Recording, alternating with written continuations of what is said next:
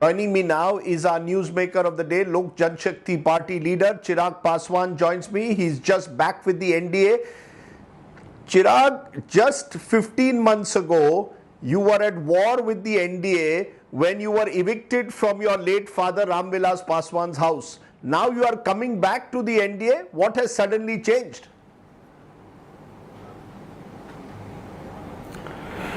Well, to begin with, Rajdeep ji, let me begin by saying this, that I feel so nostalgic and I feel so emotional today talking to you, because I remember my last interview with my father together was with you only. And so yes, I mean, this makes me a little emotional remembering those things. But coming back to your question, well, I wasn't really at war with BJP. I mean, even when my house was, when it was evicted, I was to do that because I wasn't really authorized to continue staying in that house because I wasn't really eligible. But then, yes, the way I was thrown out of the house, that was one of the concerns. But my fight is not for my it's not for me individually. I have bigger goals. It's more for my party, it's more for my state. So yes, I mean, alliances are made on that basis, not keeping your personal benefits in mind. It's always for the benefit of the party, benefit of the state, and more importantly, your ideology that you believe in. So yes, I mean, coming back in an Indian alliance is keeping all those things in mind. But who needs whom more? Do you need the BJP or does the BJP need you? Because for the last couple of years, the BJP has supported your father's brother and made him even a union minister while you were cast aside because of your war with Nitish Kumar. Now Nitish Kumar joins the opposition and you are back in the NDA. So who needs whom more? Do you need the NDA or the BJP, or does the BJP need you now before 2024? I think in an alliance, everyone complements each other, and that's why the alliance is made. So I think it's not the question of who needs who more. It's about together how strong we can make this alliance, and that's exactly what we are working towards. But is there some deal? We are told that you have asked for 1 Rajya Sabha, 6 Lok Sabha seats, and you will be made a minister. Have you struck some kind of a deal with the BJP? Was there any bargaining that you had to do with Amit Shah before you have come back into the NDA fold? And have you asked for your uncle to be removed from the cabinet?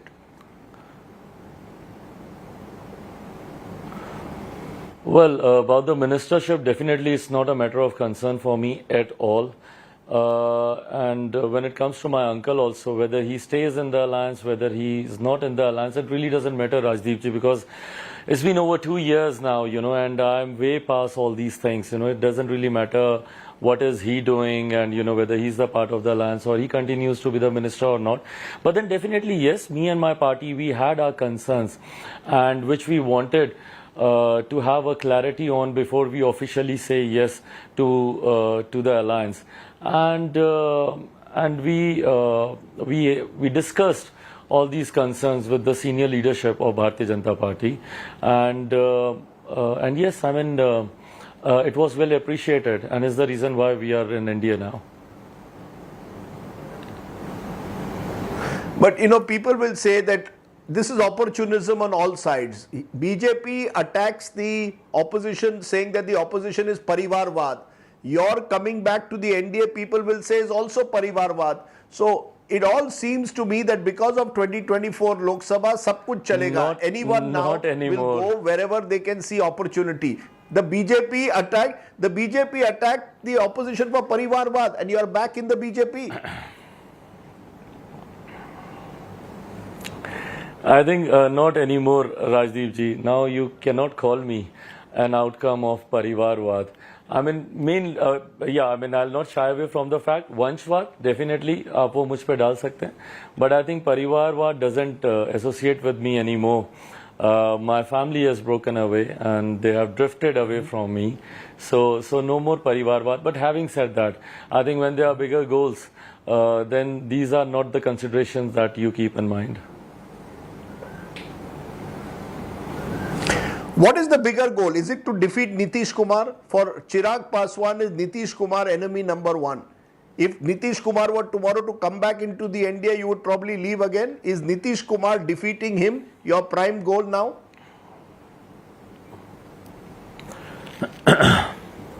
Making my state, Bihar, a developed state, that is my bigger goal. My politics, I don't believe in a negative politics where putting down someone makes me feel better. My politics, I believe in positive politics, and is the reason why for me a developed state and working towards making a developed state, Bihar first, Bihari first is my vision, and I'm working towards that. So it really doesn't matter what my chief minister is doing right now. Any which way, I mean, people of Bihar have already rejected him. Right now, he might be the chief minister because of somebody else's support. But definitely in 2020, the people of my state rejected him. And I think in coming days and in coming elections, he'll not be a matter of concern at all. He'll be, but the people of Bihar is very indifferent to him now. But you've got Nitish ji, Tejasvi and Congress on one side, and you will have BJP, Jitin Ram Majhi and Chirag Paswan on the other, maybe even an Upendra Kushwaha. Who is the stronger alliance ahead of the 2024 election? Last time NDA won 39 out of 40 seats in Bihar. Will you concede that this time it will be much more difficult given that you have a strong Mahagathbandhan on the other side? I think it will be easier comparatively, Rajdeep ji. And I'm not giving a political answer. Even if you look at the stats, as I say, that the people of my state, they don't trust, they don't believe my chief minister anymore.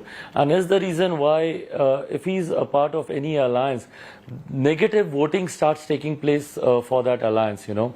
And if you see the results of the recent by-polls that took place in my state, so that clearly shows that that whichever part my chief minister is of any alliance, the people of state start drifting away, and this makes my belief even stronger that in coming Lok Sabha or Vidhan Sabha elections, the performance of NDA will be much better compared to Mahagathbandhan. Yes, definitely there was a time when Mahagathbandhan was strong in 2015, but the way repeatedly my chief minister shifted alliances, you know, so the credibility is in big question when it comes to my chief minister now, and is the reason why the people doesn't support him anymore. And this is not the only reason which makes my alliance stronger, but NDA as a whole, the people of my state believe strongly in our Prime Minister.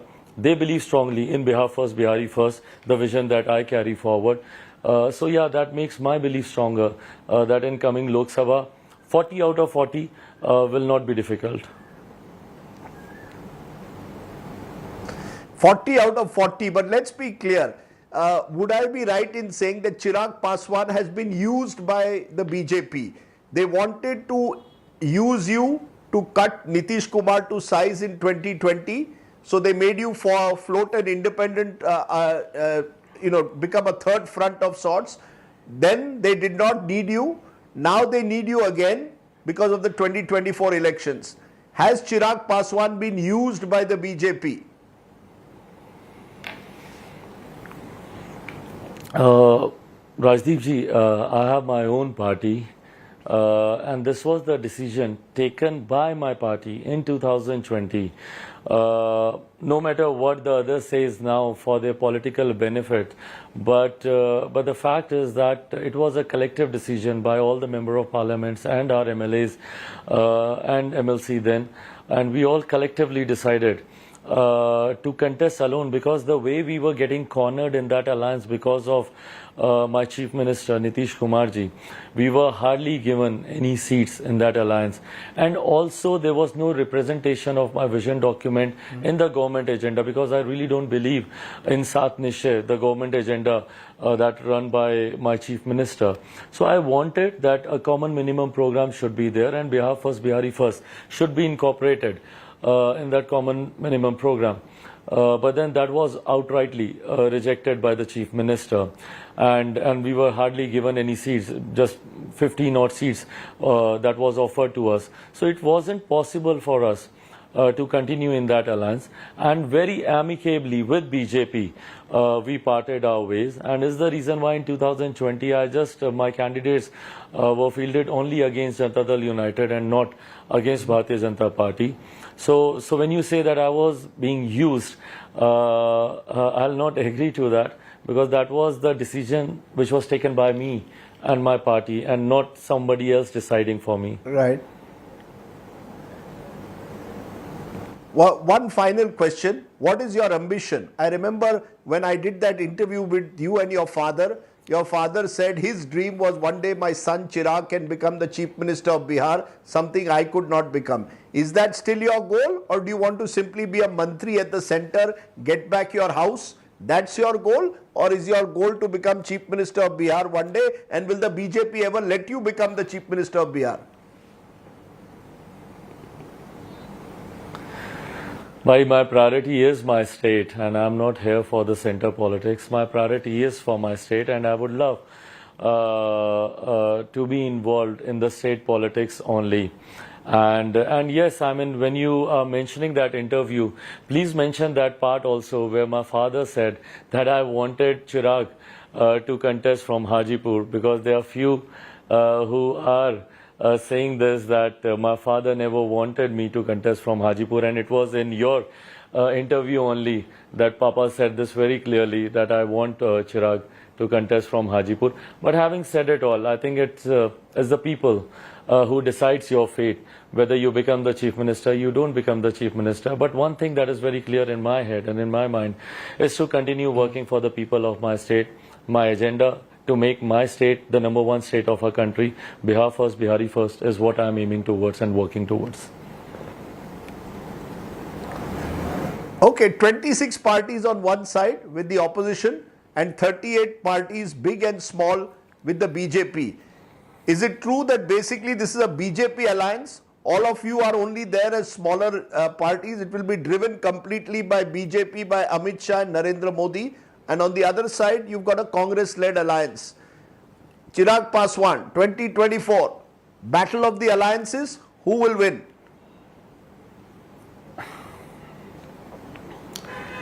As I said, Rajdeep ji, it's not... it's about everyone coming in together. It's like a collective responsibility. It's everyone contributing for a common goal, for a common agenda. So I'll not say that it's just one party leading it all. I think it's a collective responsibility, whether it's on the Mahagathbandhan side, whether it's on the NDA side. I think everyone contributes, and there's a saying in Hindi ki boond boond se sagar banta hai. So I think everybody's got their own bit to contribute. Now, the reason I asked you, because till the other day the BJP seemed to have forgotten all their NDA allies. Suddenly they are remembering the NDA allies. Chunav aa gaye to aapki yaad aa gayi. So was the case with UP also. And let's be very honest, I think this is how the politics of alliances work. You know, alliances are made most of the time near the elections only. You strengthen your alliances during elections, not that you don't remember them for the rest of the years. Yes, there are times and there are alliances which who don't remember their allies for the rest 5-4 years, and then they remember them during elections. But having said it all, I think this is how the politics of alliance works. I think the same goes for UPA also. You call it UPA, you call it Mahagathbandhan. Today I think they are trying to figure out a new name also. So whatever these alliances are, I think during election time everybody wants to strengthen their alliances.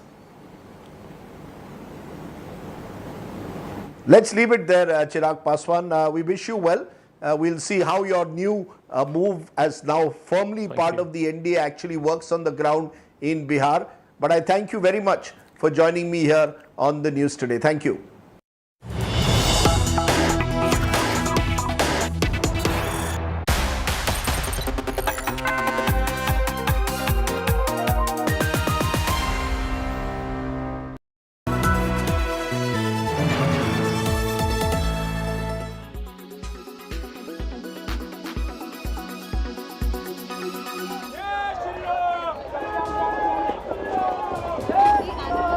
हमने किसी की हत्या कर डाली हो ऐसा हमें लग रहा है। सरकार से ये चाहता हूँ, हाथ जोड़कर रिक्वेस्ट है यहाँ पर आ जाए।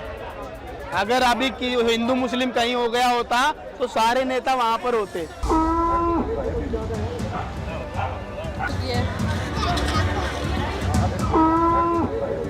The blue-colored construction that you see there is a cow shelter located just below a bridge in Delhi. But the floods didn't spare it. And many cows and other animals were left stuck, battling for their lives. काफी गायें जो हैं वो पूरी डूब चुकी हैं, जिनके अंदर पेट में पानी भर चुका है। 3 सांड मैंने अपनी आंखों से देखे हैं जो बुरी तरह से फूल के और तैर रहे हैं उसमें, जो मर चुके हैं। अंदर स्नेक घूम रहे हैं, सांप घूम रहे हैं गौशाला में, और सांड आपस में लड़ रहे हैं। गाय एक दूसरे की तरफ भाग रही है, दौड़ रही है, टक्कर मार रही है। उनमें से गाय को पकड़ के रस्सा मारना और यहाँ तक लेके आना, आप देख लीजिए कि गौरक्षक गुंडे या सेवक आज यहाँ पता चल जाएगा। सारी गायों के रस्से बंधे हुए थे, अगर पानी का लेवल और बढ़ जाता तो वो गाय तो वहीं डूब के मर जाती सबकी सब। However, these Gaurakshaks allege that no one from the government came to the rescue. ये जमुना में ये गौशाला बना रखी है, 2-3 दिन पहले इनको नोटिस भी मिला होगा, ये गौशाला क्यों नहीं खाली करवाई गई? कोई भी सरकार की तरफ से मदद नहीं है। गौ सेवक लगे हुए हैं, गौरक्षक लगे हुए हैं, बस ये बोट जरूर आई थी, बाकी तो सारी गाय हम वहीं से खोल के और यहाँ तक ला रहे हैं और ट्रीटमेंट भी करा रहे हैं। कैसे ला रहे हैं? बोट के साथ 2-2 गाय बांध कर ला रहे हैं। इलाज चल रहा है, हमारे डॉक्टर भी हमारे पर्सनल आए हुए हैं। यहाँ तक तो दिल्ली सरकार ने वेटनरी डॉक्टर भी यहाँ पर अभी तक नहीं भेजे हैं। But as for the government, they're doing all they can. देखिए, उसके लिए एनडीआरएफ की भी मदद दी जा रही है और डिस्ट्रिक्ट एडमिनिस्ट्रेशन को भी कहा गया है कि हर संभव मदद दी जाए और जानवरों को निकाल के सेफ जगहों पे लाया जाए। This man you see here is the owner of the cow shelter. He has been taking care of the shelter for the past 13 years. When asked why the shelter was constructed near a flood-prone area, he claimed to have never witnessed such a calamity here before. गौशाला है ना, वहाँ काफी अच्छी height करवा रखी है। मतलब आप पुल के लेवल में अगर आप जाओगे तो पुल का लेवल है पूरा, वो उस हिसाब से भराव करा के तो वहाँ गौशाला बनाई गई। जीवन में पहली बार ऐसा अनुभव हुआ, आपको बताएं। और बाढ़ तो हर साल आई, पर वो पानी बार जमुना में आशीर्वाद देके चली गई। Meanwhile, animal rescue scenes across Delhi NCR were also witnessed. In Noida also, many dog shelters were found inundated with rainwater. On 13th July at about 4:30, the flood water started entering our shelter. We started evacuating dogs. We have about 350 sick dogs, and we managed to evacuate almost all of them so far, after rescue operations of about 30-35 hours. We have lost our entire solar panels, our entire refrigerator, our appliances, our oxygen concentrator, our treatment tables, all our medicines, food, everything. We have lost like everything. Thankfully, our dogs are safe. We've had a few casualties as well because of drowning. We hope that the water that has crippled the lives of not just humans but also of our communities, animals and wildlife recedes and normalcy prevails.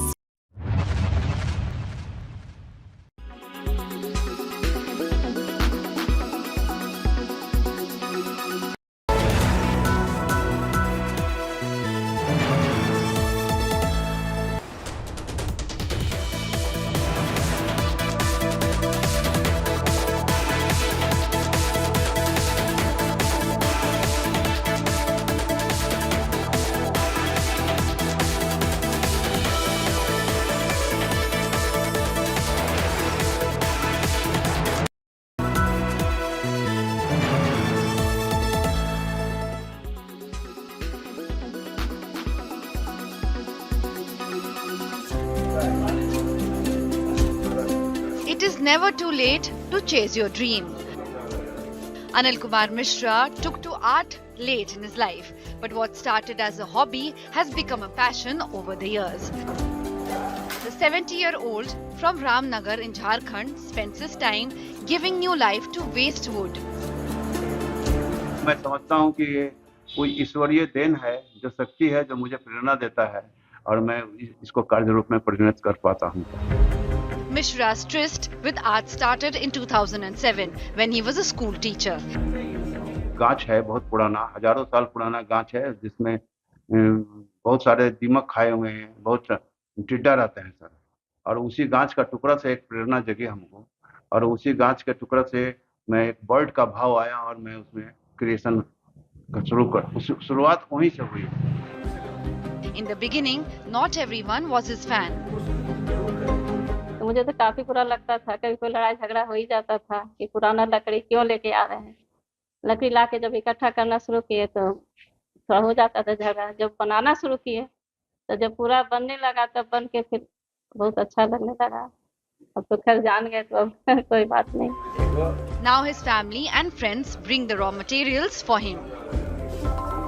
Support मुझे वो अगर government की तरफ से कुछ मिलता है तो मैं और इसको आगे बढ़ा सकता हूँ। Mishra has won many prizes for his art. He has created more than 1,000 sculptures.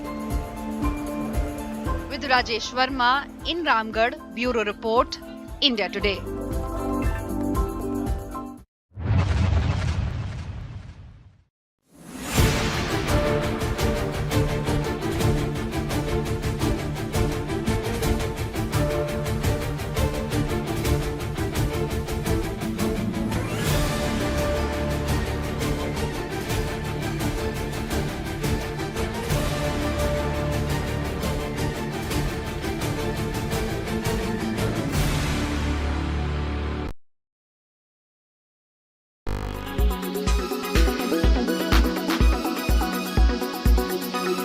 Why does this happen?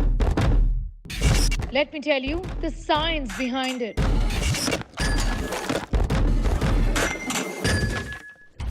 For more informative videos like this, keep watching India Today News Mode.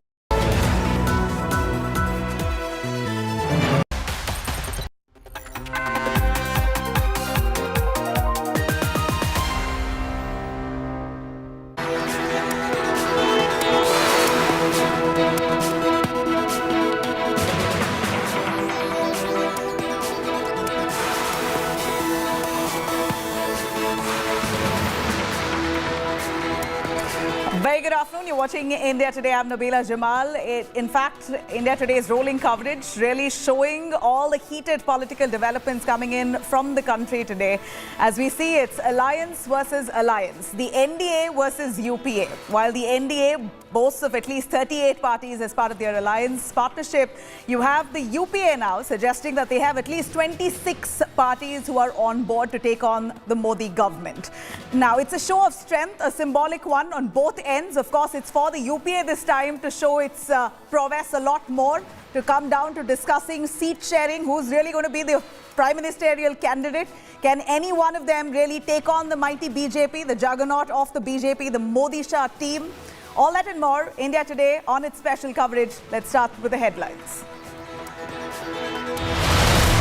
Prime Minister Modi's unsparing attack on the opposition, says family first and nation is nothing for the opposition. Reiterates the Prime Minister's 20 lakh crore graph attack on the opposition parties. Guide कुछ है, हाल कुछ है, label कुछ है, माल कुछ है। 24 के लिए 26 होने वाले राजनीतिक दलों पर ये बड़ा फिट बैठता है।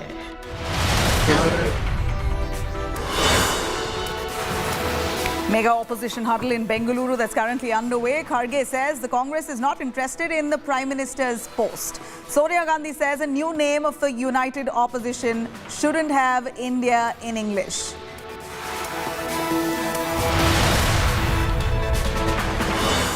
NDA counter-strike on united opposition. BJP and 38 of its allies all set to meet this afternoon. Prime Minister Modi also to attend this mega NDA gathering. The WFI chief all set to appear in Delhi's court today. Testimonies of wrestlers reveal harassment horror. picture proof against Brij Bhushan has been revealed.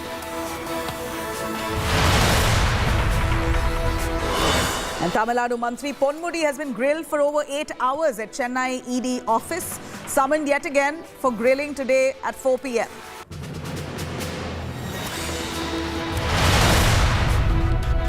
Tragic news right this morning. Congress veteran and former Chief Minister of Kerala, Oman Chandi, passes away.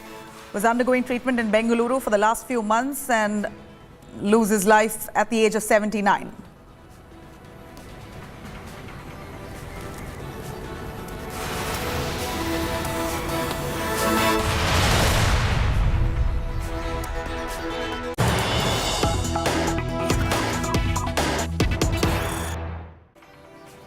As we see the united opposition now holding a key huddle here, we started to get reactions from that meeting.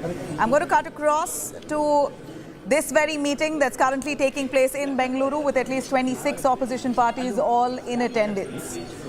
Mostly the big major regional faces, including Mamata Banerjee, Nitish Kumar, Sharad Pawar also added this time, and a bunch of the other top netas of regional parties in attendance. These are reactions coming in as the first reaction of the opposition leaders from that very key meeting. I'm going to cut across.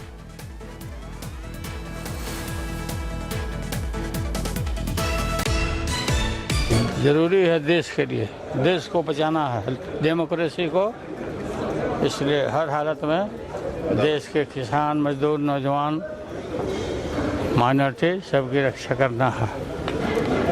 Narendra Modi के शासन में बिल्कुल समूचा समाप्त हो चुका है। Meeting ज़रूरी इसलिए है, देश को बचाना, लोगों को बचाना, पॉलिटिकल लीडर के साथ जिस तरह व्यवहार हो रहा है, और मैं ये कहता हूँ कि देश की 2/3 जनता भारतीय जनता पार्टी के खिलाफ है, 2/3 जनता खिलाफ है। तो इस बार भारतीय जनता पार्टी का सफाया होने के लिए सब एक है। I think this is a good meeting. This is a fruitful meeting, and it's a constructive decision to be taken. All the agenda is very fruitful. Let us discuss it, and if the outcome today, what we discuss, after that the outcome may be the good for the people of this country. जो इस वक्त मुल्क के हालात हैं, जिस तरह हमारे कॉन्स्टिट्यूशन को उसके साथ खिलवाड़ हो रहा, हमारी डेमोक्रेसी के साथ खिलवाड़ हो रहा, हमारी डाइवर्सिटी जो हमारे मुल्क की ताकत है, जो गांधी के मुल्क की ताकत है, सबको मलियामेट किया जा रहा है। इसलिए सब पार्टीज को इकट्ठा होके the idea of India has to be saved. I think it's important that we put up a united stand against everything that is going wrong in this country, particularly the way in which the constitution is being eroded, the way in which the secular fabric of this country is being undermined, and all sensible parties need to come together and unite in opposition to this. हम सब लोग एक साथ इसलिए आए हैं क्योंकि देश के लोकतंत्र, देश के संविधान, देश की जो भाईचारा है, जो डाइवर्सिटी है इस देश की, उसको बचाने के लिए हम लोग सब लोग एकजुट हुए हैं। और जिस तरह से संवैधानिक संस्थाओं पर दुरुपयोग कराया जा रहा है, जिस हिसाब से देश की संपत्तियों को बेचा जा रहा है, इन सारे जो असल मुद्दे हैं, इन पर बात ना करके जो जहर की बातें जो हैं, जो नाकों से चलती हैं, उसकी बात की जानी है। इसलिए हम सब लोग मजबूती के साथ एक साथ हैं।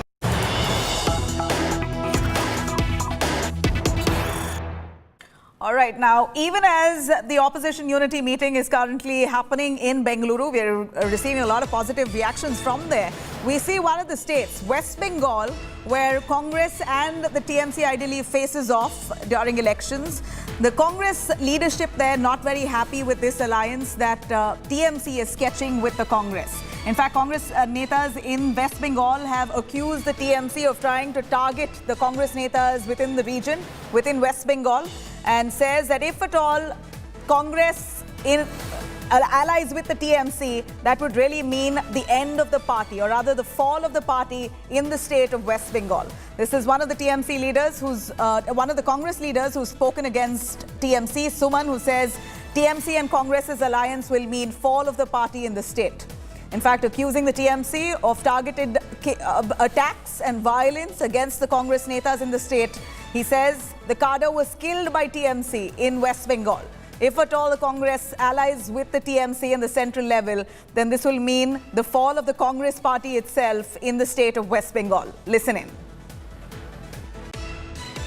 मैंने अपना हाईकमांड से अपील किया है, जिसके हाथ हमारे कर्मियों के खून से रंगे हुए हैं, उसके साथ किसी भी तरह का समझौता, किसी भी तरह का सीट एडजस्टमेंट नहीं होना चाहिए। ममता बनर्जी जैसा शख्स के साथ हम लोगों को नहीं जाना चाहिए, क्योंकि इसे कांग्रेस और भी मार्जिनलाइज हो जाएगा वेस्ट बंगाल में। There you have the Congress Neta who accuses the TMC of targeted killing, especially against the Congress leaders. This recent Panchayat elections has been highly violent, volatile. Let me cut across to Ritik Mandal joining us, our correspondent right there from West Bengal. Ritik, go on. Congress party is all set to ally with the TMC on a central level, while you have many of them in the state level, the Congress Netas, who are very upset. Adhir Ranjan Chaudhary was one of them. Now you have more leaders coming out from the Congress to almost request the Congress High Command not to ally with the TMC, because that would mean the end of the party in the state of West Bengal.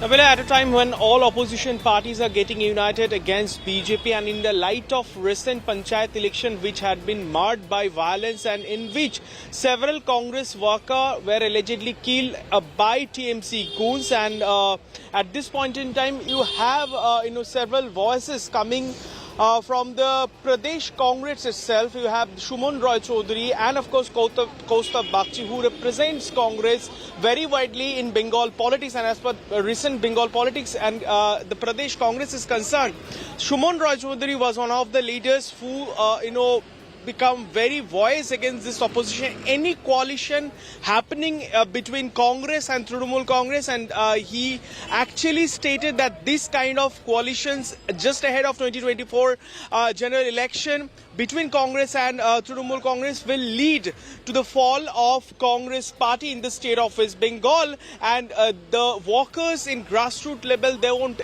ever support such coalition between or alliance between Trinamool Congress and Congress when their party workers are dying and they have been brutally killed in recent Panchayat election. So these kind of voices are coming, be it Shumon Roy Chaudhary, who is the secretary of Pradesh Congress in Bengal, and another top leader of Pradesh Congress, who is Kaustubh Bagchi, known for his very being outspoken against Mamata Banerjee. He also tweeted last night that going against the party line, and they actually requested leaders like Rahul Gandhi to boycott Mamata Banerjee and party like Trinamool Congress from any such alliance when they are taking it up against the NDA or the BJP. So these are the voice which clearly shows, it seems like a very clean sheet sharing or agreement or any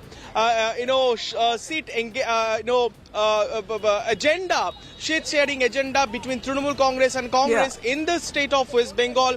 It won't be so easier for party like Congress or Trinamool Congress when the seat sharing is secondary. I think the most basic here is the Congress in West Bengal. The Congress cadre in West Bengal are really worrying for their safety, and that's the most basic. They accuse the TMC of attacking them. We saw what violence ensued in West Bengal ahead of the Panchayat elections, even ahead of the assembly elections, and Congress cadre in West Bengal right now worried and concerned of their future in the state of West Bengal. In fact, at this point, while the Congress is trying to strike an alliance with the TMC on a central level, here's the Congress cadre in West Bengal very worried about their own future in the state. Listen in.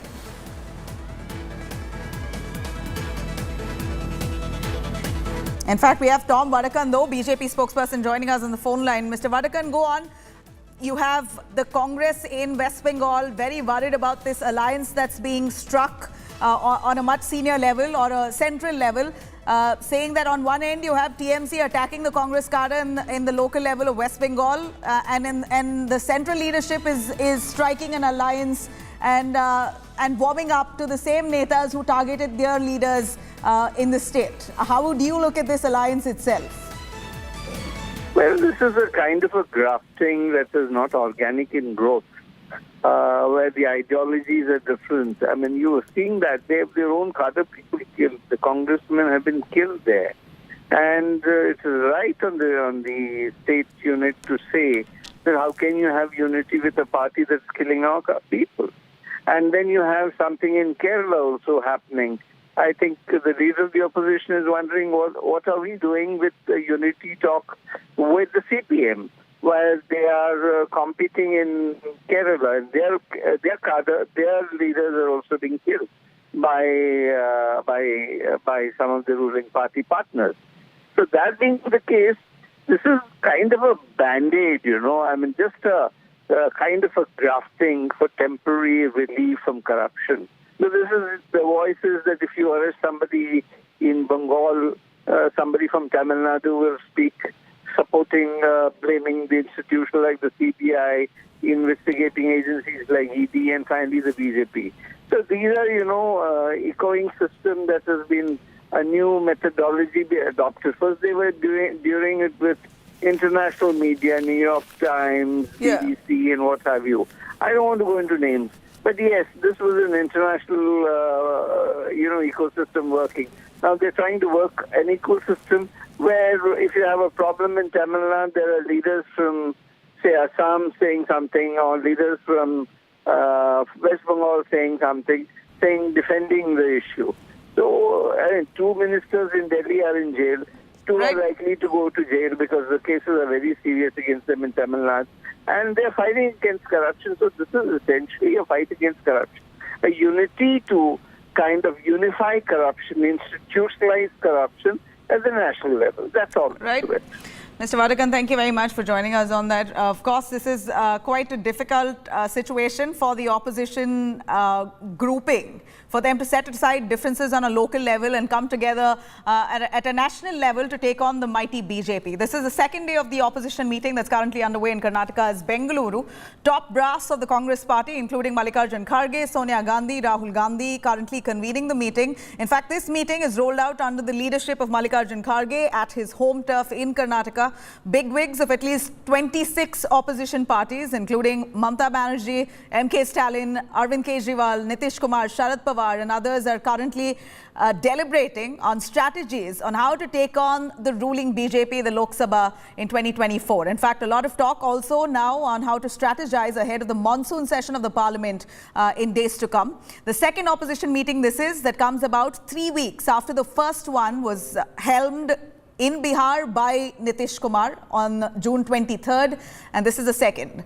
Pledging for unity, the Congress chief Mallikarjun Kharge has said that Congress is not interested in the prime ministerial post. All they are concerned of is protecting the constitution, democracy and secularism, as well as social justice. That's what they're concerned of, and that's the larger cause of coming together to hoping to defeat the BJP in 24. I think it is important because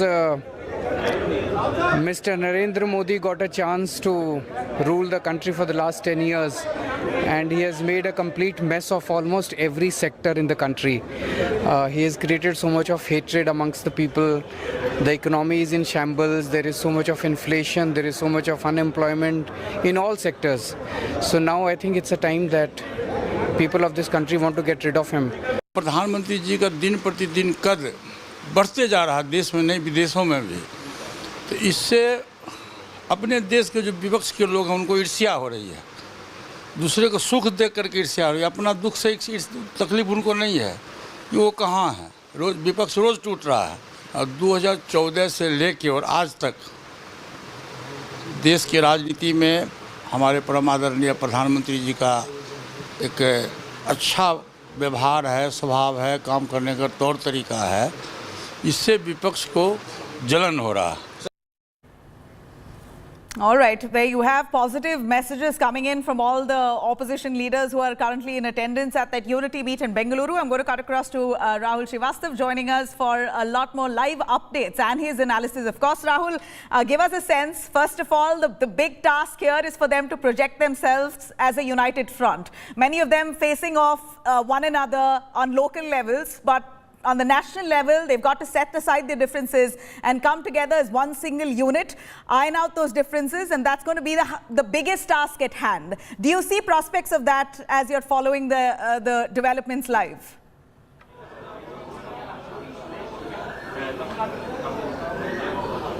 Nabila, it has been done in the past, so there is no reason why it can't be done in the past.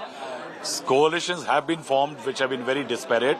Before elections, after elections, it is a different story that a lot of coalitions which were made during election time collapsed later or did not work out as far as the election are concerned. You see, in UP, Akhilesh and Rahul came together, Mayawati and Akhilesh came together, never brought results.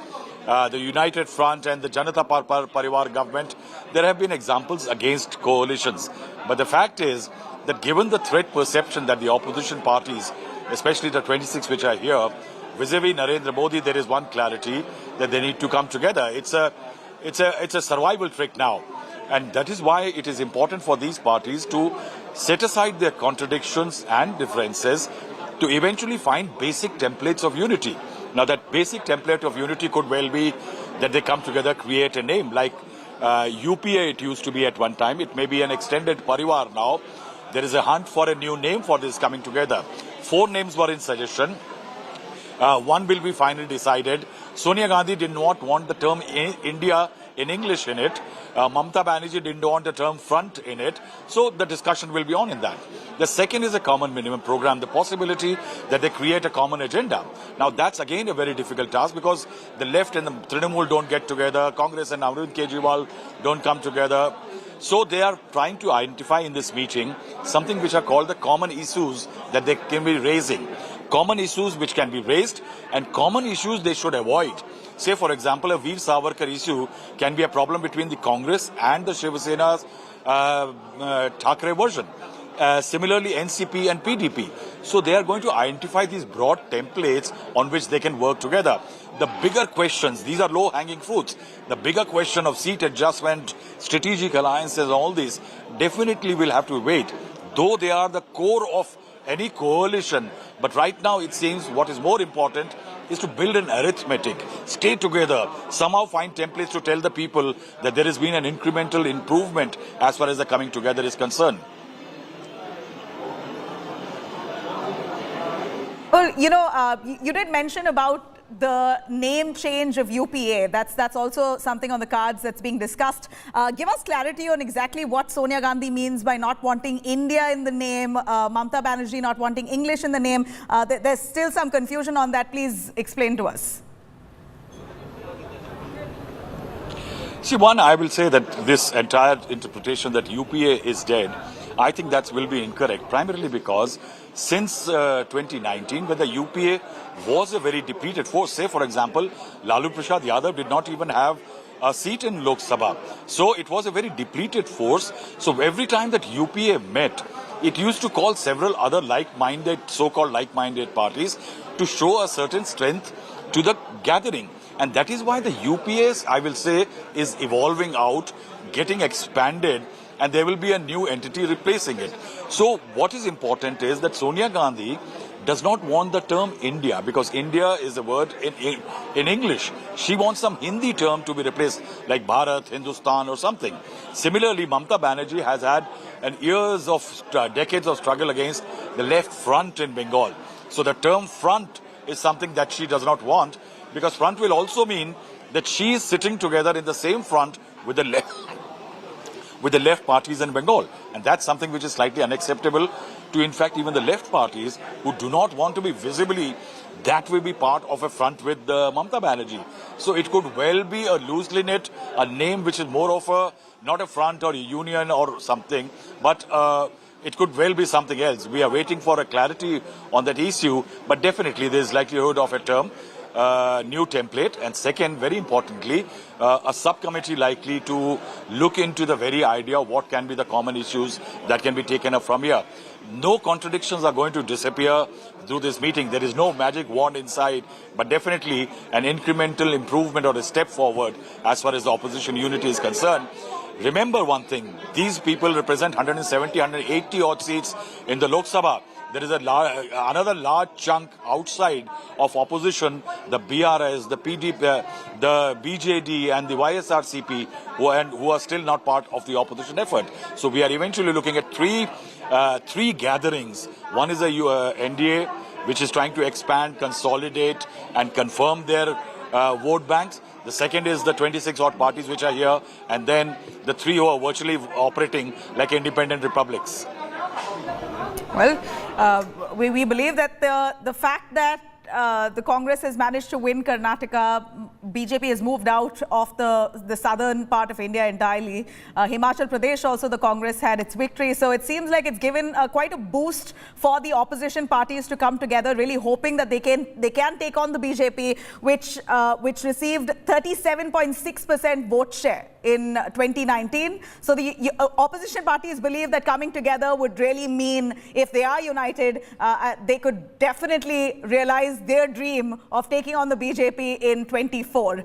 This is the wish and the hope that they have, but the fact that they have such great, huge differences at local levels is something that they've really got to get past those hurdles first. Do stay with us. We have some big breaking news coming in. On the other hand, you have the BJP now launching this all-out attack on the opposition unity meeting. In fact, here you have Tejasvi Surya, who's commented on this meeting, saying Alibaba and Charlie's Chor. This is Tejasvi, who's spoken, who resides himself in Bengaluru itself. Tejasvi Surya has said that this meeting is nothing short of Alibaba and Charlie's Chor. Says, have to be corrupt to join the opposition club. Second and third generation dynasts can enter the opposition club. This is Tejasvi Surya, who's the MP of Bengaluru South, who's now put out this strongly worded tweet where he condemns this opposition unity meeting, saying Alibaba and Charlie's Chor, and then says that one has to be corrupt to join this opposition club.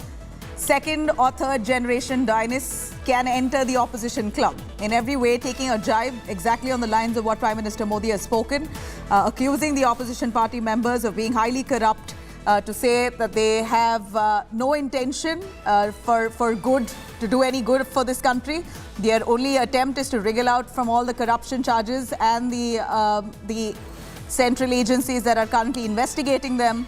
And the fact that they have absolutely no policy to ensure India's progress. These are as many words the BJP has said.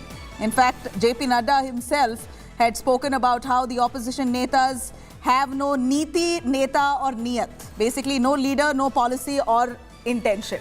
On the same lines, you also have the BJP Yuva leader, Tejasvi Surya, an MP from Bangalore South, who says this is Alibaba and Charlie's Chor's grouping.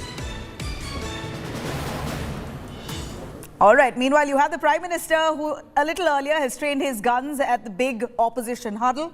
From corruption, casteism to dynasty politics, Prime Minister has attacked several opposition leaders, including Chief Minister of Delhi, Arvind Kejriwal, for the scams that he's allegedly involved in, Bengal Chief Minister Mamata Banerjee for the Panchayat poll violence, and Tamil Nadu Chief Minister M.K. Stalin for the graft scandal. He's even made scathing attacks on the Gandhis, taking a jibe at the opposition mega meeting. Prime Minister has branded it as undemocratic united opposition. He slammed the huddle, saying that the opposition's motto is family first and really nothing towards the nation.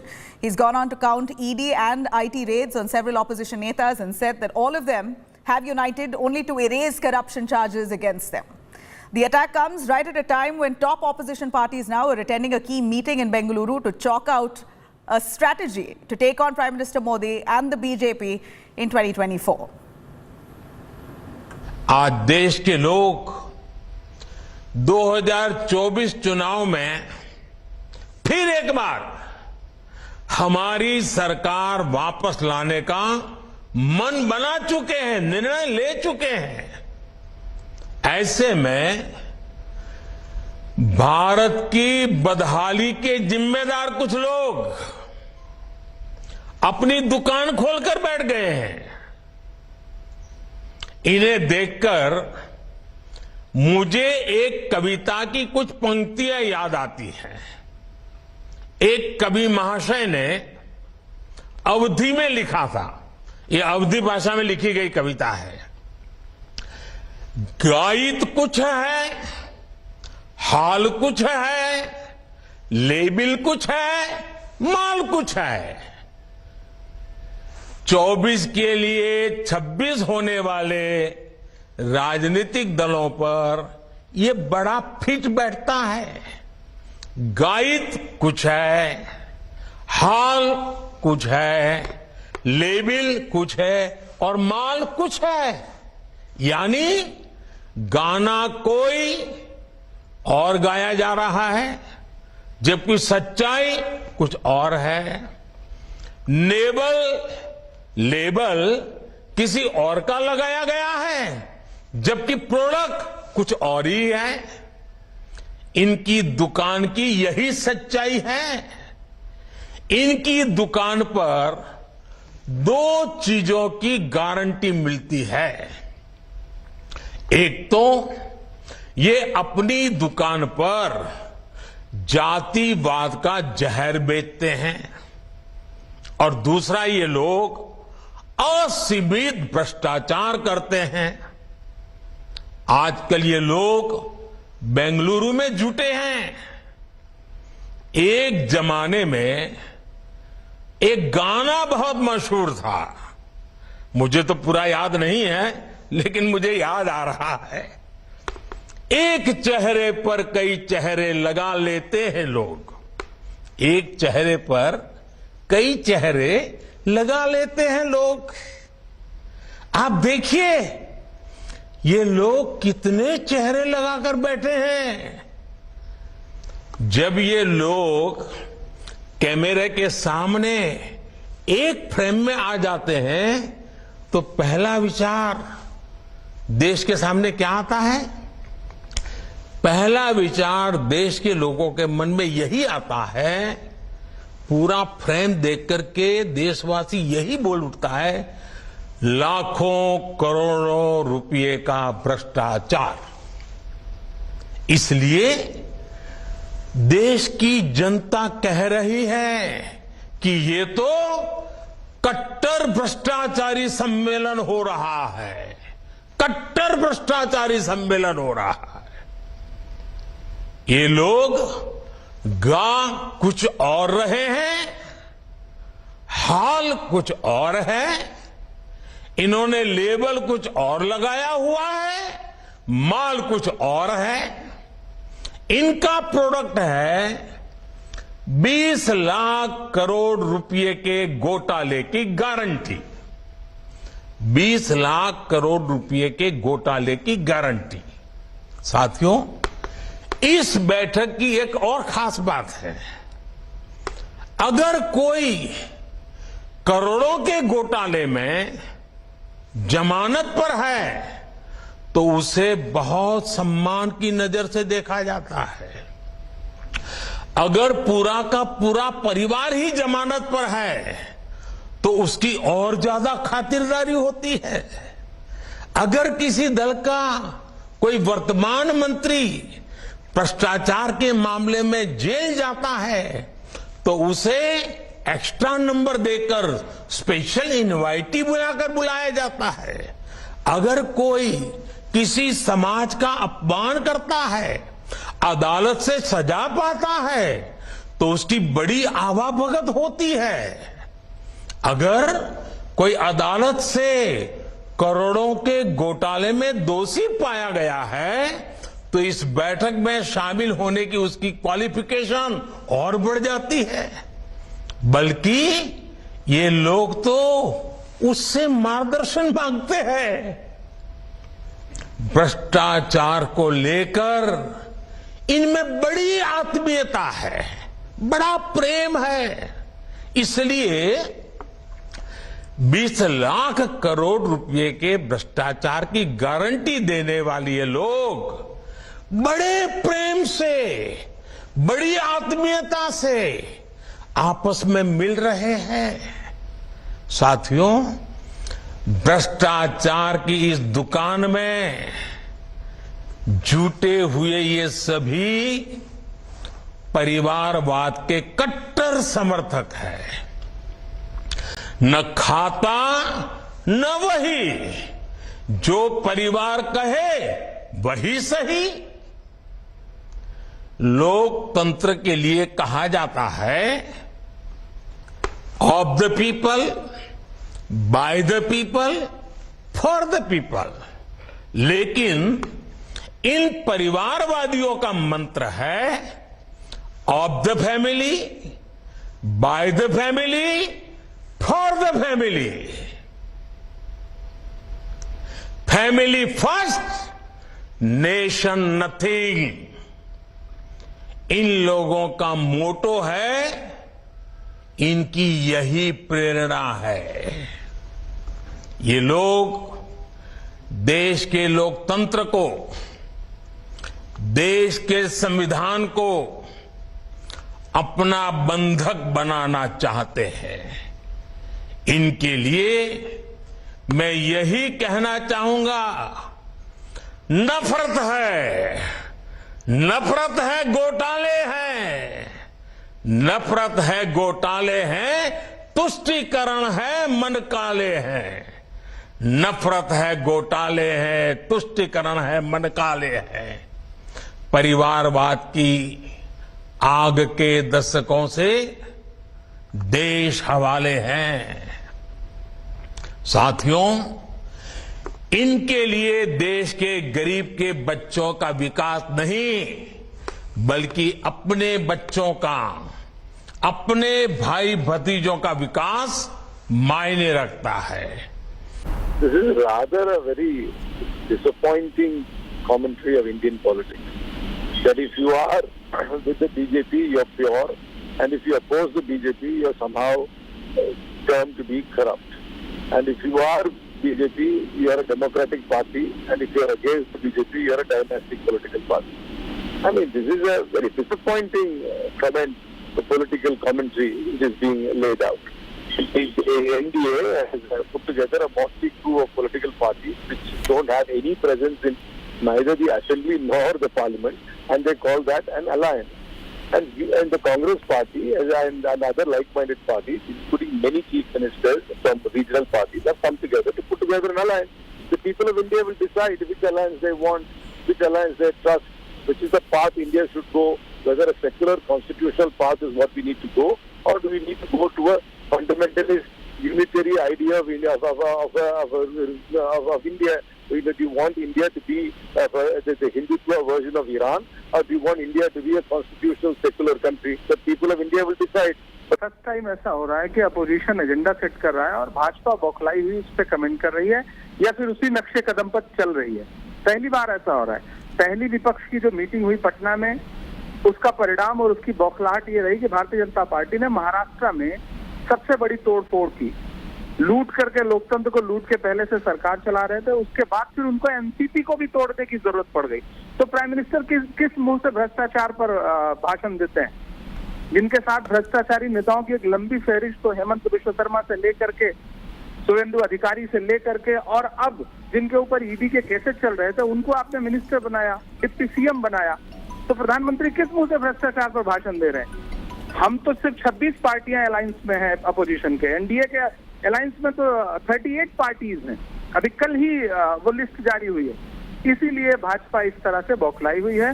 Conclave of political parties is not new to Bengaluru. Earlier also they were done, but never before IAS and IPS officers have been designated and put to do the PRO work as if they are some PRO staff.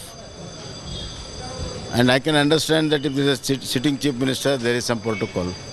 But even if those are not chief ministers now, and they are not chief ministers at all, such people are given such a protocol, which is unprecedented, misuse of government machinery to conduct their political conclaves for the political needs. It is really shameful. All right, even as the meeting continues in Bengaluru, the opposition unity meet. We're going to slip into a short break as we continue those developments on the other side. A lot more coming in on the WFI chief to appear in the Delhi court today, Brij Bhushan. It appears that some testimonies of wrestlers indeed reveal a harassment order. Picture proof has surfaced against Brij Bhushan. I'm going to take you through that on the other side. Stay with us.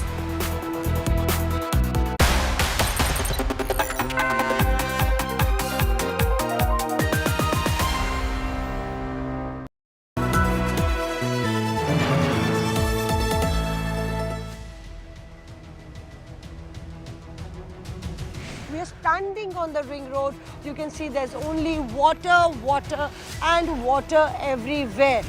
What could have been done to provide proper facilities to the people who have been affected by the Yamuna flood? How long will it take for normalcy to return to Delhi? The national capital now finding itself virtually submerged in water. Grounded in journalism, on the ground reporting, in the water reporting, only on India Today TV.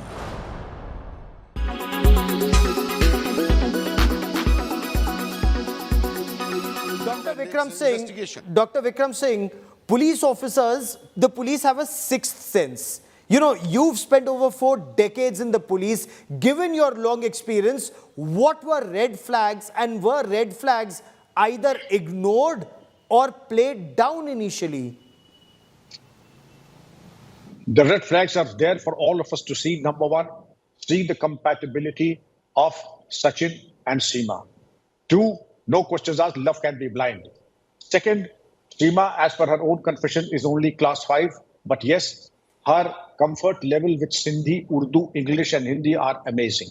Then her use and IT skill, interpersonal skills, her level of confidence, her voice, her choice of words is unnatural for a student who has just cleared class 5. Obviously, there has been mentoring, grooming and training. Then it is totally unconvincing for a person of her caliber to sell off the house and take the 4 kids and bring them to India. For whom and for what? For a person who is making 10,000 rupees a month as a palletar. It is just does not add up. Then the use of hotspot, using her IT skills. She had, of course, she was not in the lap of luxury in Sindh, Pakistan too. But Yes. here, from the frying pan into the fire. There was nothing so very luxurious for her to make this hazardous journey. And yes, there are things that need to be investigated by the ATS, the use of the hotspot, the breaking of the mobile phones and the SIM cards, procurement of the identity papers at the drop of a hat. These are the things that they will have to investigate. And coming down close to the proximity of the Zevar Airport and the Hindon Air Base also needs to be evaluated, examined, and from the point of view of fieldcraft and tactics.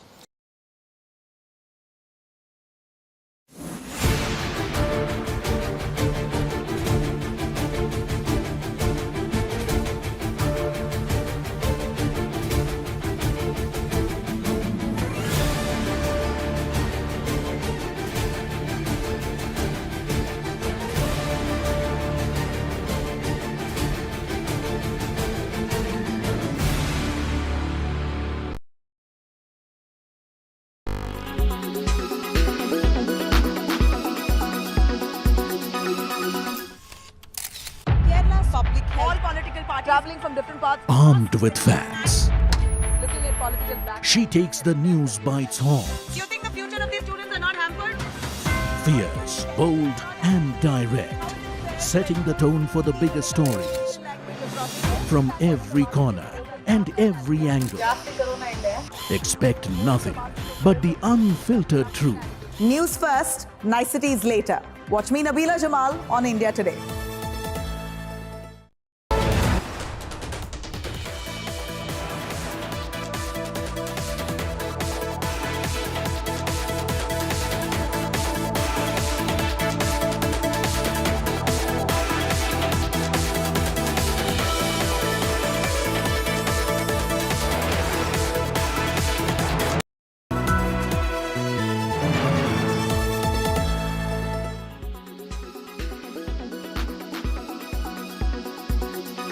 Dr. Mohammed, you also know your Delhi unit has been calling Arvind Kejriwal, Aam Aadmi Party corrupt, especially where the liquor scam is concerned. You've been holding them responsible.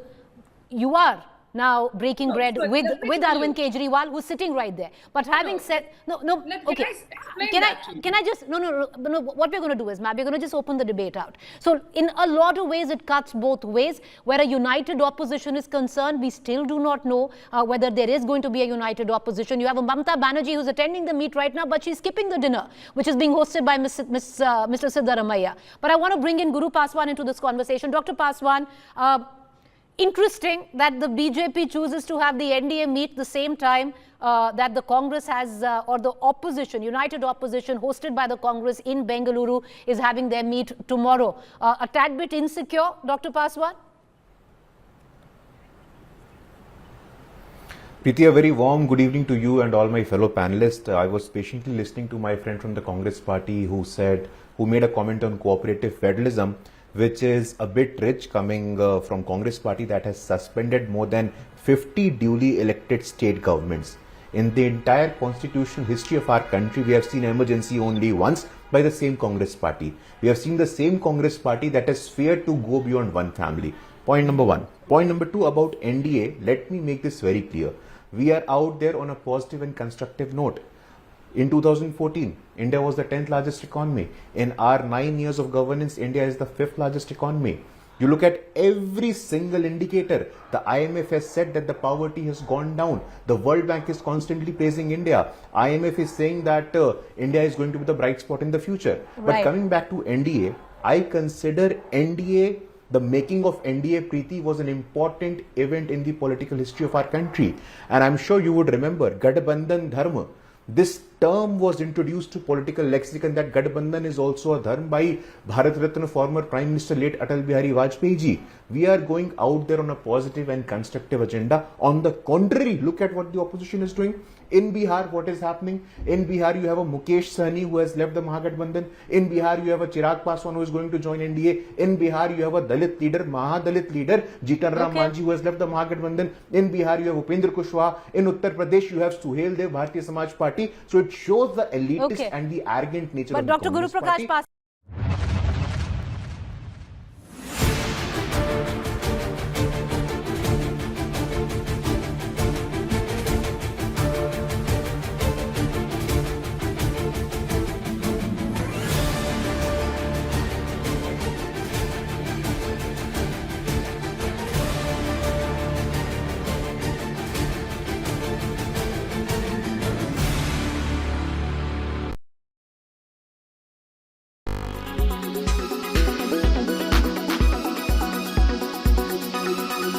Make your media plan smarter with India Today Live TV on your connected devices.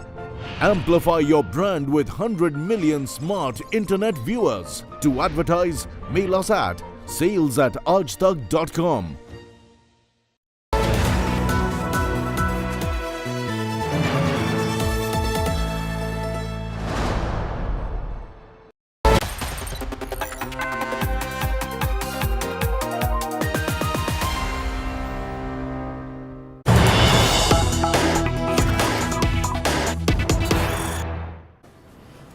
Right, seems like more trouble coming in on WFI chief Brij Bhushan. He's all set to appear before the Rouse Avenue court shortly from now.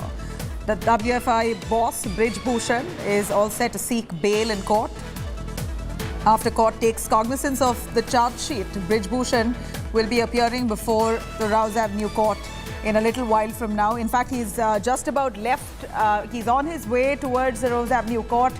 He's attempting to seek bail. If at all there is arrest, he is hoping to get bail. Will be reaching the Rouse Avenue court. He's on his way. Anisha Mathur joins us. Anisha, tell us what's due to be heard in court today. We hear Brij Bhushan is on his way to court. A charge sheet, which is nearly 1,600 pages, has a lot of talk about Brij Bhushan and his sexual advances on many of the complainants. And in fact, an image also now showing very clearly his physical, the way he's really approached one of those girls. The victim's face is blurred there, but these images that have surfaced really put him all the more in the spot. Well, Nabil, Nabila, this is going to be the first appearance of Brijbhushan Sharan Singh in the Rouse Avenue Court since the cognizance has been taken by the Rouse Avenue Special Court in this particular case. We are waiting for Brijbhushan Sharan Singh to show up, and my cameraman Jagan is showing you the visuals of the security arrangement that's been put in here. Remember, the police has, as you just said, filed a detailed charge sheet with about 108 witnesses, some of whom have backed what the women wrestlers have said. These are 6 women wrestlers who are all international level players. These are who have alleged stalking and molestation against Brijbhushan Sharan Singh, one of whom has in fact made harrowing allegations regarding how Brijbhushan Sharan Singh, in the guise of trying to give her a hug after a win or at an event, had tried to sort of lift her t-shirt a little bit, and that these are the kind of allegations that have been made in that have also been repeated in the charge sheet that the Delhi police has now filed. As I said, we are waiting for Brijbhushan Sharan Singh to come to the court very shortly. The hearing was scheduled at around 2 o'clock, and we're waiting for Brijbhushan Sharan Singh to come. Today, of course, will be a very, very short hearing. After cognizance of the charge sheet, the procedure that happens is that the accused persons, which is Brijbhushan Sharan Singh and Vinod Tomar, who is also a WFI official, they will be appearing in the court. They will be given a copy of the charge sheet. The copy of the charge sheet has been given to them. They are most likely to seek bail in the case, because they are most likely to argue that so far they have not been arrested by the Delhi police during the investigation, and therefore they should not be arrested now that cognizance has already been taken of the charge sheet and all the evidence has already been collected. That is likely to be the argument from them. But as you can see, heavy rain here, and even in this heavy rain, police deployment is being properly done. Barricades have been set up to ensure that no untoward incident happens, as Brijbhushan Sharan Singh is expected to reach shortly. At this moment, we spoke to the lawyers for the wrestlers. What they have said is that it is unlikely for the wrestlers, the senior wrestlers at least, to reach court today. But some other supporters may also reach the Rouse Avenue court, and which is exactly why the police has set up this kind of barricading to ensure that no protests or any other untoward incident happens. I'm going to keep showing you the visuals of this area as we await Brijbhushan Singh's entry into the Rouse Avenue court. Back to you. All right, stay with us, Anisha. What we know of now is that there's a damning photograph as proof that's come out on the wrestlers' dangal for justice, even as they're hoping to get justice in this case. There's this one picture that's quite incriminating. There are photographs that confirm WFI boss Brijbhushan's presence at that event where the alleged sexual incident, the sexual harassment incident took place, as claimed by those victims. Now, these form really part of crucial evidence. This is technical and crucial evidence in the Delhi police's charge sheet against Brijbhushan Sharan Singh. 2 photographs allegedly show him making advances towards one of those complainants. India Today has accessed 1,599, almost 1,600 page charge sheet that's been filed by the police against Brijbhushan, in which a total of 108 people have recorded their statements, and out of which 15 of them have given their statements in support of the aggrieved wrestlers. Now, there are a total of 44 witnesses in the charge sheet. Meanwhile, in the testimony given by 6 women wrestlers, there's a mention of 10 such cases in which there's allegations of molestation. The BJP MP now faces serious charges of sexual harassment, inappropriate touching, intimidation and stalking.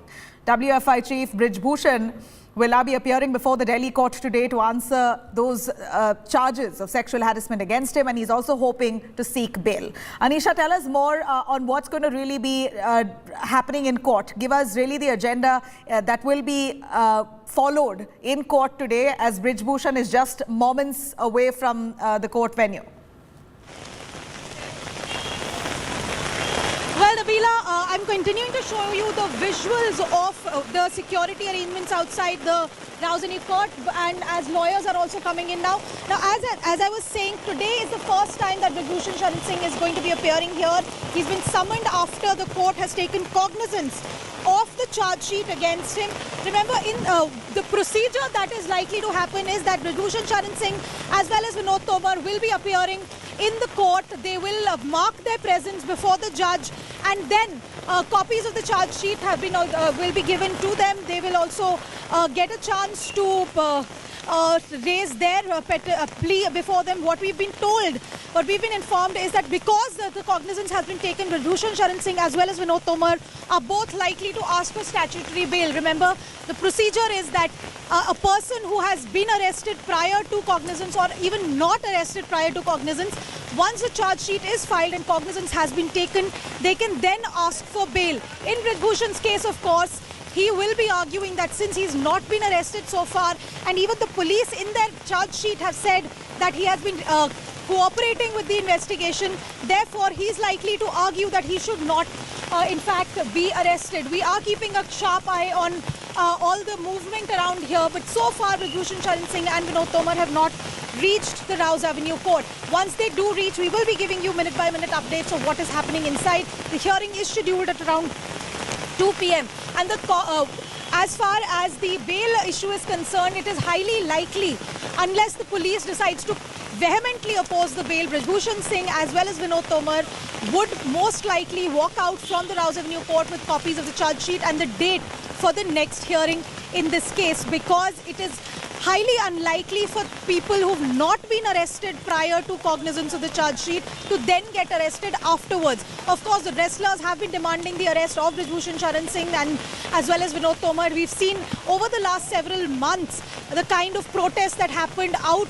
You've also heard at the same time that the same police who filed the charge sheet, Anisha, have said that Bhushan has been cooperating with the investigation, therefore they haven't arrested him. This is the first time he's going to be appearing before the Rouse Avenue court. A charge sheet of nearly 1,600 pages filed, where there is also proof of a photograph that is technical and crucial evidence that suggests that he did make some sexual advances towards one of those victims. We're going to continue tracking those developments. You could log on to indiatoday.in. You could also download our app for a lot more on that. For now, we're slipping into a short break. We'll be right back with the headlines on the other side.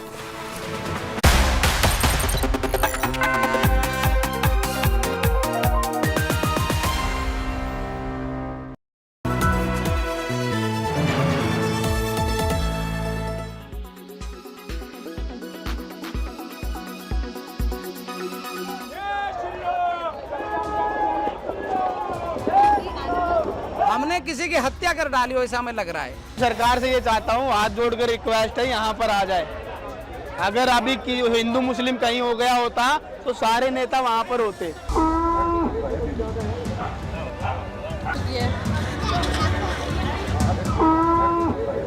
The blue-colored construction that you see there is a cow shelter located just below a bridge in Delhi.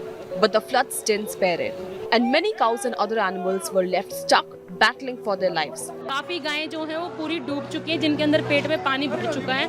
3 सांड मैंने अपनी आंखों से देखे हैं जो बुरी तरह से फूल के और तैर रहे हैं उसमें, जो मर चुके हैं। अंदर स्नेक घूम रहे हैं, सांप घूम रहे हैं गौशाला में, और सांड आपस में लड़ रहे हैं। गाय एक दूसरे की तरफ भाग रही है, दौड़ रही है, टक्कर मार रही है।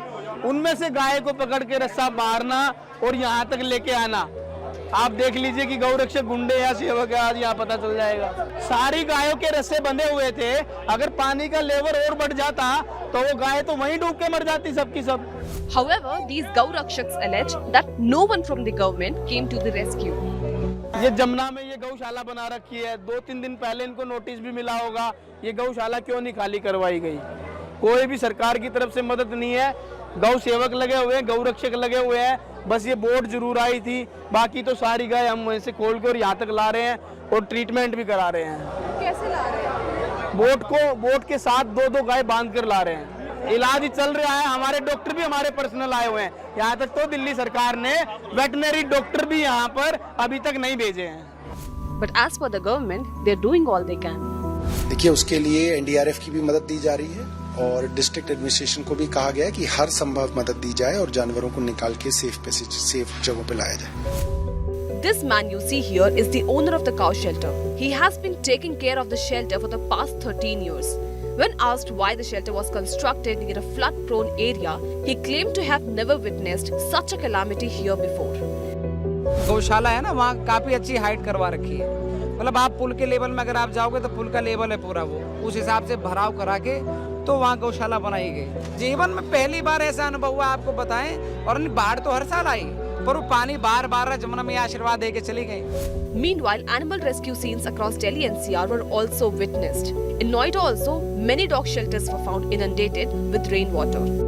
On 13th July at about 4:30, the flood water started entering our shelter. We started evacuating dogs. We have about 356 dogs, and we managed to evacuate almost all of them so far, after rescue operations of about 30-35 hours. We have lost our entire solar panels, our entire refrigerator, our appliances, our oxygen concentrator, our treatment tables, all our medicines, food, everything. We have lost like everything. Thankfully, our dogs are safe. We've had a few casualties as well because of drowning.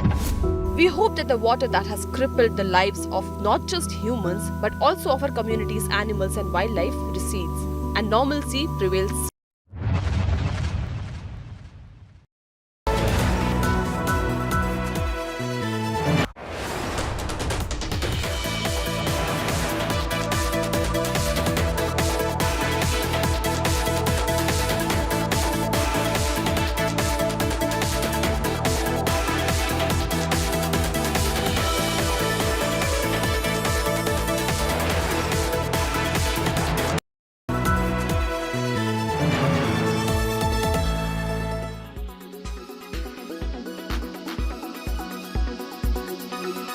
It's often said that a rhythm is the essence of nature.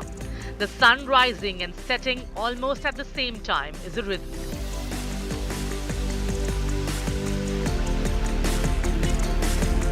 Eating along with the rise of the sun and before the sun is down is the rhythm that our body can adapt to and does wonders for our health.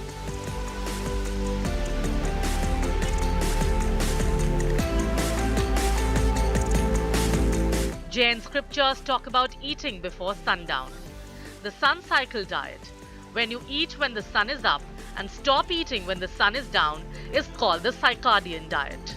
So why is it a good diet to follow? The circadian rhythm is a 24-hour internal body clock in humans. Your body functions best when it is in sync with the sun. And what I mean is, you start eating when the sun is up and stop eating when the sun is down. Your cortisol is highest in the early hours of the day, which gets your metabolism up and running. It's the best time for digestion. Whereas melatonin, which is the sleep hormone, does the exact opposite. It puts you to sleep. Let me take you through why when you eat is as important as what you eat.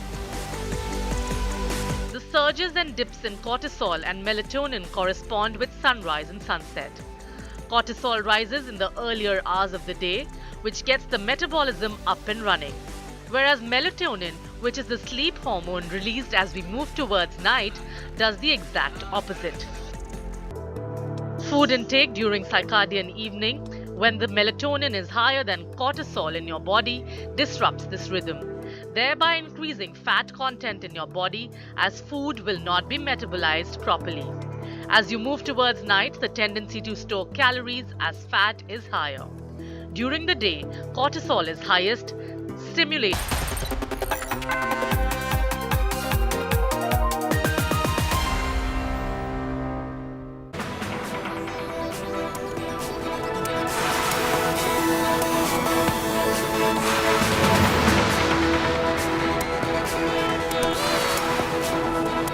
A very good afternoon. You're watching India Today. I'm Nabila Jamal. India Today tracking every development coming in from the opposition unity meet that's currently happening in Bengaluru. And a little while from now, the NDA show of strength is all set to start. Taking you through that, the headlines first.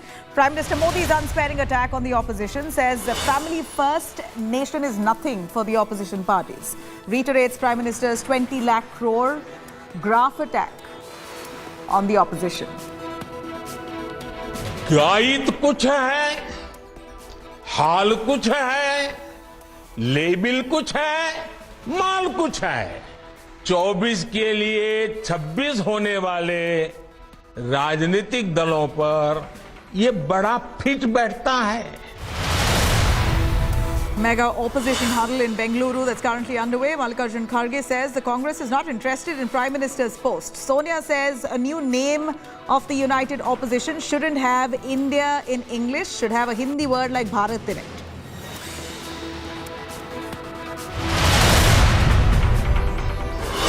NDA counter-strike on united opposition. BJP and 38 allies meet Prime Minister Modi to attend this mega NDA huddle.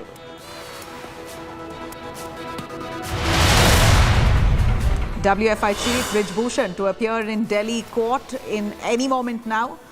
In fact, the court takes cognizance of the charge sheet. Shocking testimonies of wrestlers reveal harassment horror. A picture proof is surfaced against Brij Bhushan showing sexual advances. Tamil Nadu Mantri Ponmudi grilled for over 8 hours at Chennai ED office, summoned yet again for grilling at 4 p.m. today.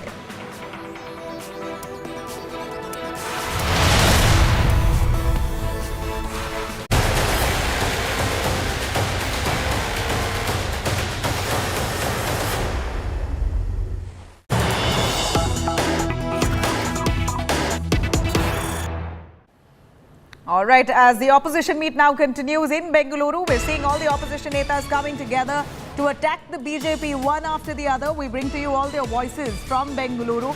The opposition meet has just begun with all the top regional leaders who are coming together for a discussion on how to really form this united alliance and ensure that they are capable enough to take on the BJP. While deliberations are currently underway, here you have the opposition party netas outrightly attacking the BJP right before the meeting. In fact, Arvind Kejriwal was one who spoke to the media saying that Modi has made a mess of this country in the last 10 years of his rule.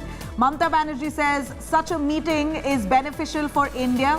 Lalu Prasad says have to save democracy, the farmers and the youth, and therefore an alliance like this is mandatory. Let's have a listen. I think it is important because Mr. Narendra Modi got a chance to rule the country for the last 10 years, and he has made a complete mess of almost every sector in the country. He has created so much of hatred amongst the people. The economy is in shambles. There is so much of inflation. There is so much of unemployment in all sectors. So now I think it's a time that people of this country want to get rid of him. I think this is a good meeting. This is a fruitful meeting, and it's a constructive decision to be taken. All the agenda is very fruitful. Let us discuss today, and if the outcome today, what we discuss, after that the outcome may be the good for the people of this country. जरूरी है देश के लिए, देश को बचाना है, democracy को, इसलिए हर हालत में देश के किसान, मजदूर, नौजवान, माइनॉरिटी सबकी रक्षा करना है। नरेंद्र मोदी के शासन में बिल्कुल समूचा समाप्त हो चुका है। मीटिंग जरूरी इसलिए है, देश को बचाना, लोगों को बचाना, पॉलिटिकल लीडर के साथ जिस तरह व्यवहार हो रहा है, और मैं ये कहता हूँ कि देश की 2/3 जनता भारतीय जनता पार्टी के खिलाफ है, 2/3 जनता खिलाफ है। तो इस बार भारतीय जनता पार्टी का सफाया होने के लिए सब एक है। Now, the opposition meeting day 2 is currently underway in Karnataka's Bengaluru. The top brass of the Congress party, Mallikarjun Kharge, Sonia Gandhi, Rahul Gandhi, who are convening this meeting here. In fact, it is Mallikarjun Kharge under whose leadership this second meeting has been scheduled. Big wigs of at least 26 opposition parties, including Mamata Banerjee, MK Stalin, Arvind Kejriwal, Nitish Kumar, Sharad Pawar and others are present to deliberate on strategies to take on the ruling BJP in 2024 Lok Sabha battle. The second opposition meeting this is that comes just 3 weeks after the first one was held in Bihar's Patna, that was held by Nitish Kumar on June 23rd. Pledging for unity, the Congress chief Mallikarjun Kharge has said that the Congress is not really interested in the Prime Minister's post, but is concerned about protecting the Constitution, the democracy, secularism and social justice. हम सब लोग एक साथ इसलिए आए हैं क्योंकि देश के लोकतंत्र, देश के संविधान, देश की जो भाईचारा है, जो डाइवर्सिटी है इस देश की, उसको बचाने के लिए हम लोग सब लोग एकजुट हुए हैं। और जिस तरह से संवैधानिक संस्थाओं पर दुरुपयोग कराया जा रहा है, जिस हिसाब से देश की संपत्तियों को बेचा जा रहा है, इन सारे जो असल मुद्दे हैं, इन पर बात ना करके जो जहर की बातें जो हैं, जो नाकों से चलती हैं, उसकी बात की जानी है। इसलिए हम सब लोग मजबूती के साथ एक साथ। जो इस वक्त मुल्क के हालात हैं, जिस तरह हमारे कॉन्स्टिट्यूशन को उसके साथ खिलवाड़ हो रहा, हमारी डेमोक्रेसी के साथ खिलवाड़ हो रहा, हमारी डाइवर्सिटी जो हमारे मुल्क की ताकत है, जो गांधी के मुल्क की ताकत है, सबको मलियामेट किया जा रहा है। इसलिए सब पार्टीज को इकट्ठा होके the idea of India has to be saved. I think it's important that we put up a united stand against everything that is going wrong in this country, particularly the way in which the constitution is being eroded, the way in which the secular fabric of this country is being undermined, and all sensible parties need to come together and unite in opposition to this. I think India is under a tremendous assault today, multidimensional, and the country has to be saved in order to change it for the better. प्रधानमंत्री जी का दिन प्रतिदिन कद बढ़ते जा रहा है देश में नहीं विदेशों में भी, तो इससे अपने देश के जो विपक्ष के लोग हैं उनको ईर्ष्या हो रही है, दूसरे को सुख देख करके ईर्ष्या हो रही है, अपना दुख से तकलीफ उनको नहीं है कि वो कहाँ है। रोज विपक्ष रोज टूट रहा है और 2014 से लेके और आज तक देश की राजनीति में हमारे परम आदरणीय प्रधानमंत्री जी का एक अच्छा व्यवहार है, स्वभाव है, काम करने का तौर तरीका है, इससे विपक्ष को जलन हो रहा है। You have all the opposition netas who are exuberating confidence. All of them believe that this meeting is highly necessary to save the constitution, save democracy, save secularism, social justice. While that said, you have the Prime Minister who himself addressed he in fact spoke today in a speech where he attacked the opposition parties, saying that this is a gathering of the most corrupt. And all the dynast parties have come together only to wriggle out of all the corruption charges that have been leveled against him, and that and to escape the central agencies who are currently probing them. This is what Prime Minister has said, that the opposition has come together only to get out of the 20 lakh crore corruption charges that have been leveled on many of them within the opposition parties. So while that said, you have the opposition parties in Bengaluru who are busy carrying a meeting right as we speak. There are deliberations that's currently underway where they're going to be trying to fine-tune all the differences, or rather iron out the differences that be on a local level, only to come together seamlessly on the national level to take on the BJP in 24. There are a couple of course, points that they should be touching upon, including the seat sharing in each of the states in the run-up to Lok Sabha, and more importantly, who's going to be their prime ministerial face. We believe that there is also a proposal now to set up a subcommittee for drafting a common minimum program, and all the points for communication between the alliance partners will be discussed. Whether all of that will be touched upon today, or will it take a few more meetings? Once the meeting is over, we're going to try and get you a thorough understanding on what exactly transpired. Rahul Srivastava of India Today is currently live with us in Bengaluru. In fact, he's been tracking the developments right from the start when Mamata Banerjee, Arvind Kejriwal, these are top faces that we're looking at. Nitish Kumar, Arvind Kejriwal, Mamata Banerjee, you have Sharad Pawar today who's joined in. There was a lot of talk that Sharad Pawar might just skip this meeting, but he too has joined in this meeting in Bengaluru. So this has emboldened the opposition parties as such, as all the top leaders by and large are present in attendance. Now, how are they going to fix this alliance and make this unbreakable and strong enough to take on the BJP juggernaut is something that we'll follow up on.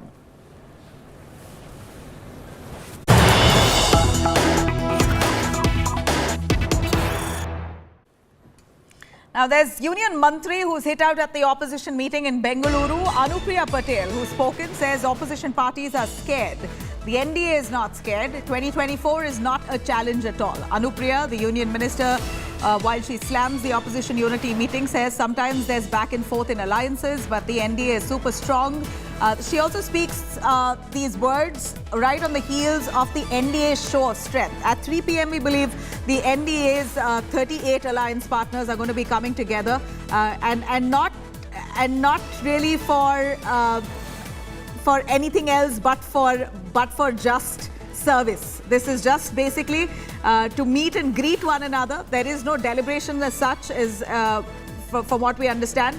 But this is surely a meeting now, right in the backdrop of the opposition unity meet happening in Bengaluru. Here you have the NDA as well, under the leadership of the BJP, coming together, 38 alliance partners, while the Union Mantri Anupriya Patel said... There's a big NDA meeting which is taking place in the national capital, while in the city of Bengaluru, opposition parties, 26 of them, are now making sure that they have a roadmap in place. But do the opposition parties really stand a chance in the 2024 elections? We have come with these questions to Union Minister Anupriya Patel. Anupriya ji, opposition is now saying that the NDA and the BJP is scared because of what took place in Patna, and that's the reason why this NDA meeting is taking place. Do you think BJP and all the other parties are scared, or do you think it's the opposition which is scared? I think they're living in denial. Past two election results have clearly shown that the common voter of the country has its faith completely in the NDA alliance and in the leadership of Honorable Prime Minister Shri Narendra Modi ji. Insofar as our meeting today is concerned, it's a regular exercise. NDA partners do meet. We do speak to the Prime Minister. We do raise our individual concerns with respect to our own political parties or our own home states. So it is nothing new.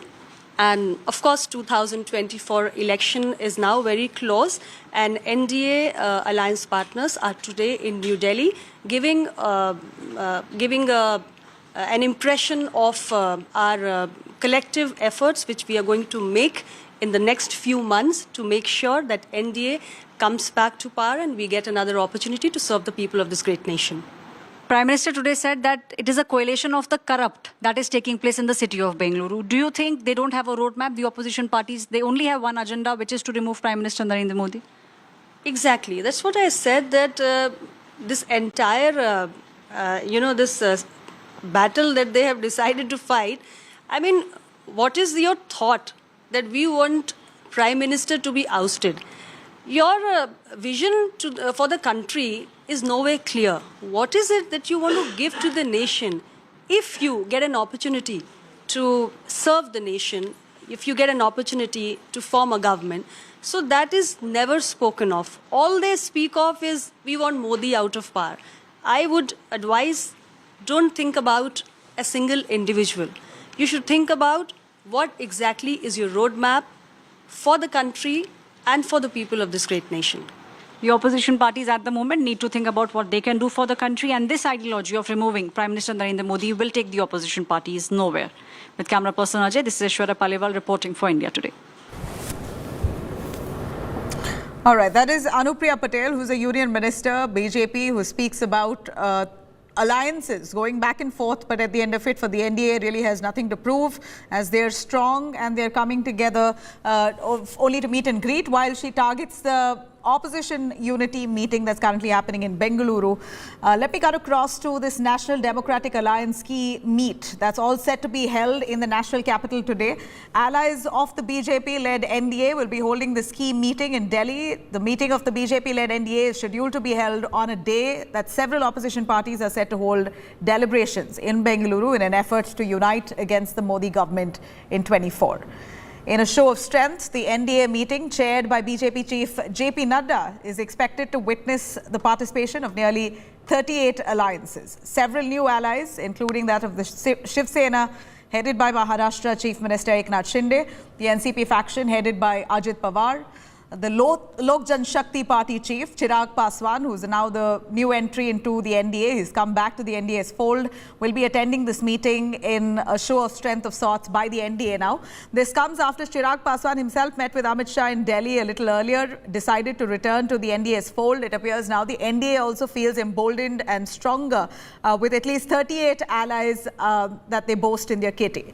With the BJP making all-out efforts now to retain its majority in the Lok Sabha for a third straight term, its leadership has now made pragmatic adjustments to accommodate some new allies on board.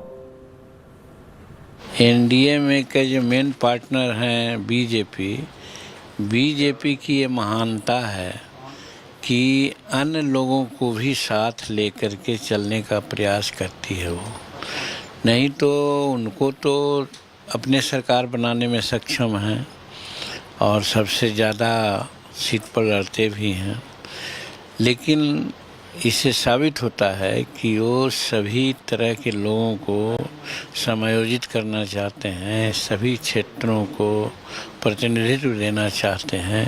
पूरे देश में जो जनाधार वाले नेता हैं उनका एक बड़ा कार्यक्रम भारतीय जनता पार्टी के नेतृत्व में राजग की बैठक हो रही है और आप देखेंगे कि 2024 के लोकसभा का चुनाव का ये आगाज है और 2024 में जब लोकसभा का आम चुनाव होगा प्रचंड बहुमत की माननीय प्रधानमंत्री नरेंद्र मोदी जी के नेतृत्व में भारतीय जनता पार्टी की दोबारा सरकार बनेगी।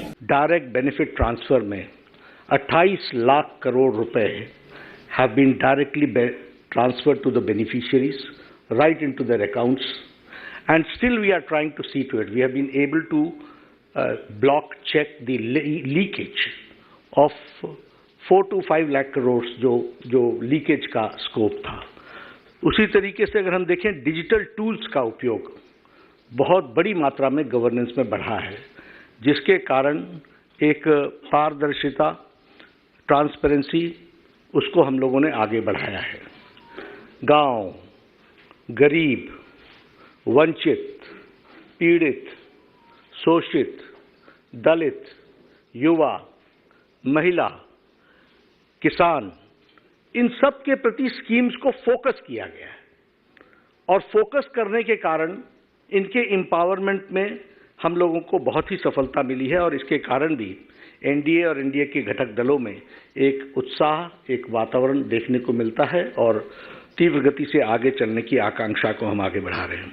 पिछले 9 सालों में strong leadership of prime minister Modi, यह हम सब लोगों को देखने को मिली है, जिसको देश ने भी सराहा है और एक बहुत ही पॉजिटिव वातावरण बना है। एक साधारण भारतीय भी गौरवान्वित महसूस करता है जब वो देखता है, बेचारा पढ़ा लिखा भी कम है तब भी वो जानता है कि मोदी जी ने कोविड मैनेजमेंट में दुनिया में एक मिसाल पेश की है, जहां बड़े बड़े डेवलप्ड देश अपने आप को अनडिसाइसिवनेस के कारण, अनिर्णयता की स्थिति के कारण वह सफल नहीं हुए, वहीं प्रधानमंत्री मोदी जी के नेतृत्व में कोविड मैनेजमेंट में दुनिया में मिसाल दी है।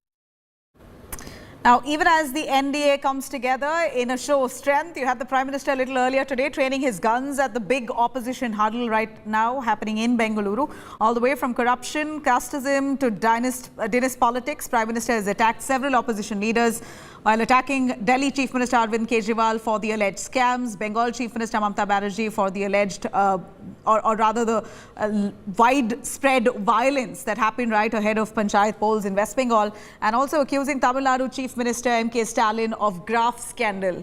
Prime Minister made some scathing attacks even on the Gandhi family. Taking a jibe at the opposition's mega meeting, the Prime Minister has branded this meeting itself as undemocratic, united opposition. He slammed the huddle and said that the opposition's motto is family first and really nothing towards the nation. He's gone on to count the number of ED and IT raids and cases that currently stand on the opposition netas, saying that all of them have united only to escape the corruption charges that have been levied on them. The attack comes right at a time when the opposition parties have attended a key meeting in Bengaluru to chalk out this strategy to take on the Prime Minister, of course the BJP itself, for 2024 general elections. एक चेहरे पर कई चेहरे लगा लेते हैं लोग, एक चेहरे पर कई चेहरे लगा लेते हैं लोग। आप देखिए ये लोग कितने चेहरे लगाकर बैठे हैं। जब ये लोग कैमरे के सामने एक फ्रेम में आ जाते हैं तो पहला विचार देश के सामने क्या आता है? पहला विचार देश के लोगों के मन में यही आता है, पूरा फ्रेम देख करके देशवासी यही बोल उठता है, लाखों करोड़ों रुपए का भ्रष्टाचार। लोकतंत्र के लिए कहा जाता है of the people, by the people, for the people, लेकिन इन परिवारवादियों का मंत्र है of the family, by the family, for the family. Family first, nation nothing, इन लोगों का मोटो है, इनकी यही प्रेरणा है। नफरत है, नफरत है, घोटाले हैं, नफरत है, घोटाले हैं, तुष्टीकरण है, मन काले हैं। नफरत है, घोटाले हैं, तुष्टीकरण है, मन काले हैं। परिवारवाद की आग के दशकों से देश हवाले हैं। नफरत है, नफरत है, घोटाले हैं, नफरत है, घोटाले हैं, तुष्टीकरण है, मन काले हैं। नफरत है, घोटाले हैं, तुष्टीकरण है, मन काले हैं। परिवारवाद की आग के दशकों से देश हवाले हैं। जहां तक यूपीए का सवाल है और ये जो ऑपोजिशन के अलायंस है, ये भानुमति का कुनबा है और कहीं का ईंट कहीं का रोड़ा, भानुमति ने कुनबा जोड़ा, इस तरीके का ये अलायंस है। न तो इनके पास नेता है, न ही नीयत है, न ही नीति है और न ही फैसला लेने की ताकत है। यह फोटो अपॉर्चुनिटी के लिए अच्छा है। स्वार्थ की राजनीति पर आधारित ये एकता की जो बुनियाद है वो बड़ी खोखली है और इसीलिए यह कोई डिलीवर करने के लिए नहीं है। यह 10 साल के यूपीए के सरकार के भ्रष्टाचार और घोटालों का टोला है। This is rather a very disappointing commentary of Indian politics. That if you are with the BJP, you're pure, and if you oppose the BJP, you're somehow termed to be corrupt. And if you are BJP, you are a democratic party, and if you're against the BJP, you're a dynastic political party. I mean, this is a very disappointing comment, the political commentary which is being laid out. The NDA has put together a motley crew of political parties which don't have any presence in neither the assembly nor the parliament, and they call that an alliance. And the Congress party and other like-minded parties, including many chief ministers from the regional parties, have come together to put together an alliance. The people of India will decide which alliance they want, which alliance they trust, which is the path India should go, whether a secular constitutional path is what we need to go, or do we need to go to a fundamentalist unitary idea of India, of India. Do you want India to be the Hindutva version of Iran, or do you want India to be a constitutional secular country? The people of India will decide. First time ऐसा हो रहा है कि opposition agenda set कर रहा है और भाजपा बौखलाई हुई उस पर कमेंट कर रही है या फिर उसी नक्शे कदम पर चल रही है। पहली बार ऐसा हो रहा है। पहली विपक्ष की जो मीटिंग हुई पटना में, उसका परिणाम और उसकी बौखलाहट ये रही कि भारतीय जनता पार्टी ने महाराष्ट्र में सबसे बड़ी तोड़फोड़ की, लूट करके लोकतंत्र को लूट के पहले से सरकार चला रहे थे। उसके बाद फिर उनको एनसीपी को भी तोड़ने की जरूरत पड़ गई। तो प्राइम मिनिस्टर किस मुंह से भ्रष्टाचार पर भाषण देते हैं? जिनके साथ भ्रष्टाचारी नेताओं की एक लंबी फहरिस्त, तो हेमंत विश्व शर्मा से लेकर के सुवेंदु अधिकारी से लेकर के और अब जिनके ऊपर ईडी के केसेस चल रहे थे, उनको आपने मिनिस्टर बनाया, डिप्टी सीएम बनाया। तो प्रधानमंत्री किस मुंह से भ्रष्टाचार पर भाषण दे रहे हैं? हम तो सिर्फ 26 पार्टियां अलायंस में है opposition.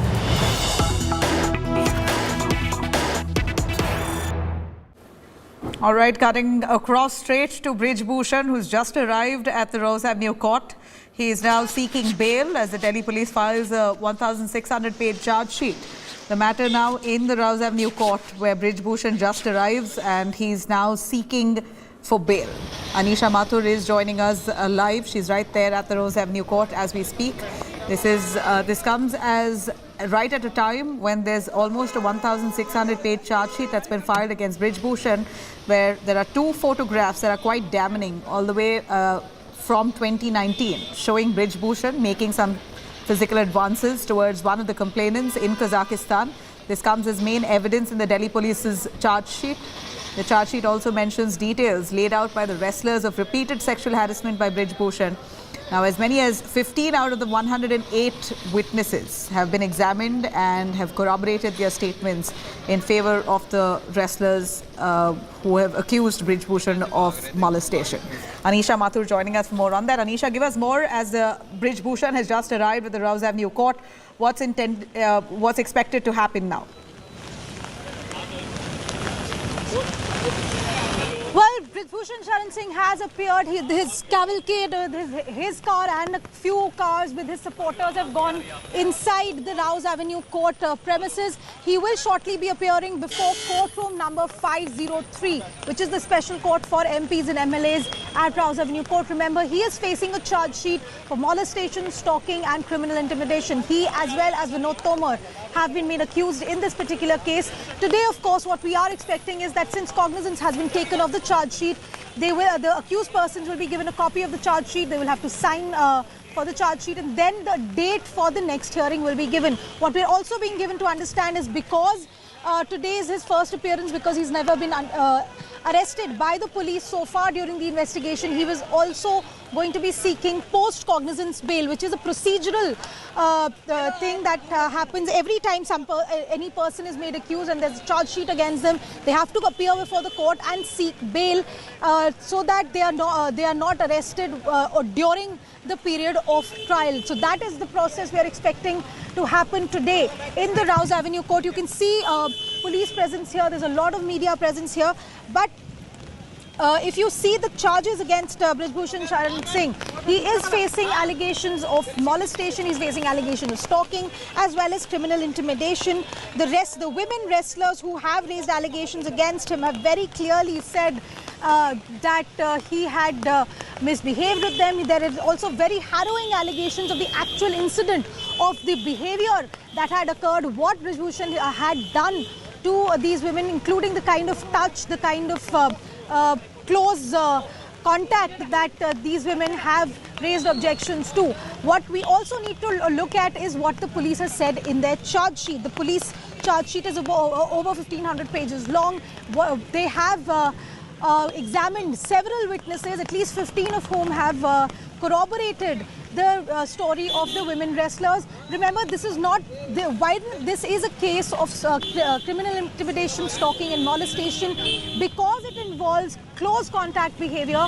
Clear, direct witness evidence is very rare in cases like these.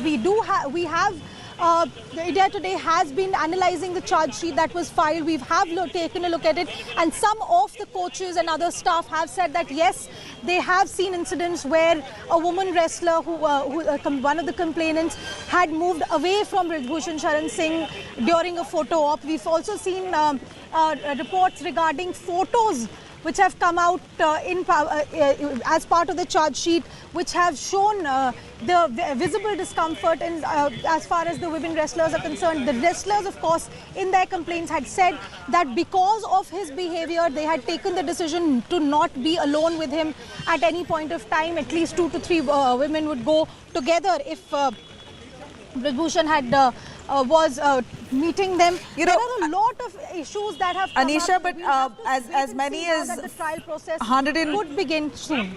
105 people have testified, given their testimonies. The charge sheet speaks of at least 15 people from within the wrestling community who have corroborated the same statements given by the victims, the wrestlers who have complained against Brij Bhushan of sexual harassment. At least 15 of them. All right, those are live visuals. They're coming in of Brij Bhushan live. Even as I speak, the accused Brij Bhushan is entering the Rouse Avenue Court. These are images, first images right here on India Today that we bring to you of Brij Bhushan as he walks into court. This is the first time that he's come into court itself. Anisha Mathur, who's been tracking very closely the movements of Brij Bhushan, as we see heavy security deployment all outside and inside the court. He is a BJP MP. He's the WFI chief. He hasn't yet resigned from the position. One must know that he still holds the position of the Member of Parliament 1 and also as the chief of the Wrestling Federation of India.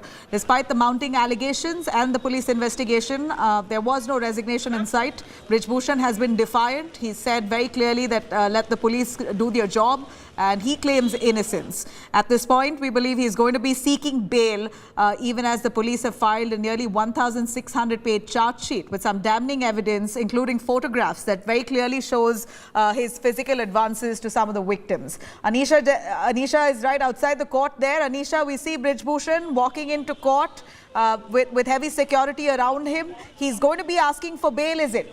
Is an arrest impending? Well, it is highly unlikely that he would be arrested now because he has not been arrested so far during the investigation. Remember, this is something that is a procedural issue. When there is a criminal case in a situation like this, it is for the police to decide whether or not they want to arrest. So far, the police has not arrested. In fact, in their charge sheet, the police has justified their decision to not arrest Brij Bhushan Singh so far.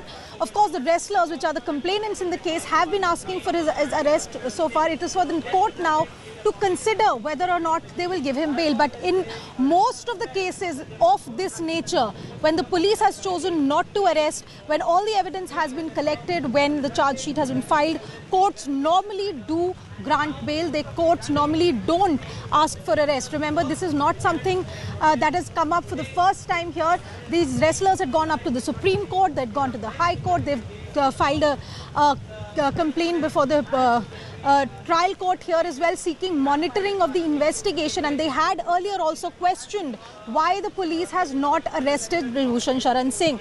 The police in their charge sheet, of course, has responded to those questions. They have said that there was that because Brij Bhushan Sharan Singh as well as Vinod Tomar have been cooperating with the investigation, they found no reason to arrest them, but that also because the allegations that have come out in the investigation are of offences which are punishable by less than 7 years of imprisonment, and that is also one big reason why the police decided not to arrest them. But if you look at it from the wrestlers' point of view, they have been agitating about this for months. They have been asking for action against Brij Bhushan Sharan Singh. They've been asking for his removal as WFI chief. They've been asking for his arrest. They've also raised allegations that the WFI, the Internal Complaints Committee, did not properly hear their complaint when it came to Brij Bhushan Singh's behavior towards them. There are also, as we've been discussing, photographs that show close contact between the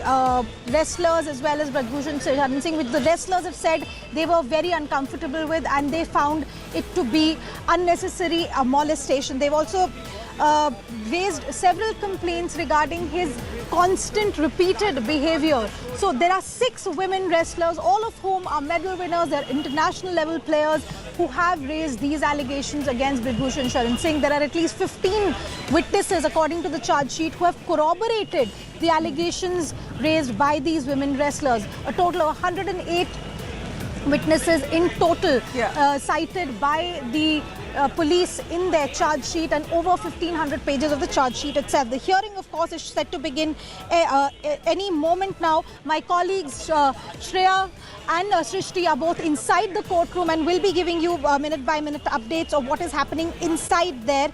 But the hearing has just begun. The lawyer for Brij Bhushan have asked for bail in this particular case. Here, as I said, my colleagues Srishti Ojha and Shreya are inside and will be giving us minute-by-minute updates of what is happening inside the courtroom. Back to you. Hearing has just about begun, and Anisha tells us that this Brij Bhushan is likely to seek for bail as well. An arrest is unlikely, though.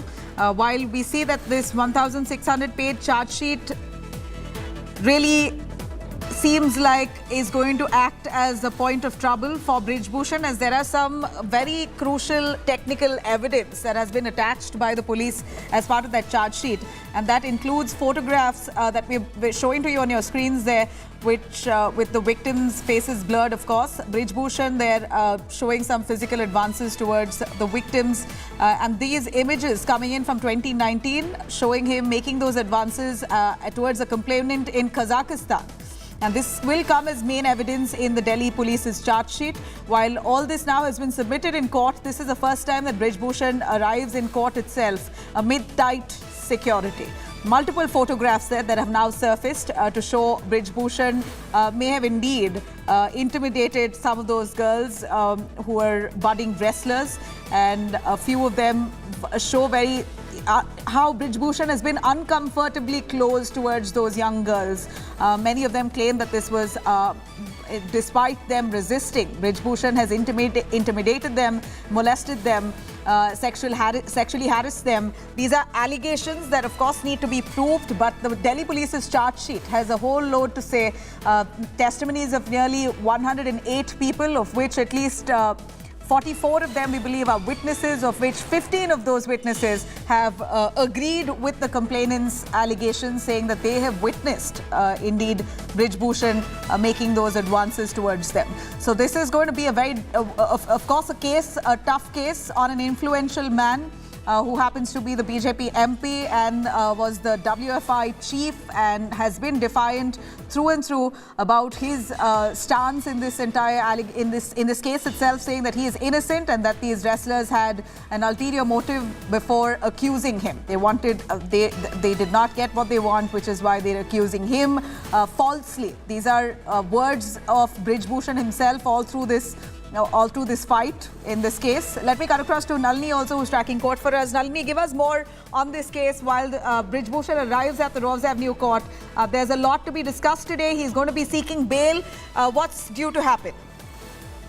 Well, Nabila, just to get you some breaking updates, right now we are given to understand that interim bail has been granted to Brij Bhushan right now by the Rouse Avenue court. This is only interim bail till tomorrow. Updates coming in from inside the courtroom through our colleague Shrishti Ocha. And what she's saying is that arguments on regular bail as to whether or not regular bail should be granted to Brij Bhushan are going to be conducted before the court tomorrow. This after Brij Bhushan had specifically asked for interim bail, and the public prosecutor Atul Srivastava, who's appearing for the Delhi police, told the court that even though in the charge sheet they've said that there is no reason to arrest Brij Bhushan, but despite that they think that if bail is being granted to him, there need to be certain conditions that need to be imposed on him, more specifically regarding as to whether or not he can talk to any of the witnesses or the victims in this case, or in any manner try to influence them regarding this case. So those conditions the Delhi police has sought to ask to be imposed on Brij Bhushan if bail is being granted to him. But right now, small relief coming in for him. Till tomorrow, the court has granted it interim bail.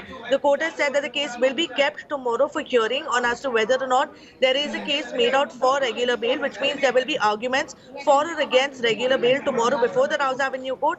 But for now, the court has asked them to supply all the documents, and interim bail has come in for Brij Bhushan for a time period of 24 hours from the Rouse Avenue court. All right. Stay with us. Cutting to Anisha, who's also right outside court. Anisha, big development coming in. Conditional bail given to Brij Bhushan with a bond of 25,000 rupees. Give us more. Well, what the information that is coming to us from our colleague Shrishti Oja, who's inside the courtroom, is that the court is considering the final date for the hearing actually is still under consideration. The lawyers have asked, have said that the parliament session is day after tomorrow, and that is why the hearing date has now been changed to day after tomorrow. That is, today is Tuesday. The hearing will now be on Thursday for the bail hearing for Brij Bhushan Sharan Singh. Remember, the court has granted him interim bail for the period of 48 hours. The hearing will now be day after tomorrow, that is Thursday, and court has given him conditional bail, interim bail, I beg your pardon, on a bail bond of 25,000 each. Brij Bhushan Sharan Singh as well as Vinod Tomar have been granted interim bail till Thursday on a bail bond of 25,000 each.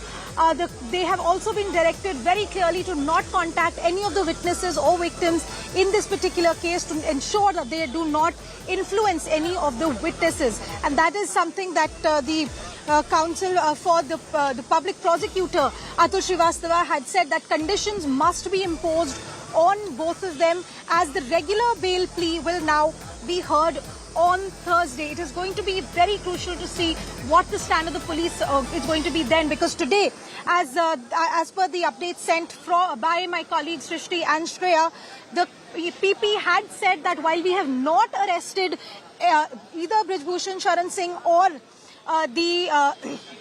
Vinod Tomar, so far I am opposing bail for now. What is also important is that the judge is also asking the media, and this is important for us as well, because the judge is now asking the media to ensure that there is nothing is misquoted in the media, because the bad reporting could have consequences, and this is something that the court is saying with regard to the reportage on this particular case. But this is going to be very, very crucial to see now on Thursday, as the regular bail hearing for Brij Bhushan Sharan Singh and Vinod Tomar will be held.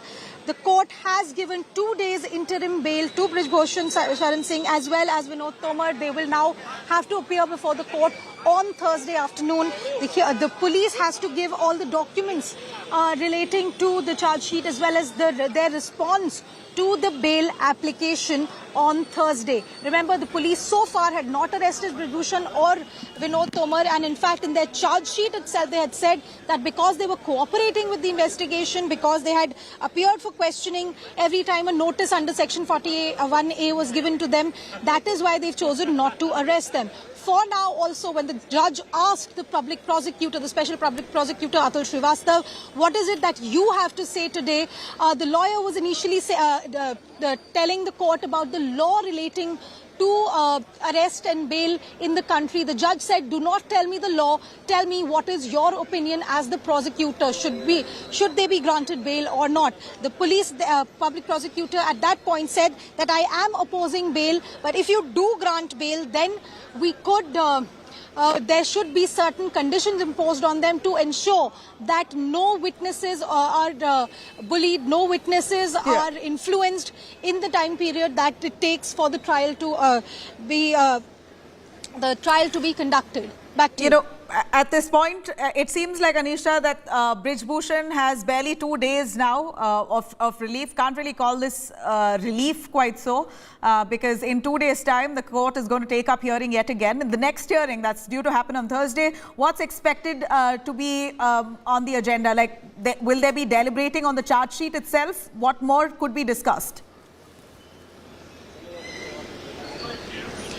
Well, Nabila, remember, this is the procedure that happens, and I'm again reiterating this for the benefit of our viewers.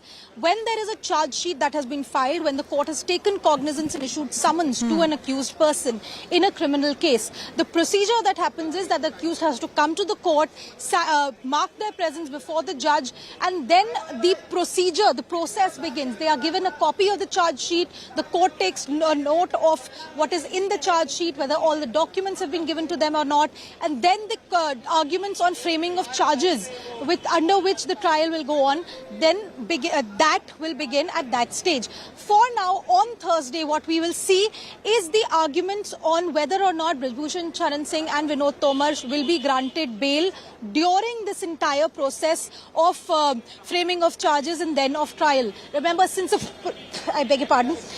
the police has so far not arrested either Brij Bhushan or Vinod Tomar, the police, even today, when the judge asked the prosecutor for his opinion, the prosecutor has said that while I am opposing bail, if in case the court chooses to grant bail, there should be certain conditions imposed on the Brij Bhushan as well as Vinod Tomar. So clearly, it seems that the police has not been inclined to arrest him so far and is unlikely to be very vehement when it comes to his arrest, even following the charge sheet. And in any case, if you see precedent cases, if you see how the criminal law behaves normally, in a case like this where the allegations are of offences which carry less than 7 years punishment, it is very rare for someone to be arrested, especially when they have not been arrested during the court itself. So at the moment, what we are looking at is what Brij Bhushan and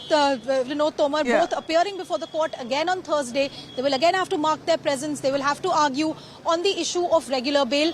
What the police has to say at that point will be very crucial, because today at least they have simply said if you grant bail, please impose certain conditions, that he should not influence the witnesses. If they have something more to say the next time, that will also be crucial. But what is also interesting right right now, and this is the news that we are breaking from the information that my colleague Srishti Ojha has sent from inside the court. Brij Bhushan's lawyers have alleged a media trial against him.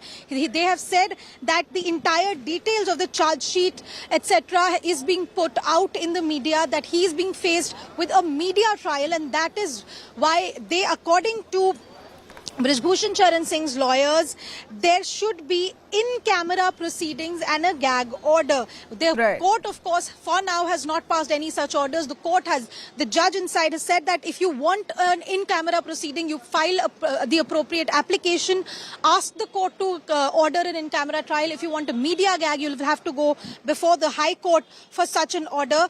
But at the moment, from the updates that my colleague Srishti Ojha is sending us from inside the courtroom, the lawyers for Brij Bhushan Charan Singh are pushing very, very hard for this for the media to not report on this particular trial. They're saying that verbatim charge sheet is being reported, that he is being subjected to a media trial, but the court for now has not given him any relief with regard to these allegations. He will now have to appear before the court on Thursday is 2 days barely, Anisha, for him, so it's not quite a relief that's come in the way for Brij Bhushan or Tomar. I'm going to cut across to Nalini as well, joining us on that. Nalini, the man we're speaking of here is a BJP MP. He was the WFI chief. He, in fact, completed his term, but was defiant all throughout. Never resigned, said that he is innocent, and this is just a vilification campaign against him by those wrestlers who tried to defame him for their own ulterior motives.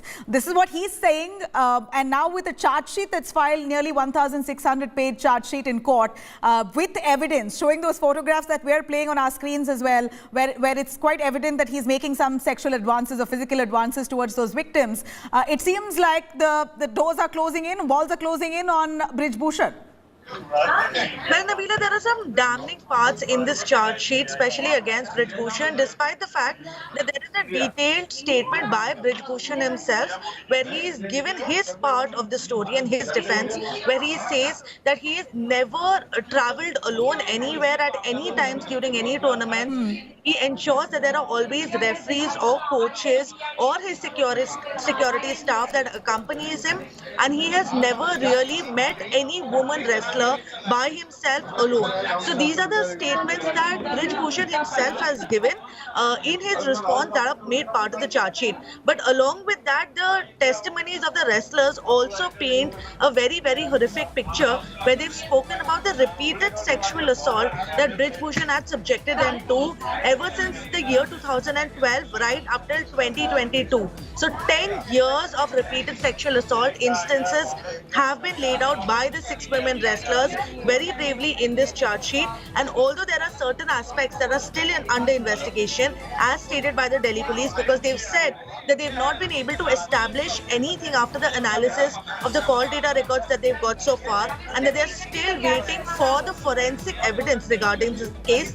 Keeping those things in mind, there are likely to be many more twists and turns in the investigation in the coming days, because the Delhi police has also stated in the charge sheet that because of the protest that was ongoing of the wrestlers, due to that they were not able to take the wrestlers out of the city for investigation in different places, because the sexual harassment allegedly has happened in several different areas.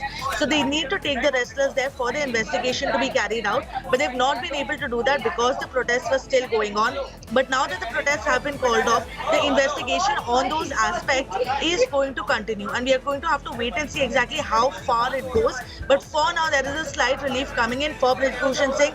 Delhi police has categorically laid down their reasons for why they don't want to arrest him in the charge sheet, and today also they've said that they're only opposing his bail to the limited extent that some conditions need to be imposed upon him, which is slightly ironical considering the fact that those are the same reasons why the Delhi police has cited that they don't need to arrest him, because he has not tried to threaten or influence any witness in the case and has completely cooperated with the investigation. So for the Delhi police to now come and say there need to be certain conditions that need to be imposed upon him, it remains to be seen exactly why they did it. But for now, slight relief coming in for him, but day after tomorrow the hearing on the regular bail as to whether or not should be granted to him will be conducted. Nalini, we see a lot more points coming in by Shrishti Ojha from court, inside court, where we believe that Brij Bhushan has accused the media of conducting a trial against him. He says that he's being targeted by the media itself. Media doing its job, reporting on the wrestlers who sat in protest right from the month of Jan up to date. Months of protests, and finally it seems like the police have expedited the investigation here, filed a 1,600-page charge sheet, but it appears that Brij Bhushan feels like he's victimized here. How far will the court go to entertain such an allegation or clamp down on media reporting this case? Well, Nabila, one thing that the court has made extremely clear today is that if there is any allegation that Brij Bhushan has to make, it can't be done in thin air. He has to move the appropriate application before the court, which means that if he is alleging a media trial, then he needs to go to the High Court and ask for a proper gag order to be put in place and put the money where his mouth is, and instead of making statements in thin air, get the things down on paper and move the court with an appropriate application. So the court is not going to take any statements just being made off record. They are going to ensure that everything is happens through the proper mechanism and through the proper procedure, and which is why when Brij Bhushan's counsel tried to make the argument that there is a media trial or there's an apprehension that a media trial might be going on, because the charge sheet has now reached several media houses, keeping that in mind, the Rahuls Avenue Court categorically said that if he has any such apprehension, he should ask for a gag order or for in-camera proceedings, approach the appropriate court and try and get some sort of relief. Because for now, the court is not going to gag the media only on the basis of some apprehensions that are being raised by Brij Bhushan. But in the same breath, let me clarify, the court has also said that the media needs to be responsible when it comes to reporting cases, especially cases of sexual harassment, even though there are no minors in this case where the 6 women wrestlers have alleged charges of sexual harassment against Brij Bhushan. But at the same time, there needs to be some sort of prudence that needs to be carried out by the media organizations before reporting on such cases, especially with regard to the identities of the victims or rather survivors of the sexual harassment. So keeping that in mind, a word of warning is also coming in for the media from the court, but at the same time, there is no gag order being put in place. It remains to be seen whether Brij Bhushan is serious enough about these allegations to actually go ahead and ask for a gag order on the media, because we've seen even in the past instances, the court usually doesn't take lightly to suppression of freedom of expression in any manner.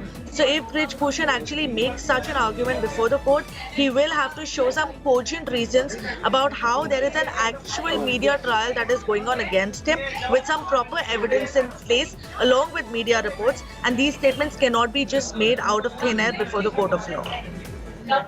So, well, Nalini, clearly Brij Bhushan here is more apprehensive about the details of the charge sheet being leaked. He's accused the media of conducting a trial on him. Very upset that a lot of information of the charge sheet has now come out, including those very damning images that shows clearly on Brij Bhushan making those advances, physical advances towards some of those victims that could really add up against or amount to a conviction sooner than later. Nalini, thank you very much for joining us. But relief here briefly, barely for 2 days, for the axed WFI chief Brij Bhushan. In fact, Brij Bhushan, his tenure as the WFI chief has ended. He surely did not resign from it because he remained defiant on the allegations that were leveled against him, claiming his innocence. Delhi court has now granted him interim bail, and his regular bail plea would be heard on Thursday. This comes in the backdrop of some photographs that are quite incriminating as proof that's come out on the wrestlers' dangle for justice. There are photographs that we're showing to you here that confirm the suspended WFI, or rather the WFI chief who has completed his tenure, Brij Bhushan's presence at those events where alleged incident of sexual harassment took place. These form really a part of the technical evidence in the Delhi police's charge sheet against Bhushan Sharan Singh. 2 photographs allegedly show him making these advances towards the complainant. In the testimony given by 6 women wrestlers, there is mention of 10 such cases in which there's an allegation of molestation. The BJP MP faces some serious charges of sexual harassment, inappropriate touching, intimidation, stalking, etc.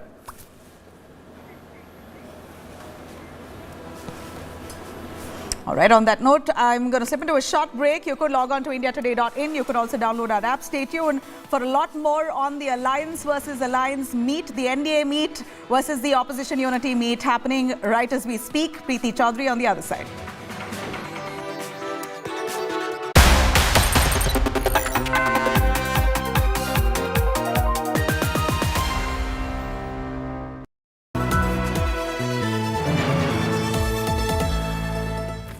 Many more lives?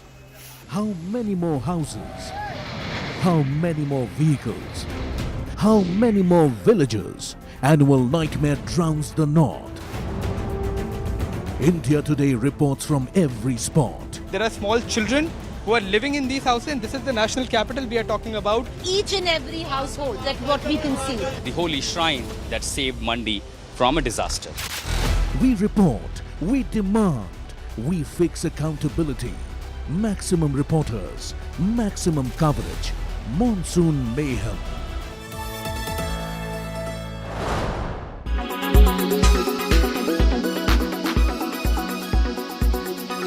Aam Aadmi Party is making it clear now BJP is their main enemy. Who is KCR's main enemy? You're on mute. Of doubt. Yeah, go ahead. Go ahead. Iota of doubt at all that the NDA has failed the nation. But the Congress should realize that nation means every state including Telangana. You've started off saying that is it BJP versus Congress? It is not only BJP versus Congress, because the Congress should understand the meaning of opposition unity. 22nd March 2018, in Hassan of Karnataka, Rahul Gandhi attacked Deve Gowda ji and his party Janata Dal Secular. But on May 18th, 2018, when Congress needed to be in power, Rahul Gandhi ji reportedly apologized to Deve Gowda ji and there was an alliance. Same in Maharashtra, Rahul Gandhi attacked Shiv Sena as the B team, A team of BJP. And what happened? Later on, Rahul Gandhi needed Shiv Sena, they were in power, they were in Mahavikas Aghadi alliance. Now, I'm not just quoting old examples. In this year, 22nd February 2023 in Agartala, Rahul Gandhi ji's statement, Trinamool Congress is a B team of BJP. Same thing, he comes here, attacks KCR ji, calls us as B team of BJP. Why would we entertain both BJP and Congress when we have been defeating both these parties? And why Mr. Rahul Gandhi? So you will not choose. Are you telling me you are not in a position because Congress is your main opponent in Telangana? You do not want, plus you want to engage with whoever is in center, you will not choose. Am I correct? You will stay equidistant and take your call after the elections of 2024. Yeah, because we strongly believe that in NDA there is the DNA of Congress leadership also. Because Rahul Gandhi ji doesn't come and attack the NDA or Prime Minister Modi here in Telangana. We are surprised about it. And their PCC president here, when Prime Minister Modi has already begun his election campaign here, this man shifts his base from Telangana and goes to the United States of America and holidays there. And till date, they have not even held a press conference against Modi ji's failure for Telangana and its promises. That itself explains.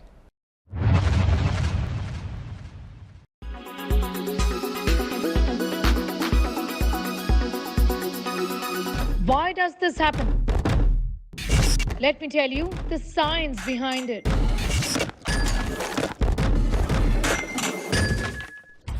For more informative videos like this, keep watching India Today News.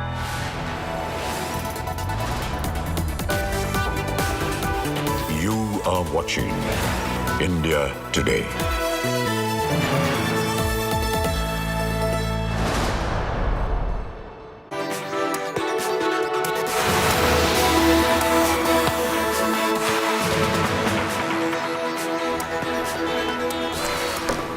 Very good afternoon. You're watching our rolling coverage as many developments, political at that, take place on this thriller political Tuesday. There are two parallel conclaves of the opposition and the NDA taking place today. The opposition taking place in Bengaluru. We're expecting to hear from them in just about an hour from now. Have they come up with a new name? What happens with the UPA? All of that coming in. And at about 5 p.m. the NDA meet with 38 parties starting. 26 of the opposition, 38 8 of the NDA, all leading up to the numerical figure of 2024 general elections. Let me take you through the headlines first. Mega opposition huddle in Bengaluru underway. Kharge says Congress not interested in Prime Minister's post. Sonia says new name of United Opposition shouldn't have India in English. Prime Minister Modi's unsparing attack on opposition, says families first, nation nothing for opposition, reiterates Prime Minister's 20 lakh crore graft attack on opposition. Guide कुछ है, हाल कुछ है, लेबिल कुछ है, माल कुछ है। 24 के लिए 26 होने वाले राजनीतिक दलों पर ये बड़ा फिट बैठता है। NDA's counter-strike on united opposition. BJP and 38 allies meet at 5 p.m. this evening. Prime Minister Modi to attend mega meet.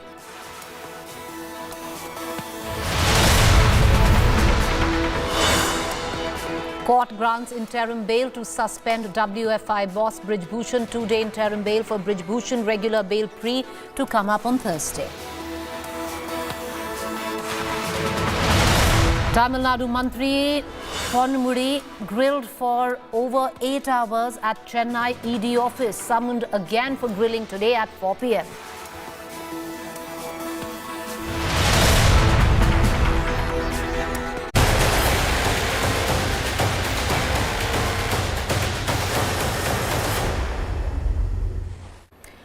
All right, viewers, it's day 2 of the opposition meet. It is underway in Karnataka's Bengaluru. Many developments taking place. Lots up for discussion. The top brass of the Congress party, Mallikarjun Kharge, Sonia Gandhi, Rahul Gandhi, all at the meeting there. Congress is hosting it as Karnataka is a Congress-run state. Bigwigs of 26 opposition parties, including Mamta Banerjee, M.K. Stalin, Arvind Kejriwal, Nitish Kumar, Sharad Pawar and others are all present to deliberate strategies to take on the ruling BJP in the 2024 Lok Sabha battle. The second opposition meet comes about 3 weeks after the first meeting that took place in Patna, Bihar on the 23rd of June. Now, pledging for unity, Congress Chief Mallikarjun Kharge opened the meeting saying that Congress is not interested in the Prime Minister's post. Instead, the opposition is interested in protecting what the Congress said was constitutional democracy, secularism and social justice. जरूरी है देश के लिए, देश को बचाना है, democracy को, इसलिए हर हालत में देश के किसान, मजदूर, नौजवान, माइनॉरिटी सबकी रक्षा करना है। नरेंद्र मोदी के शासन में बिल्कुल समूचा समाप्त हो चुका है। I think this is a good meeting. This is a fruitful meeting, and it's a constructive decision we will take it. All the agenda is very fruitful. Let us discuss it today, and if the outcome today what we discuss, after that the outcome may be the good for the people of this country. हम सब लोग एक साथ इसलिए आए हैं क्योंकि देश के लोकतंत्र, देश के संविधान, देश की जो भाईचारा है, जो डाइवर्सिटी है इस देश की, उसको बचाने के लिए हम लोग सब लोग एकजुट हुए हैं। और जिस तरह से संवैधानिक संस्थाओं पर दुरुपयोग कराया जा रहा है, जिस हिसाब से देश की संपत्तियों को बेचा जा रहा है, इन सारे जो असल मुद्दे हैं, इन पर बात ना करके जो जहर की बातें जो हैं, जो नाकों से चलती हैं, उसकी बात की जा रही है। इसलिए हम सब लोग मजबूती के साथ एक साथ हैं। जो इस वक्त मुल्क के हालात हैं, जिस तरह हमारे कॉन्स्टिट्यूशन को उसके साथ खिलवाड़ हो रहा, हमारी डेमोक्रेसी के साथ खिलवाड़ हो रहा, हमारी डाइवर्सिटी जो हमारे मुल्क की ताकत है, जो गांधी के मुल्क की ताकत है, सबको मलियामेट किया जा रहा है। इसलिए सब पार्टीज को इकट्ठा होके the idea of India has to be saved. I think it's important that we put up a united stand against everything that is going wrong in this country, particularly the way in which the Constitution is being eroded, the way in which the secular fabric of this country is being undermined, and all sensible parties need to come together and unite in opposition to this. Meeting ज़रूरी इसलिए है, देश को बचाना, लोगों को बचाना, political leader के साथ जिस तरह व्यवहार हो रहा है, और मैं ये कहता हूँ कि देश की 2/3 जनता भारतीय जनता पार्टी के खिलाफ है, 2/3 जनता खिलाफ है। तो इस बार भारतीय जनता पार्टी का सफाया होने के लिए सब एक है। I think it is important because Mr. Narendra Modi got a chance to rule the country for the last 10 years, and he has made a complete mess of almost every sector in the country. He has created so much of hatred amongst the people. The economy is in shambles. There is so much of inflation. There is so much of unemployment in all sectors. So now I think it's a time that people of this country want to get rid of him. I think India is under a tremendous assault today, multidimensional. And the country has to be saved in order to change it for the better. प्रधानमंत्री जी का दिन प्रतिदिन कद बढ़ते जा रहा है, देश में नहीं विदेशों में भी।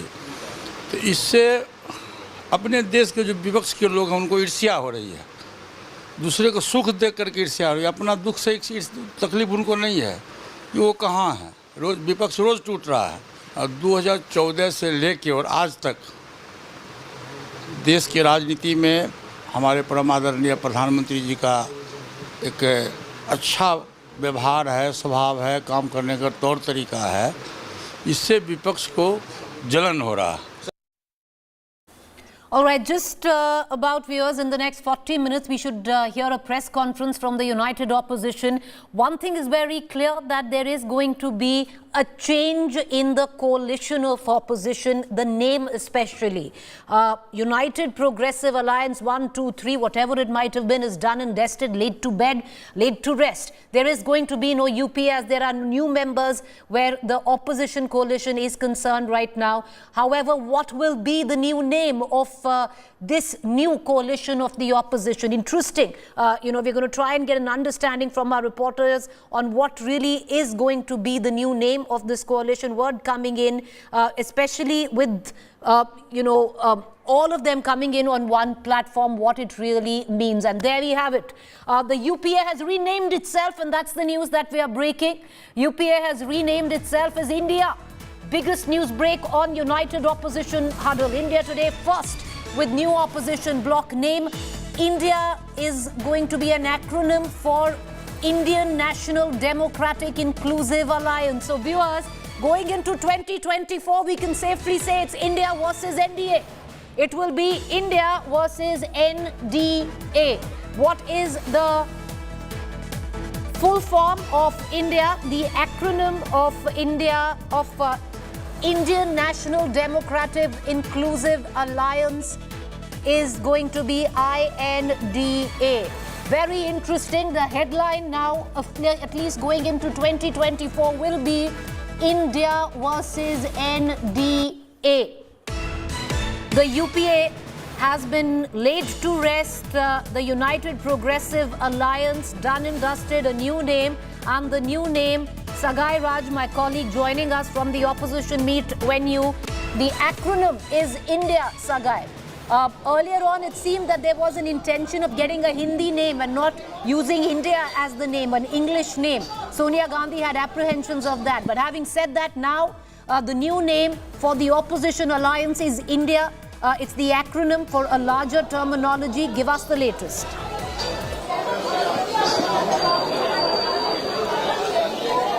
Absolutely, every single leader have proposed with a name, and everybody wanted consensus of one single name. And what we get to learn is everybody were on the same page when they proposed India, that is India National Democratic Alliance, Inclusive Alliance. And what we get to learn is Sonia Gandhi has objected that and said that we need to come up with a name in Hindi which will be very vocal, which will reach out to the people.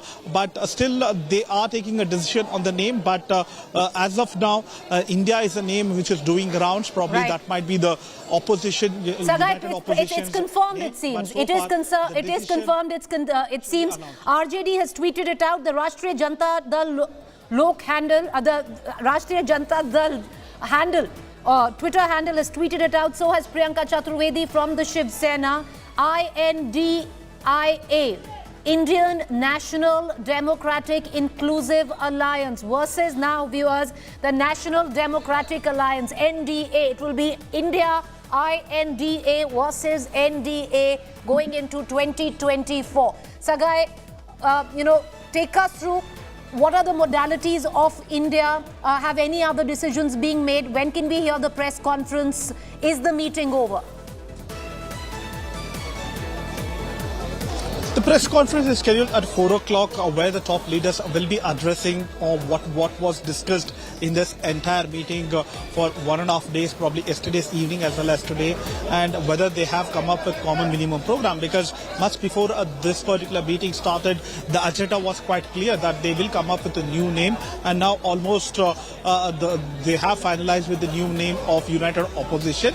On the other side, we also get to learn is the discussion on common minimum program was actually not come to a conclusion. So they have also worked on a mechanism to avoid any kind of confrontation between their alliance partners. So there will be discussion how to handle any kind of differences or any kind of misunderstanding between the parties. So they are trying to work a mechanism between them. So we need to wait and watch what is the outcome of this meeting. Probably the press conference which will be addressed around 4 o'clock will reveal the outcome of this particular meeting of United Opposition in Bengaluru. Well, very, very interesting, Sagai. Sagai, too early right now in terms of discussions on seat sharing, because clearly now it seems it's for the opposition's sense, from their point of view, it's well begun. They have a new name. Is India now going to meet the third time around? All of that, so many questions coming to the fore. Seat sharing, how will differences be managed? Because, I doubt if they can come up or reach a point of, bargain, especially where a common minimum program is concerned. But at least a common consensus, common issue program, all of that being discussed, or that is for later? See, Preeti, you need to understand that all these parties have around 144 seats in their kitty all now. So probably they are targeting more, and this common minimum program, which was supposed to be discussed in this particular meeting, what we get to learn through our sources has not been discussed. So probably in the days to come, they are planning to tackle the NDA or BJP, how they're going to tackle them inside the parliament as well as outside the parliament. And even the next meeting, who will be hosting the next meeting? First was Nitish Kumar, now the Congress. Next will be Mamata Banerjee or Sharad Pawar or MK Stalin. They will decide where will be the next meeting and what will be the agenda of the next meeting, on whether it will be on seat sharing or whether they will be on a common ideology or something else. So they have to come up with the next plan of action. Probably in the next meeting they will discuss on all these terms. So as of now, there is a strategy which has been worked out, a name which has been given, and probably the press conference will reveal or announce the name which has been decided by the United Opposition Front. All right. Press conference where the name will be decided. Once again, viewers, let's take you through a flurry of tweets coming in from opposition political parties that attended the meet. The RJD's Twitter handle has just announced it will be India versus NDA, which is INDIA.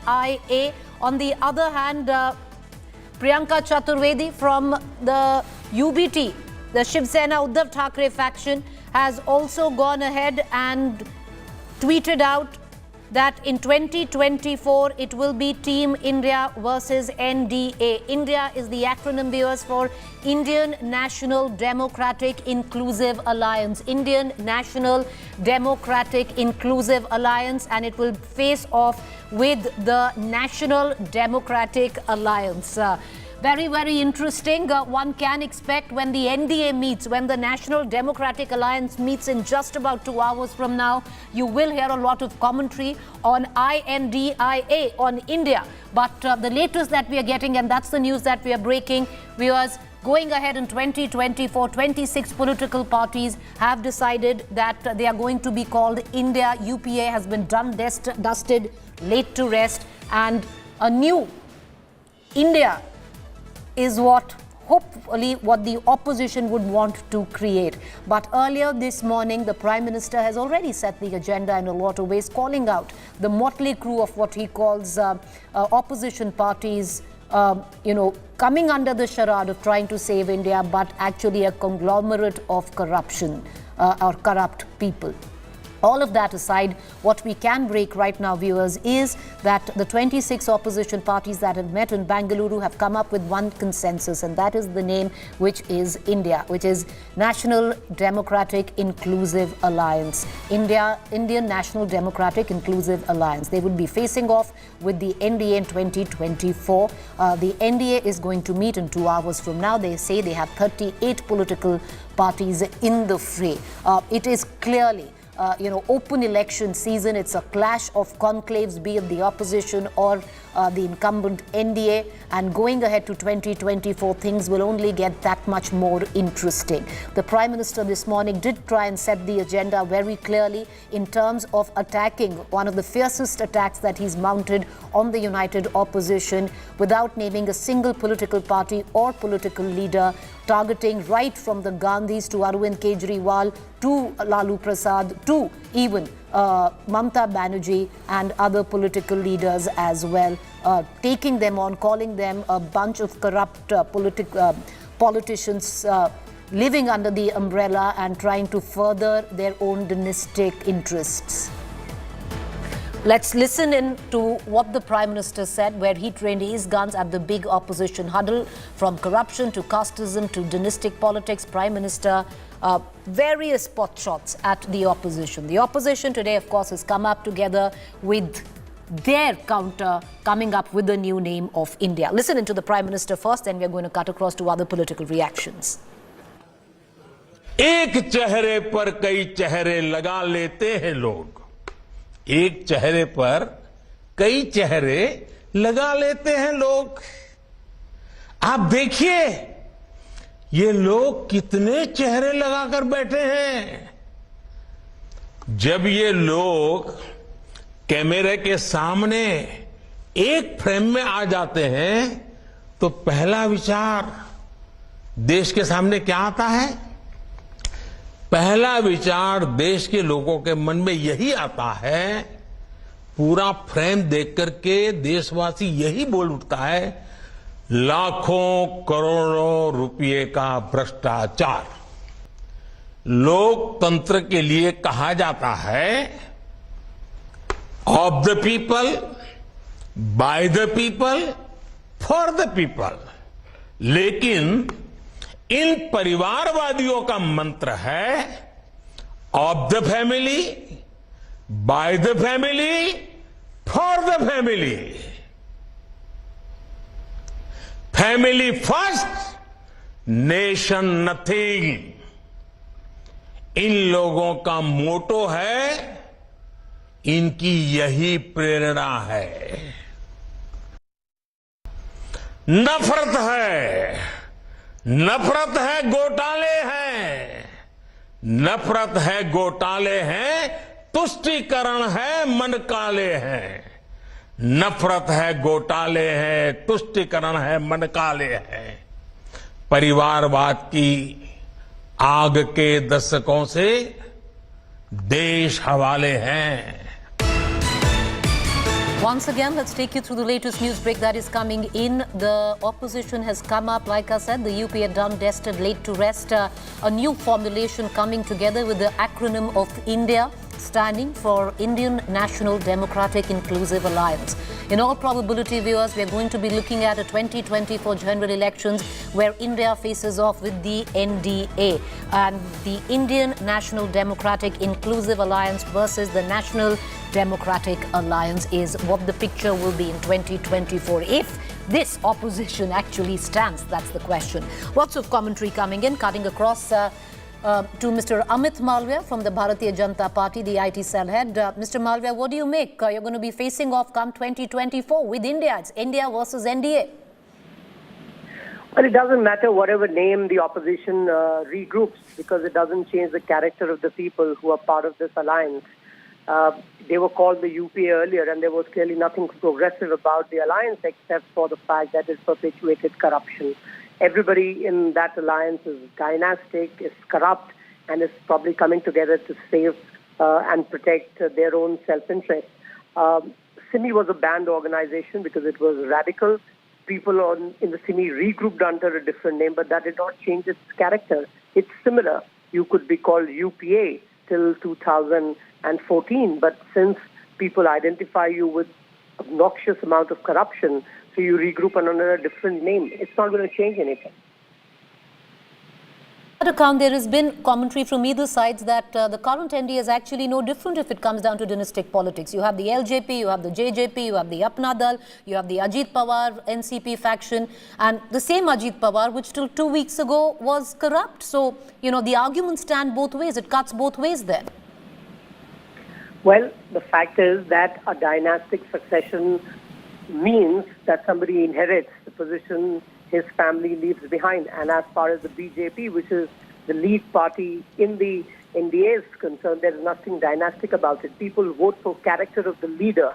In our case, we have Prime Minister Modi, who is the tallest leader in the country. He is the most popular leader in the world.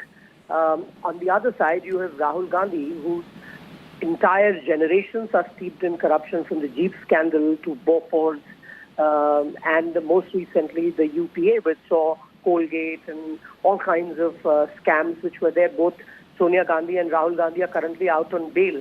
So the nature of the leadership, the character of those leading these alliances is most important. And clearly there is no comparison. This attempt to draw equivalence between a corrupt dynastic UPA and a more meritocratic, progressive NDA, I think is a alibi that we must not lean too much on. Mr. Malviya, appreciate you joining us. Thank you there. Lots of commentary coming in. Let's cut across to other political reactions as well. You just heard the BJP IT cell, Mr. Ramit Malviya.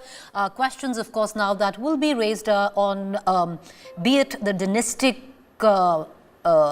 components of both the NDA and now the INDIA, which was India. Both of them, in terms of dynastic components, are rich. Even where the NDA is concerned, you have the likes of LJP, JJP, Apna Dal, NCP, Ajit Pawar. In terms of the corruption charges as such, enough leveled on either sides of the divide. But ultimately, one thing is very clear: the leadership issue is fairly settled. Is Prime Minister Modi leading the charge where the NDA is concerned? And that is a huge plus point for the NDA, where if you see the conglomerate on the left-hand side, nobody quite knows who's leading it. Even yet, the Congress very clearly opened the remarks at the conclave saying we don't want to be the Prime Minister. If the Congress doesn't, then who is going to take the lead? In all probabilities, Congress has turned out to be the pivot on which stands the fulcrum of opposition unity. With that, a quick break. Do stay with us. We're back with the latest on the other side.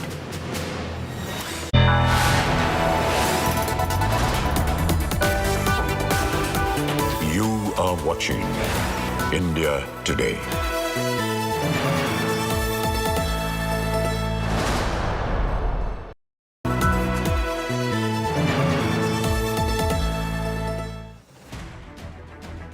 I don't read the news.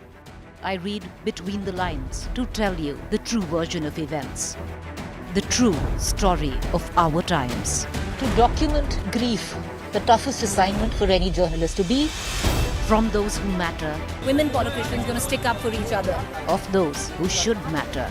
I document the truth. I don't distort the truth. I don't glamorize the truth. I don't gloss over the truth. The ghosts of India's contentious medieval history have come knocking again. I hustle for the truth. On the ground, in the newsroom, in the studio. I don't try to grab eyeballs. I inform you to make you see the point. To the Point with Preeti Chaudhary. At these times, only on India Today.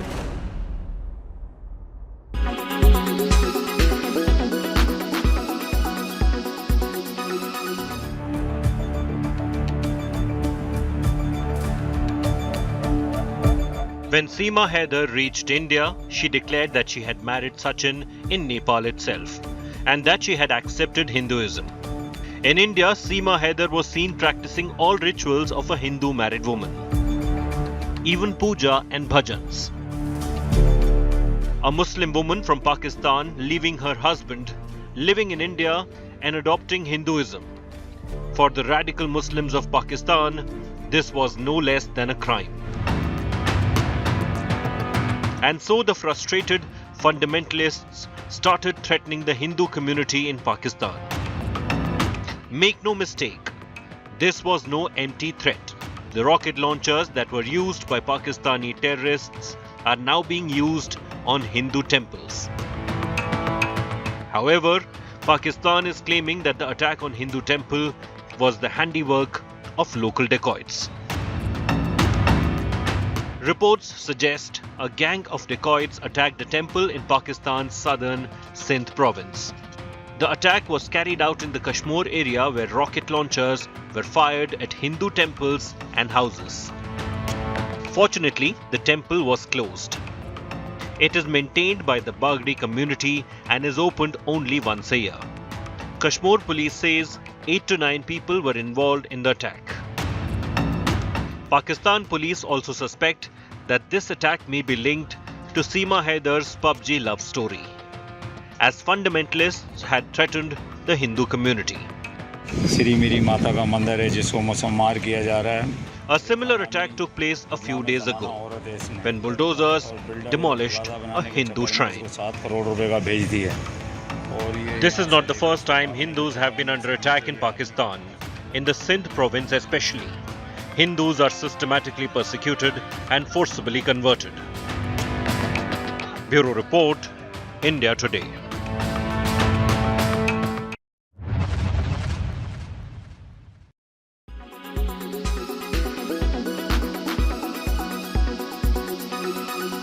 Make your media plan smarter with India Today Live TV on your connected devices. Amplify your brand with 100 million smart internet viewers. To advertise, mail us at sales@aajtak.com.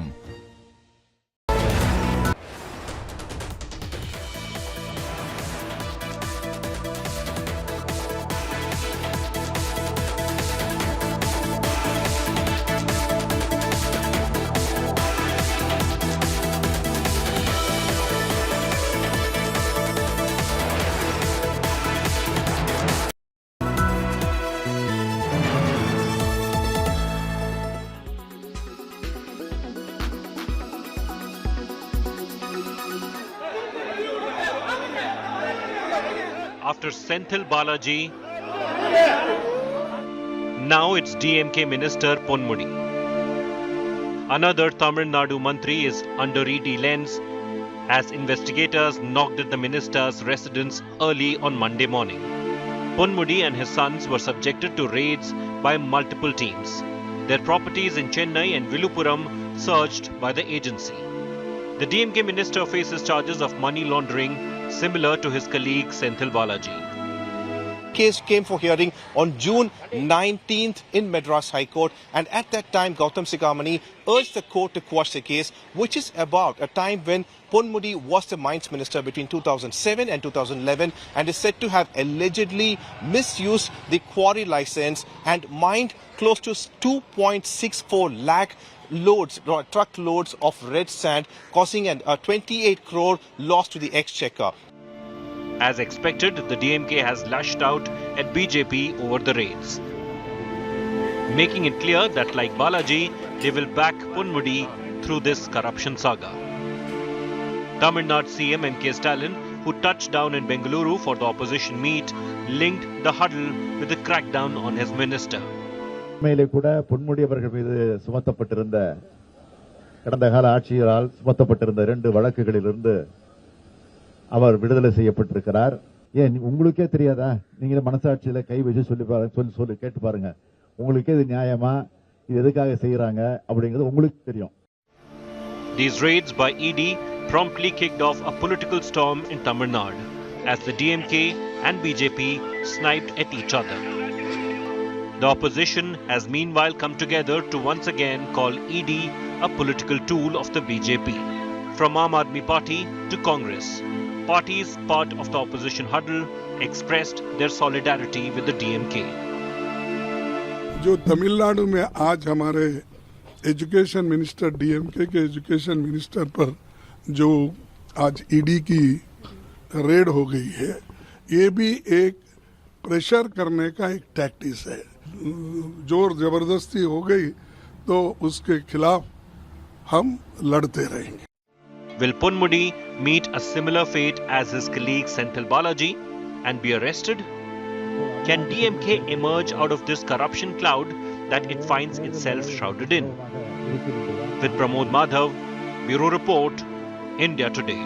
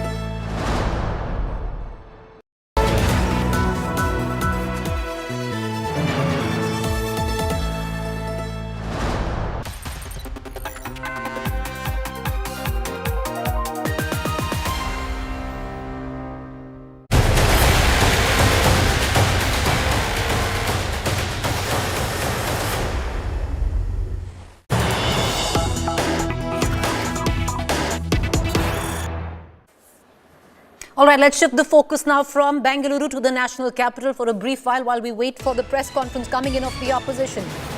NDA partners have begun to arrive at the mega meet.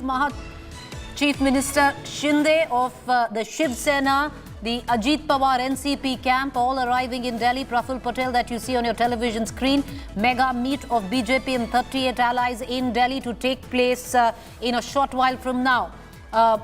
The NDA counter strike on the united opposition. Will it be the NDA versus India, which is INDIA? No official confirmation on that name yet, but it seems in all probability that's what it is going to be. But right now, NDA partners, 38 of them all coming in for the mega meet. It's a clash of conclaves, viewers. One of the opposition in Bengaluru, Karnataka, the other one in the national capital of the NDA. Muscle flexing, a peacock dance, a show and tell, all the political cliches also that come to mind, where it is a massive show of strength from either sides. What will it tantamount to? 26 of the opposition, 38 of the NDA, leading up to the numerical figure of 2024 general elections next year. Let's listen in to all the reactions coming in. NDA की बैठक हो रही है आज और हम लोग सभी लोग हैं। मेरे ख्याल से 38 पार्टीज इसमें शामिल हो जाएंगे। शिवसेना एक एनडीए का और बीजेपी का बहुत ही पुराना पार्टनर है। अटल जी, अडवाणी जी और मोदी जी के नेतृत्व में अभी महाराष्ट्र में हम लोग काम कर रहे हैं, तो निश्चित रूप से इसलिए हम लोग आज की बैठक में शामिल हैं। आज एनडीए की प्रथम बैठक है और अजीत पवार जी और मैं इस बैठक में उपस्थित रहेंगे एनसीपी की ओर से, और हम अच्छा ही चाहेंगे कि एनडीए यशस्वी हो प्रधानमंत्री मोदी जी के नेतृत्व में। और आज इस बैठक के बाद देखेंगे कि आगे का एजेंडा क्या तय होता है। भाई देखिए, सबको अपनी अपनी पार्टी के हिसाब से निर्णय लेने का अधिकार है और बैठक वहाँ बेंगलोर में हो रही है, वो अपने हिसाब से काम करेंगे, हम हमारे हिसाब से काम करेंगे। All right, we're going to split the frame in a short while, but right now all focus on the national capital where the NDA meet is taking place. Members of the NDA, some of them newly minted, all coming in together. You just saw Praful Patel along with Ajit Pawar, Deputy CM of Maharashtra, along with the Chief Minister of the Shiv Sena there of Maharashtra, Eknath Shinde, also coming in. Cutting across to Aishwarya Paliwal, joining us for the NDA meet. The latest details filtering in. Aishwarya, what does it look like? Who all have come in? When does the meet begin? Well, the meeting begins at 5 p.m. What we are expecting is the Prime Minister to be reaching anywhere between 4:45 to 5 p.m. Preeti. A very crucial meeting. However, the BJP at the moment is saying that this is the 25th year of the NDA and that's the reason why this meeting is taking place. But we all know what the opposition has been saying that because they all gathered in Patna, that's the reason why the BJP is now making sure that all the allies come back into their fold. A very crucial meeting. We are also expecting a press conference later in the day today. Preeti. All right, expecting a press conference later in the day. 38 political parties that have come in where the NDA is concerned. It's political muscle flexing, of a different level. Like I said, show and tell, peacock dance, numbers versus numbers. But ultimately, it'll come down to the litmus test of 2024. But that's the latest news. NDA meeting to begin at 5 p.m. The new members of the NDA coming through. You just saw the Chief Minister of Maharashtra, Eknath Shinde, as well as the new Deputy CM, Ajit Pawar, alongside Mr. Praful Patel. All of them coming in. But the big focus right now is also going to be what really comes off these two meetings. So we give you a ringside view on both sides. You have at one level the NDA alliance meet in the national capital. On the other hand, you have the opposition meeting in Bengaluru. The NDA key alliance meet is to be held at 5 p.m. Allies of the BJP-led NDA will hold a key meet in Delhi today. The meeting of the BJP-led NDA is scheduled to be held on a day when several opposition parties are deliberating in Bengaluru in an effort to unite against the Modi government in the polls to come. In a show of strength, the NDA meet chaired by the BJP chief Nadda is expected to witness the participation of 38 alliances, several new allies, including Shiv Sena, headed by Maharashtra Chief Minister as well as NCP. The Lok Janshakti Party chief Chirag Paswan will also attend the BJP-led NDA meet in a show of strength by the ruling party. This after Chirag Paswan met Amit Shah earlier. With the BJP now making all-out efforts to retain its majority in Lok Sabha for a third straight term, its leadership has made pragmatic adjustments to accommodate new allies. Direct benefit transfer में 28 लाख करोड़ रुपए have been directly transferred to the beneficiaries right into their accounts, and still we are trying to see to it. We have been able to block check the leakage of 4 to 5 lakh crores जो leakage का scope था. उसी तरीके से अगर हम देखें, digital tools का उपयोग बहुत बड़ी मात्रा में गवर्नेंस में बढ़ा है, जिसके कारण एक पारदर्शिता, ट्रांसपेरेंसी, उसको हम लोगों ने आगे बढ़ाया है. गांव, गरीब, वंचित, पीड़ित, शोषित, दलित, युवा, महिला, किसान, इन सब के प्रति स्कीम्स को फोकस किया गया है. और फोकस करने के कारण इनके एम्पावरमेंट में हम लोगों को बहुत ही सफलता मिली है. और इसके कारण भी एनडीए और एनडीए के घटक दलों में एक उत्साह, एक वातावरण देखने को मिलता है और तीव्र गति से आगे चलने की आकांक्षा को हम आगे बढ़ा रहे हैं. पिछले 9 सालों में strong leadership of prime minister Modi, यह हम सब लोगों को देखने को मिली है, जिसको देश ने भी सराहा है और एक बहुत ही पॉजिटिव वातावरण बना है.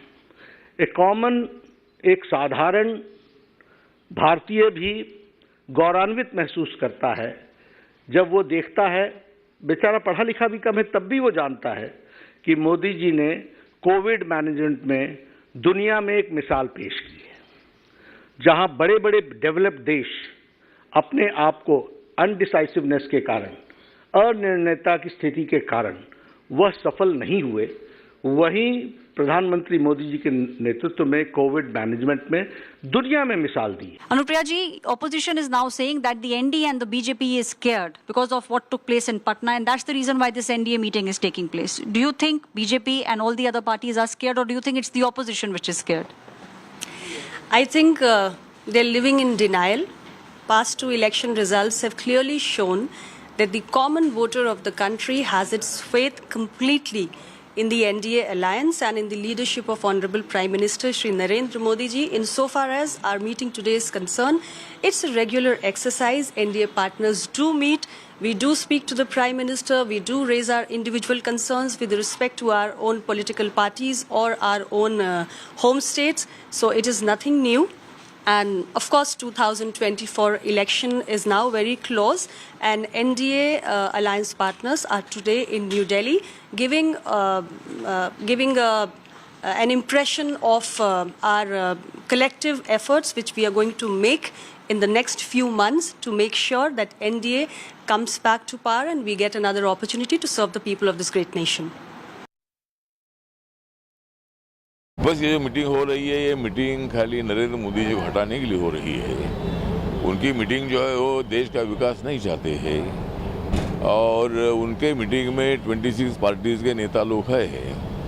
लेकिन आज जो माननीय नरेंद्र मोदी जी के उपस्थिति में जो इंडिया की मीटिंग हो रही है, इसमें 38 पार्टी के देश भर के नेता लोग आ रहे हैं और हमारा एजेंडा है कि 2024 में नरेंद्र मोदी जी को प्रधानमंत्री पद पर बिठाना और देश का विकास बहुत बड़ी गति से करना।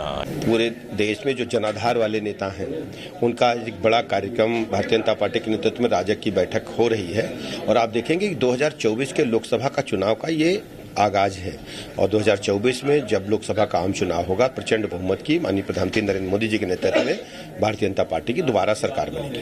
एनडीए में के जो मेन पार्टनर हैं बीजेपी की ये महानता है कि अन्य लोगों को भी साथ लेकर के चलने का प्रयास करती है वो, नहीं तो उनको तो अपने सरकार बनाने में सक्षम हैं और सबसे ज़्यादा सीट पर लड़ते भी हैं, लेकिन इससे साबित होता है कि वो सभी तरह के लोगों को समायोजित करना चाहते हैं, सभी क्षेत्रों को प्रतिनिधित्व देना चाहते हैं। नरेंद्र मोदी जी का नेतृत्व ही ऐसा है कि पूरे देश में फिलहाल उनका कोई विकल्प नहीं है। उनके साथ एकजुट होकर हम सब लोग चुनाव लड़ेंगे और अगली सरकार फिर उनके नेतृत्व में बनेगी। विपक्ष के लोग बेंगलुरु में मीटिंग कर रहे हैं कि विपक्ष को मजबूत किया जाए। कब के लिए? 24 के लिए। दिल्ली में मीटिंग हो रही है, अशोका होटल 5 बजे मीटिंग हो रही है कि तीसरी बार माननीय नरेंद्र मोदी जी को प्रधानमंत्री बनाया जाए। अब दोनों में सोच लीजिए, वो विपक्ष की लड़ाई लड़ रहे हैं, यहाँ सरकार बनाने के लिए फाइनल हो गया है। हुआ 26 लोग पता लग रहा है कि इकट्ठा हो रहे हैं, यहाँ 38 लोग हैं। अगर दोनों लोगों को तर्जुए में तौल देंगे तब वो कहाँ खड़े होंगे वो लोग। Power has brought so much of arrogance in Bharatiya Janata Party that they were only focusing on one individual, and that is Mr. Narendra Modi. But what happened after NDA came into power? Shiv Sena left them, Shiromani Akali left them, Telugu Desam Party left them, numerous parties, JDU left them. So strong regional parties left NDA. So today, with just to show that there are parties or stakeholders in them, why doesn't Bharatiya Janata Party have the guts to fight alone? बैठक में तो रणनीति बनेगी और मोदी जी को बधाई देना होगा कि आपके पिछड़ों के, निषादों के, मछुआरों के और सभी जाति धर्म का नेतृत्व करने की क्षमता, इस देश के नेतृत्व करने की क्षमता आपके अंदर है और उन्हें उस समय अवसर मिलेगा। सारे बदल मिलेंगे आपस में, कैसे हम लोग इस जो जन कल्याणकारी नीतियां बनी हैं उसे धरातल पर उतारे गए हैं, कैसे हम लोग आपस में तालमेल मिलाकर फिर 2024 का जीत सुनिश्चित करेंगे और एनडीए की सरकार बनाने की रणनीति मिलेगी। देखिए, बीजेपी में हलचल नहीं है, सही शब्द है भगदड़। उनका जो इनपुट है इंटेलिजेंस एजेंसीज का, वो साफ साफ बता रहा है कि 2014 से खराब स्थिति भाजपा की होने वाली। उन पार्टियों को शामिल करके संख्या बढ़ा रही है 35, 36, 37, जिनका एक एमपी नहीं, जिनके वोटों का प्रतिशत नहीं। वो सिर्फ गिनती गिन रहे हैं, जैसे पहाड़ा बच्चे को सिखाया जाता है। All right, let's quickly listen in to that quick interview of Rajdeep Sardesai, consulting editor, with the LJP chief Chirag Paswan, a new member of the NDA.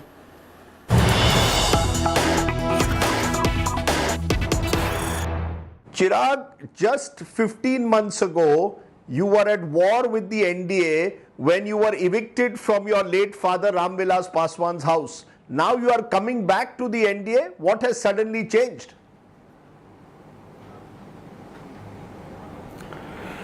Well, to begin with, Rajdeep ji, let me begin by saying this, that I feel so nostalgic and I feel so emotional today talking to you, because I remember my last interview with my father together was with you only.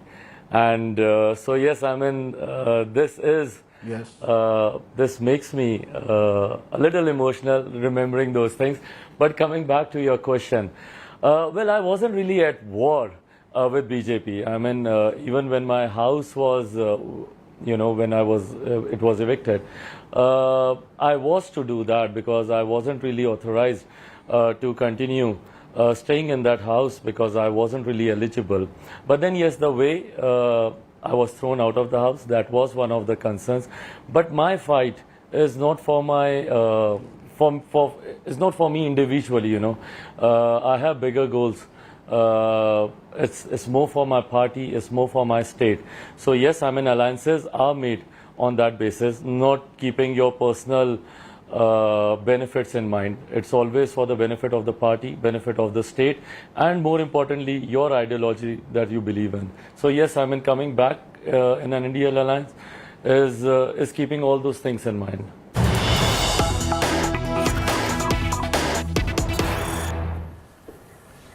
All right, the latest now coming in. The Prime Minister also training his guns at the big opposition huddle, from corruption, casteism to dynasty politics. Prime Minister attacked several opposition leaders. Without naming them, he took on Delhi Chief Minister Arvind Kejriwal, Rahul Gandhi, Bengal Chief Minister Mamata Banerjee for Bengal Panchayat poll violence, and also Tamil Nadu Chief Minister M.K. Stalin for graft scandal. Made scathing attacks on the Gandhis as well, taking a jibe at the opposition. The mega meet, Prime Minister branded it as an undemocratic united opposition, slamming the huddle and said the opposition's motto is family first, nation nothing. एक चेहरे पर कई चेहरे लगा लेते हैं लोग, एक चेहरे पर कई चेहरे लगा लेते हैं लोग। आप देखिए ये लोग कितने चेहरे लगाकर बैठे हैं। जब ये लोग कैमरे के सामने एक फ्रेम में आ जाते हैं तो पहला विचार देश के सामने क्या आता है? पहला विचार देश के लोगों के मन में यही आता है, पूरा फ्रेम देख करके देशवासी यही बोल उठता है, लाखों करोड़ों रुपए का भ्रष्टाचार। लोकतंत्र के लिए कहा जाता है of the people, by the people, for the people, लेकिन इन परिवारवादियों का मंत्र है of the family, by the family, for the family. Family first, nation nothing. इन लोगों का मोटो है, इनकी यही प्रेरणा है। नफरत है, नफरत है, घोटाले हैं, नफरत है, घोटाले हैं, तुष्टीकरण है, मन काले हैं। नफरत है, घोटाले हैं, तुष्टीकरण है, मन काले हैं। परिवारवाद की आग के दशकों से देश हवाले हैं। जहां तक यूपीए का सवाल है और ये जो ऑपोजिशन के अलायंस है, ये भानुमति का कुनबा है और कहीं का ईंट कहीं का रोड़ा, भानुमति ने कुनबा जोड़ा, इस तरीके का ये अलायंस है। न तो इनके पास नेता है, न ही नीयत है, न ही नीति है और न ही फैसला लेने की ताकत है। यह फोटो अपॉर्चुनिटी के लिए अच्छा है। स्वार्थ की राजनीति पर आधारित ये एकता की जो बुनियाद है वो बड़ी खोखली है और इसीलिए यह कोई डिलीवर करने के लिए नहीं है। यह 10 साल के यूपीए के सरकार के भ्रष्टाचार और घोटालों का टोला है। Conclave of political parties is not new to Bengaluru. Earlier also they were done. But never before IAS and IPS officers have been designated and put to do the PRO work as if they are some PRO staff. And I can understand that if there is a sitting chief minister, there is some protocol. But even if those are not chief ministers now, and they are not chief ministers at all, such people are given such a protocol, which is unprecedented, misuse of government machinery to conduct their political conclaves for the political needs. It is really shameful. All right, with that, a quick break. Coming up on the other side, a mega opposition huddle in Bengaluru, which is underway, expecting a press conference soon. To stay with us.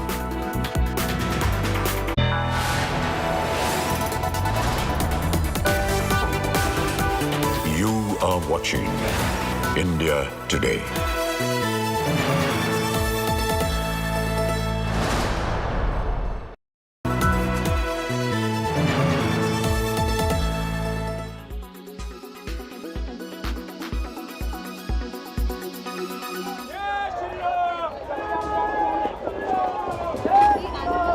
हमने किसी की हत्या कर डाली हो ऐसा हमें लग रहा है। सरकार से ये चाहता हूँ, हाथ जोड़कर रिक्वेस्ट है, यहाँ पर आ जाए। अगर अभी हिंदू मुस्लिम कहीं हो गया होता तो सारे नेता वहाँ पर होते।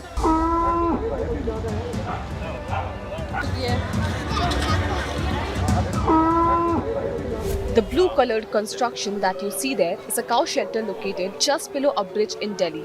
But the floods didn't spare it, and many cows and other animals were left stuck, battling for their lives. काफी गायें जो हैं वो पूरी डूब चुकी हैं, जिनके अंदर पेट में पानी भर चुका है। 3 सांड मैंने अपनी आंखों से देखे हैं जो बुरी तरह से फूल के और तैर रहे हैं उसमें, जो मर चुके हैं। अंदर स्नेक घूम रहे हैं, सांप घूम रहे हैं गौशाला में, और सांड आपस में लड़ रहे हैं। गाय एक दूसरे की तरफ भाग रही है, दौड़ रही है, टक्कर मार रही है।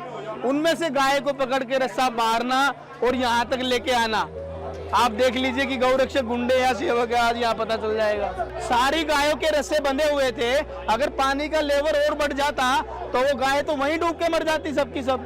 However, these Gaurakshaks allege that no one from the government came to the rescue. ये जमुना में ये गौशाला बना रखी है, 2-3 दिन पहले इनको नोटिस भी मिला होगा, ये गौशाला क्यों नहीं खाली करवाई गई?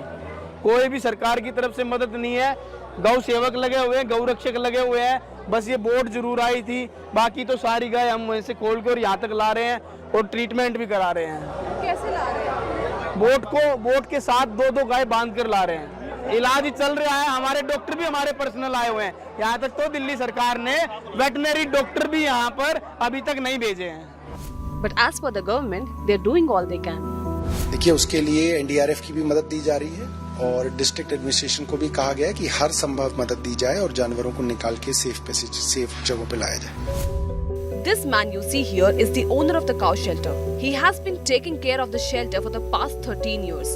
When asked why the shelter was constructed near a flood-prone area, he claimed to have never witnessed such a calamity here before.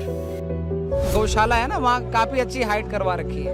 मतलब आप पुल के लेवल में अगर आप जाओगे तो पुल का लेवल है पूरा, वो उस हिसाब से भराव करा के तो वहाँ गौशाला बनाई गई। जीवन में पहली बार ऐसा अनुभव हुआ, आपको बताएं। और बाढ़ तो हर साल आई, पर वो पानी बार जमुना में आशीर्वाद दे के चली गई।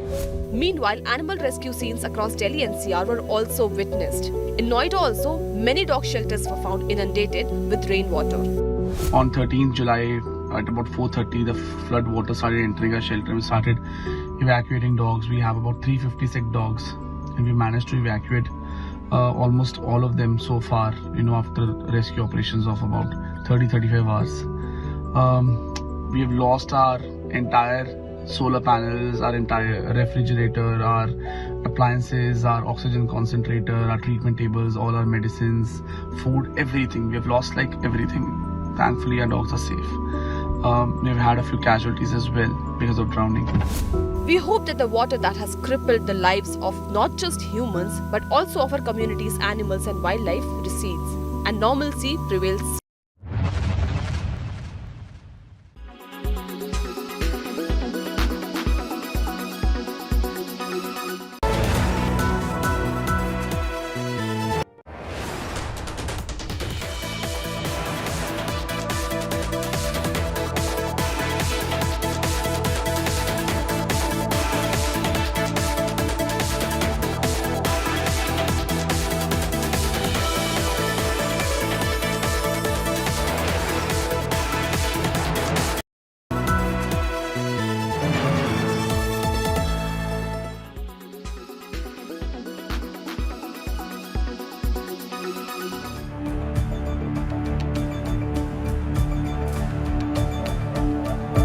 When Seema Haider reached India, she declared that she had married Sachin in Nepal itself and that she had accepted Hinduism. In India, Seema Haider was seen practicing all rituals of a Hindu married woman, even puja and bhajans. A Muslim woman from Pakistan leaving her husband, living in India and adopting Hinduism. For the radical Muslims of Pakistan, this was no less than a crime. And so the frustrated fundamentalists started threatening the Hindu community in Pakistan. Make no mistake, this was no empty threat. The rocket launchers that were used by Pakistani terrorists are now being used on Hindu temples. However, Pakistan is claiming that the attack on Hindu temple was the handiwork of local dacoits.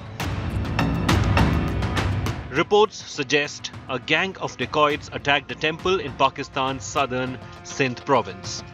The attack was carried out in the Kashmir area where rocket launchers were fired at Hindu temples and houses. Fortunately, the temple was closed. It is maintained by the Bagdi community and is opened only once a year. Kashmir police says 8 to 9 people were involved in the attack. Pakistan police also suspect that this attack may be linked to Seema Haider's PUBG love story, as fundamentalists had threatened the Hindu community. A similar attack took place a few days ago when bulldozers demolished a Hindu shrine. This is not the first time Hindus have been under attack in Pakistan, in the Sindh province especially. Hindus are systematically persecuted and forcibly converted. Bureau Report, India Today.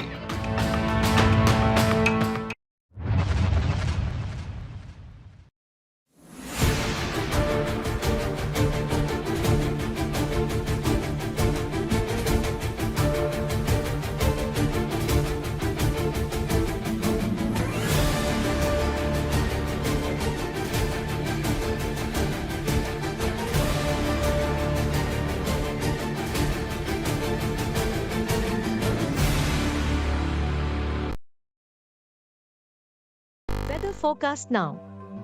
Delhi, maximum 36 and minimum 28 degrees.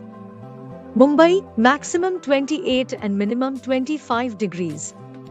Kolkata, maximum 34 and minimum 27 degrees. Bengaluru, maximum 29 and minimum 21 degrees. Chennai, maximum 36 and minimum 29 degrees. Hyderabad, maximum 25 and minimum 21 degrees.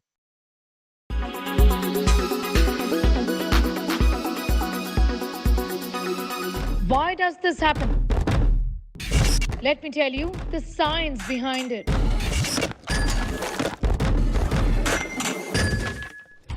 For more informative videos like this, keep watching India Today News.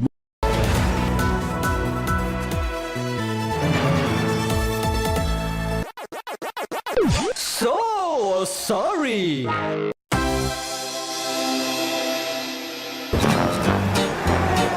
हाँ जी नमस्कार जी। डूब गया लाल किला, डूब गया ITO, डूब गया है जी Connaught place. भागती दौड़ती दिल्ली की रुक गई है जी पेस। पता कर रहा हूँ जी इस हालत का कौन है जिम्मेदार। हरियाणा से छोड़ा गया पानी या हिमाचल से आई है बौछार। बड़ा क्लोरीन है क्या पानी में? ये या यमुना का पानी हमारा कलिंद निकुंज वाला। एक एक को हिसाब देना होगा, एमसीडी को जवाब देना होगा। ओ सॉरी, एमसीडी तो मेरे पास ही है जी, सॉरी। सब धुले हुए हैं जी, सब धुले हैं जी।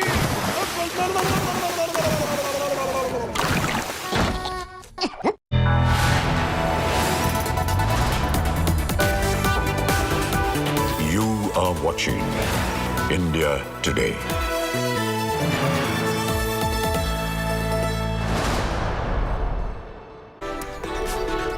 Good evening, viewers. Our rolling coverage on two mega meets, one of the opposition with 26 political parties, the other of the NDA with 38 political parties, all leading up to the mega event of 2024 Lok Sabha elections. Let me, before we get you the latest coming in, the UP has done and dusted.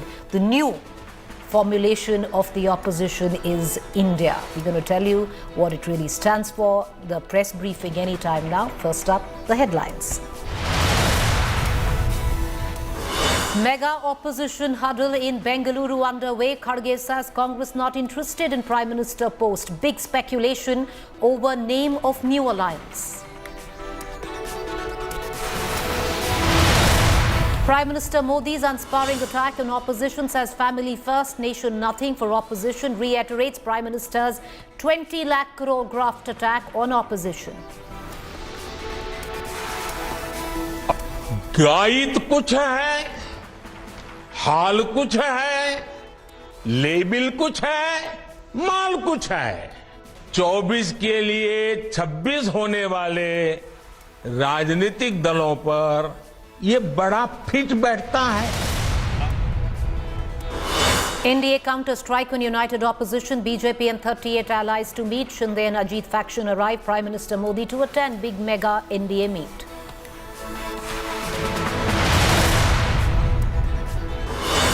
Court grants interim bail to suspend WFI boss. 2 days interim bail for Brij Bhushan. Regular bail plea to come up on Thursday.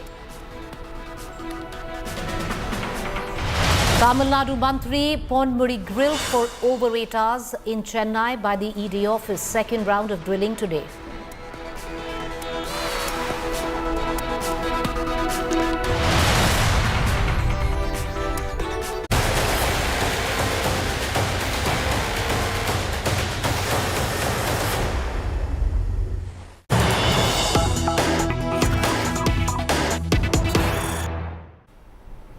All right, here's the latest news break right now coming in. It's going to be India versus NDA. Rahul Gandhi has proposed the name of India, the acronym for Indian National Democratic Inclusive Alliance.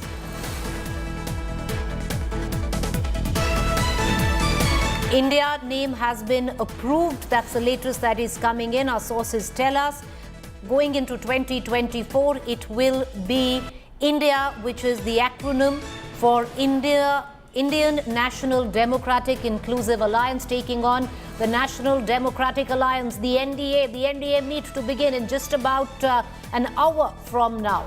What we're also been given to understand, Rahul Gandhi was the proponent of the name India, and it seems the 26 political parties that joined in today with the opposition meet endorsed the name, and going ahead in 2024, UPA 1, 2, 3, all done, dusted, buried. The new formulation of the opposition this time is India, Indian National Democratic Alliance. That's the latest, inclusive alliance. That's the latest that is coming in right now. The proponent of this name was Rahul Gandhi. And I want to cut across immediately to my colleague Maushmi Singh, joining us right now from Bengaluru. Maushmi, going into 2024, it is going to be India versus NDA, and the proponent of the name, seemingly behind the scenes, what went on? It seems Rahul Gandhi proposed it.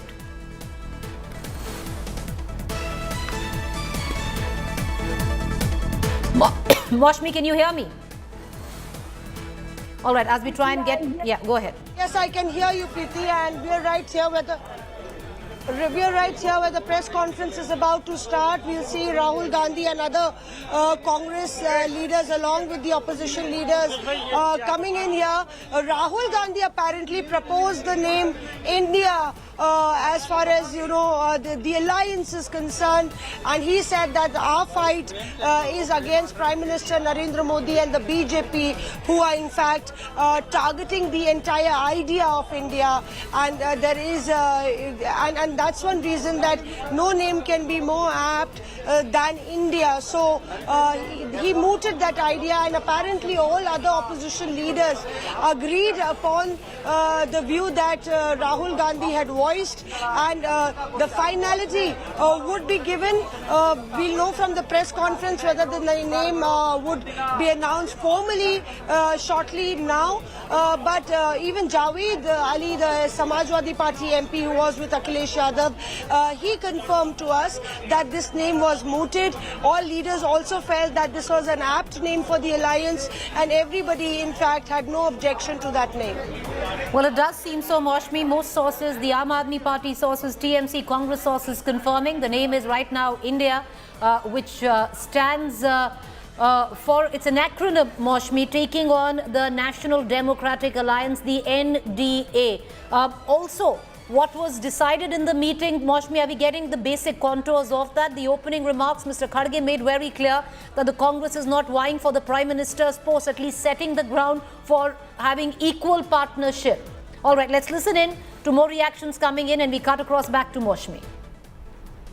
Samajwadi party के सांसद जावेद अली खान साहब हैं, ये उनसे बात करते हैं। जावेद साहब, क्या हुआ बैठक में, क्या किसी नाम पर मोहर लगी? बैठक बहुत खुशगवार माहौल में हुई। सबने सहमति के साथ ये तय किया कि भारतीय जनता पार्टी से देश को मुक्त कराना है, देश की जनता को मुक्त कराना है। इसके लिए एक अलायंस बनाया है सभी पार्टियों ने, जिसका नाम है Indian national democratic inclusive alliance. अच्छा, और ये इस पर मुहर लग गई है, किसने ये नाम सुझाया था? नहीं, कई लोगों ने सुझाया, सबकी सहमति थी, सबका नाम है, सबने सहमति भर दी है, सबका नाम। अच्छा, और ये अभी अनाउंस हो जाएगा, कुछ मेगा रैली प्लान हुई? अभी एक प्रेस कॉन्फ्रेंस होगी जिसके अंदर joint statement signed by all the leaders of the parties, और उसके वो जारी होगा, और उसमें आगे की भी आपको रणनीति थोड़ी बहुत बताई जाएगी। क्या नाम को लेकर कोई प्रस्ताव पारित हुआ है? हाँ, नाम सबकी सहमति से पास हुआ है। ये कोई मतलब ऐसी बैठक नहीं है जिसमें प्रस्ताव वोटिंग से पास होगा, सबकी सहमति बन गई। एक नाम आया, कुछ साथियों ने नाम दिया और नाम आया, उस पर सहमति बन गई। अब जो है भारतीय जनता पार्टी को देश से जल्दी मुक्ति मिल जाएगी। Let's cut across back to my colleague Maushmi on ground reporting. Maushmi, we are expecting the press conference anytime soon. One thing is clear going into 2024. It's going to be India versus the NDA, 26 opposition parties as of now where the opposition is concerned, and 38 leading up to the numeric of 2024 general elections. But Maushmi, getting you in, what were the contours of the meeting? What are your sources telling you? What else was on the table? I'm sure in this meeting now a third meet of the opposition would be announced, possibly hosted in Bengal or in Tamil Nadu. Preeti, we are getting you these pictures of Rahul Gandhi along with Hemant Soren, Sharad Pawar, Mamata Banerjee, all in the same golf cart. You know, they rode on the same golf cart. Siddaramaiah, Sitaram Yechuri right there, and you know, all the leaders, Dipankar Bhattacharya, all the leaders now coming in for that mega press conference where the contours of the entire alliance will actually be put forth in front of the public. Rahul Gandhi we saw coming in with Mallikarjun Kharge, Sharad Pawar and Mamata Banerjee on the same golf cart now. Naturally, you know, there have to be big takeaways from this meeting because this is second in the line, and importantly, you know, the question really is whether the alliance partners, this entire opposition meet is giving some big deliverables that can convince the people that they can come together. And that's why, you know, several pictures of unity, bonhomie, goodwill we've seen. I think we should proceed inside the press conference room to get you that mega picture on the stage where here you are, all the leaders pouring in, Mr. Kharge, Rahul Gandhi falling behind Mr. Kharge, and there you are. Interestingly, we've seen it all. If you remember that in Patna, a lot of nameplates and positioning here. Rahul Gandhi, Kharge takes center stage, and Mamata Banerjee and all the other leaders now coming in. So clearly a message of unity, united we stand, and whether that opposition parties meet will have an India title to it, that's the big question. So Rahul Gandhi, they're seated next to Mamata Banerjee. We've seen they've had a bit of a bitter rapport in the past as the battle lines in Bengal were drawn. But now here, Rahul Gandhi is seated next to Mamata Banerjee. Okay, Sonia Gandhi, we have not seen Sonia Gandhi come here. So Sonia Gandhi isn't there. Sharad Pawar flanked on the left of Mr. Kharge. Sitaram Yechuri, there's a front line and there is a second line.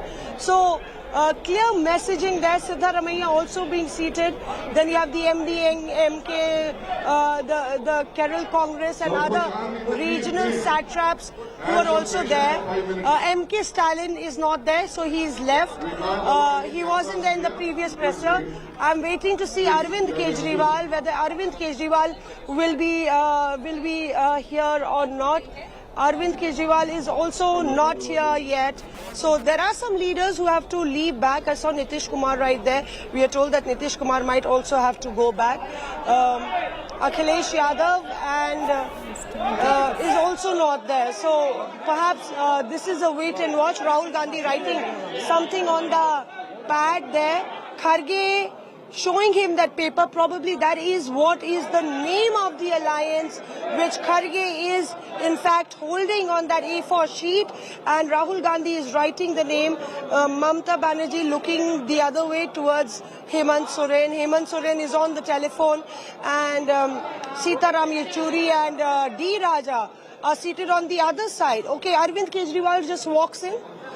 We are seeing Arvind Kejriwal walks in, leaders making way for Arvind Kejriwal. DK Shiv Kumar and Nasir Hussain are there, and Uddhav Thackeray also walks in. So we are seeing all the leaders, the chieftains or the supremos of the parties walking in. Bhagwat Mann going on the other side. Still Akhilesh Yadav is awaited. He is not in the front seat, neither in the second line. We can see that Akhilesh Yadav and Nitish Kumar, these are the two leaders. So Rahul Gandhi has finished that thing. Perhaps there could be a big announcement today that could actually indicate for formalizing of the entire coalition of these 26 parties. Kharge had also put out a tweet saying we've had some very healthy discussion, and we do know of the fact that DMK chief has already left, so he won't be there. Are they all waiting for Akhilesh Yadav and Nitish Kumar? Tejasvi Yadav, in fact, I don't see that Lalu Yadav is right there. So Lalu Yadav also has to come in, and the stage is set here. We see that the leaders are waiting for somebody, perhaps, to start the entire presser. So some leaders still awaited. You can see Arvind Kejriwal having a word with Uddhav Thackeray. Remember, he had gone to meet Uddhav Thackeray to seek his support for the ordinance in Maharashtra, and you have some left parties as well. Behind are the second rung leaders who are present. Sharad Pawar right there next to Mallikarjun Kharge, that actually is in tune with the Congress adopting a wait and watch approach to what's happened in the NCP. Sharad Pawar there, in fact. So there you are. Let's go over to see what Jairam Ramesh has to say. First, Congress President Shri Mallikarjun Kharge ji will make some opening remarks, and thereafter leaders of political parties who attended today's meeting will make their own remarks. Subsequently, we'll take a few questions, but please bear in mind that many of these leaders have flights to catch, so we are under a time constraint, but we will try to accommodate as many questions as possible. Shri Mallikarjun Kharge ji.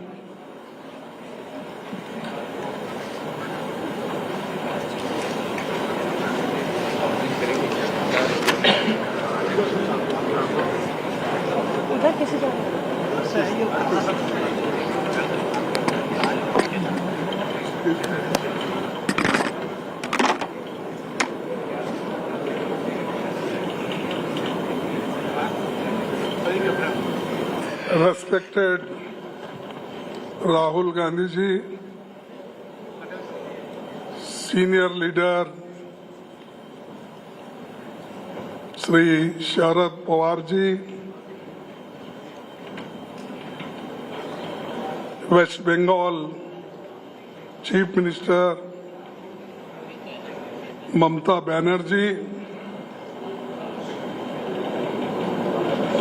and CPM leader Sitaram Yechury ji, Delhi Chief Minister Arvind Kejriwal ji, Punjab Chief Minister Bhagwant Singh Mann ji, Jharkhand Chief Minister Hemant Soren ji, Karnataka Chief Minister Sri Siddaramaiah ji, D. Raja ji, वाई को नहीं आए शायद. So all the leaders on the dais, because there is short of time and many leaders want to go their respective destination, therefore they are requesting this should be summed up as early as possible because their flights are right time. So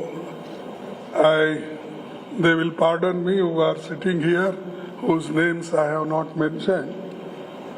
But still, the all 26 party leaders were present in the meeting, including Sonia Gandhi ji, our respected leader, and all senior 26 party leaders, Nitish Kumar, Lalu Prasad, all were there because their flight is in time, they have gone.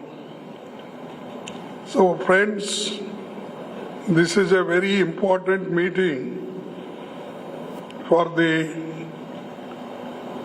purpose to save the democracy and constitution, and in the interest of people of this country, we have come together, discussed various points, and with one voice, people supported the resolution that will be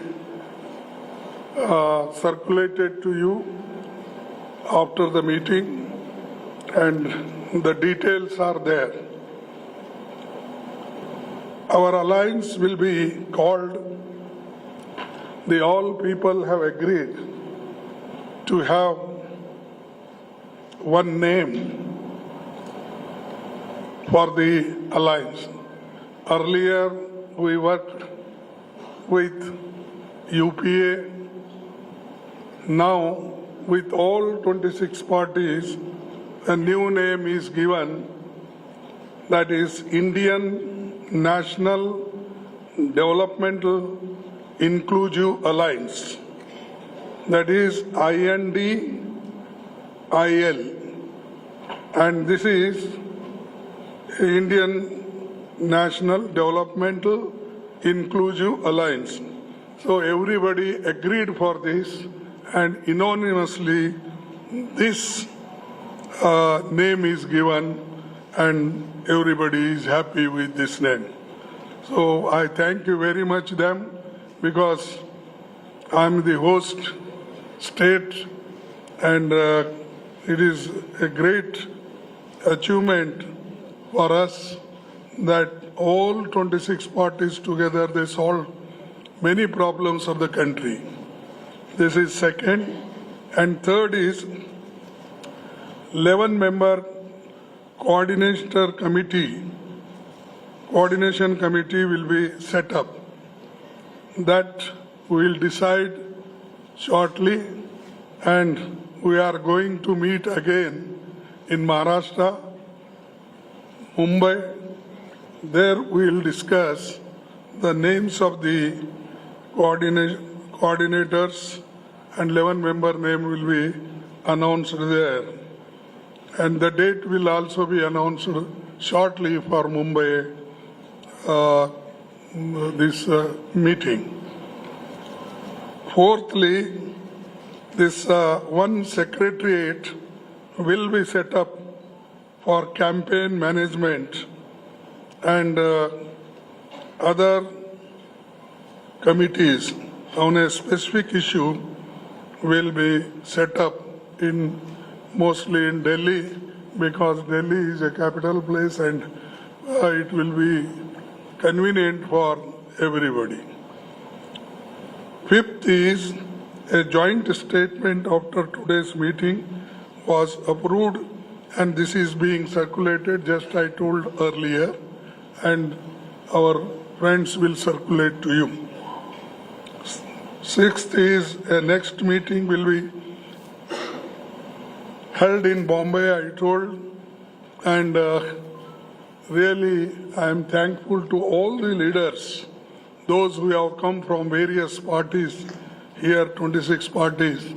They gave very good suggestions, and particularly today's situation that the BJP government wants to destroy the democracy in this country, and also they want to destroy the constitution. They are using the autonomous bodies like CBI and ED, vigilance, all such institutions they are using against opposition party leaders and their workers. Therefore, there is a grave situation. To save this situation, we have come together, and country is important for us. Though we have got some differences in each state politically, but that is, we have kept that behind, not front. The front is only to how to save the country and people of this country. That is the issue before us, and that our leaders have shown. We should be together in the interest of the country, and they gave many suggestions, and we have accepted, and we will continue to follow it. Another thing is, earlier, first we met in Patna. There nearly 16 parties were there. Now 26 parties have joined, because some people did not come there, and many of the people came to Bengaluru, and today 26 parties have joined. After seeing everything, now Modi ji is calling NDA meeting with 30 parties. I don't know where 30 parties are there, whether they are registered parties in Election Commission, or whether I have not heard, because I am also in the Parliament, in the Rajya Sabha, here also, I have not heard so many parties in India, and that too 30 parties with NDA. They are also holding meeting. And earlier they never cared even their own alliance. They never used to talk even them. Many people left, but now one by one he is calling, and they are meeting, and their party president is also going each state, and in one party several divisions were there. बहुत से टुकड़े टुकड़े हो गए थे. वो पूरे टुकड़ों को जोड़ने का काम मोदी जी अब कर रहे हैं. He is doing it now. So it means that he is now afraid of opposition parties. Otherwise, there was no necessity for him. He never bothered. This is one thing. And secondly, our people gathered here, they're not to become something. They want to save democracy and constitution, and to fight against the unemployment, inflation, so many issues are there. So all those issues in the interest of country we'll take and we'll fight. Now, our aim will be to take important issues one by one and we'll highlight, we'll move throughout the states, entire country with all these issues and also highlighting the failure of the government. Therefore, I don't want to say much. This is our aim, and when some proposal came for our keeping the name and other things, I'm happy everybody, Rahul ji, Mamata Banerjee, and everybody, those who are sitting here, they all agreed. This is the first achievement of our alliance agreeing for the name. And friends, I don't want to take much of your times. Today we are facing many issues, including media also, because all media are captured by Modi, and without their isara or signal, nobody moves. I have seen, because many meetings I have conducted, I have seen, and even earlier in my 52 years of political active life, I have not seen such hostile information against us or against the opposition parties and suppressing the opposition leaders. So anyway, we have to fight, we'll fight and we'll move together, and I hope we'll succeed in this, and all youngsters, farmers, MSME people, everybody is fed up, and even freedom of speech and everything, you know it. That's why many people don't write. Even if they write something, they will say, "Ye unke vichar hai." Every paper will say, "They are his opinion."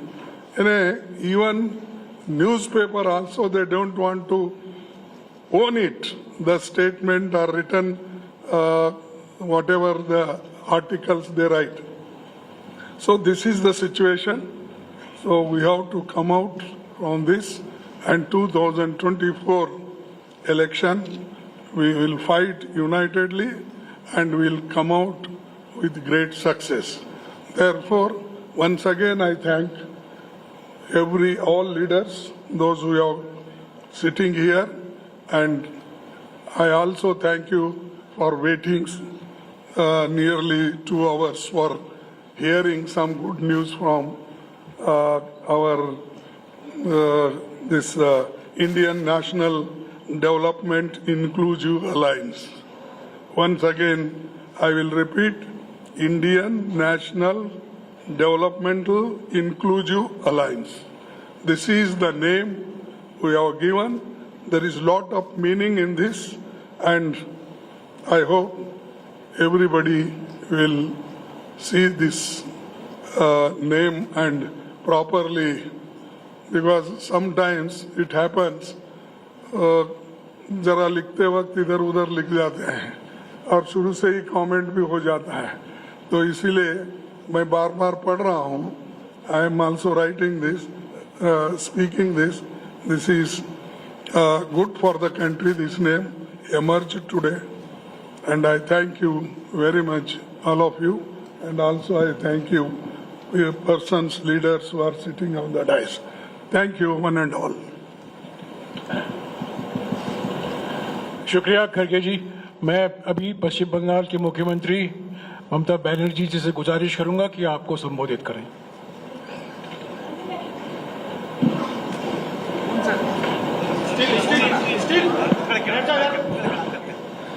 Thank you so much. Just now खड़गे जी ने आप लोगों को बताया. He has already mentioned everything, whatever we discussed in the meeting. Here also all the chief ministers, including Uddhav, ex-chief minister, even I don't say ex-chief minister, tomorrow they will be again coming. Arvind ji, Sitaram ji, Raja, Hemant, Man, Sitaramaya ji, Ramesh ji, DK, our favorite Rahul Gandhi, Sharad Pawar ji, and all my youngsters who are sitting behind the dais. They are the future.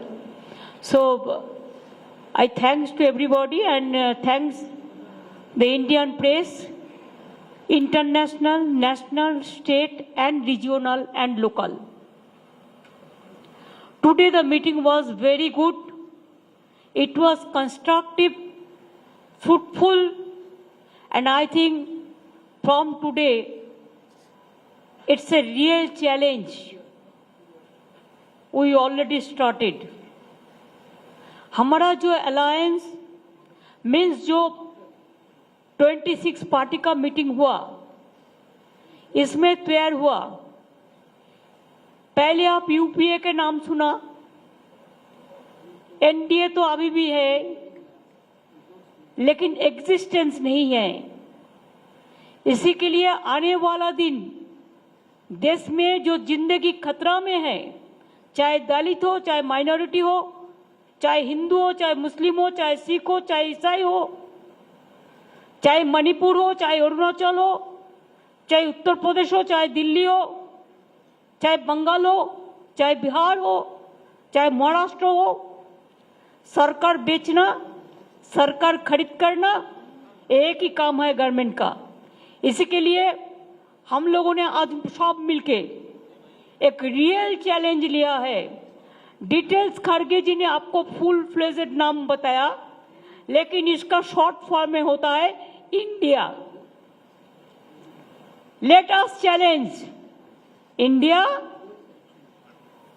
NDA, can you challenge India? Bhajpa, can you challenge India? The other people, can you challenge India? We love our motherland. We are the patriotic people of this country. We are for youth, we are for students, we are for farmers, we are for Kishans, we are for Dalits, we are for good economy, we are for the country, we are for the world. So our challenge will be all focus, all publicity, all campaigning, all program. It will be under the banner of India. If anybody has a challenge, catch us if you can. Save India from disaster. Save India from atrocious terrible. Save atrocious terrible from Manipur. Save the people of India. Save India, इसको हम भारत बोलते हैं हिंदी में और English में India है। India को बचाना है, देश को बचाना है। भाजपा तो देश बेचने का सौदागिरी कर रहा है, देश बेचने का सौदागिरी कर रहा है, लोकतंत्र को खरीदने का सौदागिरी कर रहा है। इसी के लिए आज कोई इंडिपेंडेंट एजेंसी को भी काम नहीं करने देता है। कोई आदमी कोई ऑपोजिशन को सपोर्ट करते हैं, ऑपोजिशन स्टेट को, तो नेक्स्ट डे ईडी और सीबीआई और कोई चला जाता है और खाली धमक देता है हम 355 करेगा, हम 356 करेगा। हम लोगों ने आज 420 कर दिया, 420 धारा अप्लाई कर दिया पॉलिटिकली, जिसमें इंडिया जीतेगा, भाजपा हारेगा। भारत जीतेगा, भाजपा हारेगा। इंडिया जीतेगा और हमारा देश जीतेगा। यही मेरे को कहने हैं। Thank you so much. I am grateful to all of the political party. They have accepted the slogans of India, this name, alliance. The main foundation we started from today. Next Maharashtra, the meeting will be there.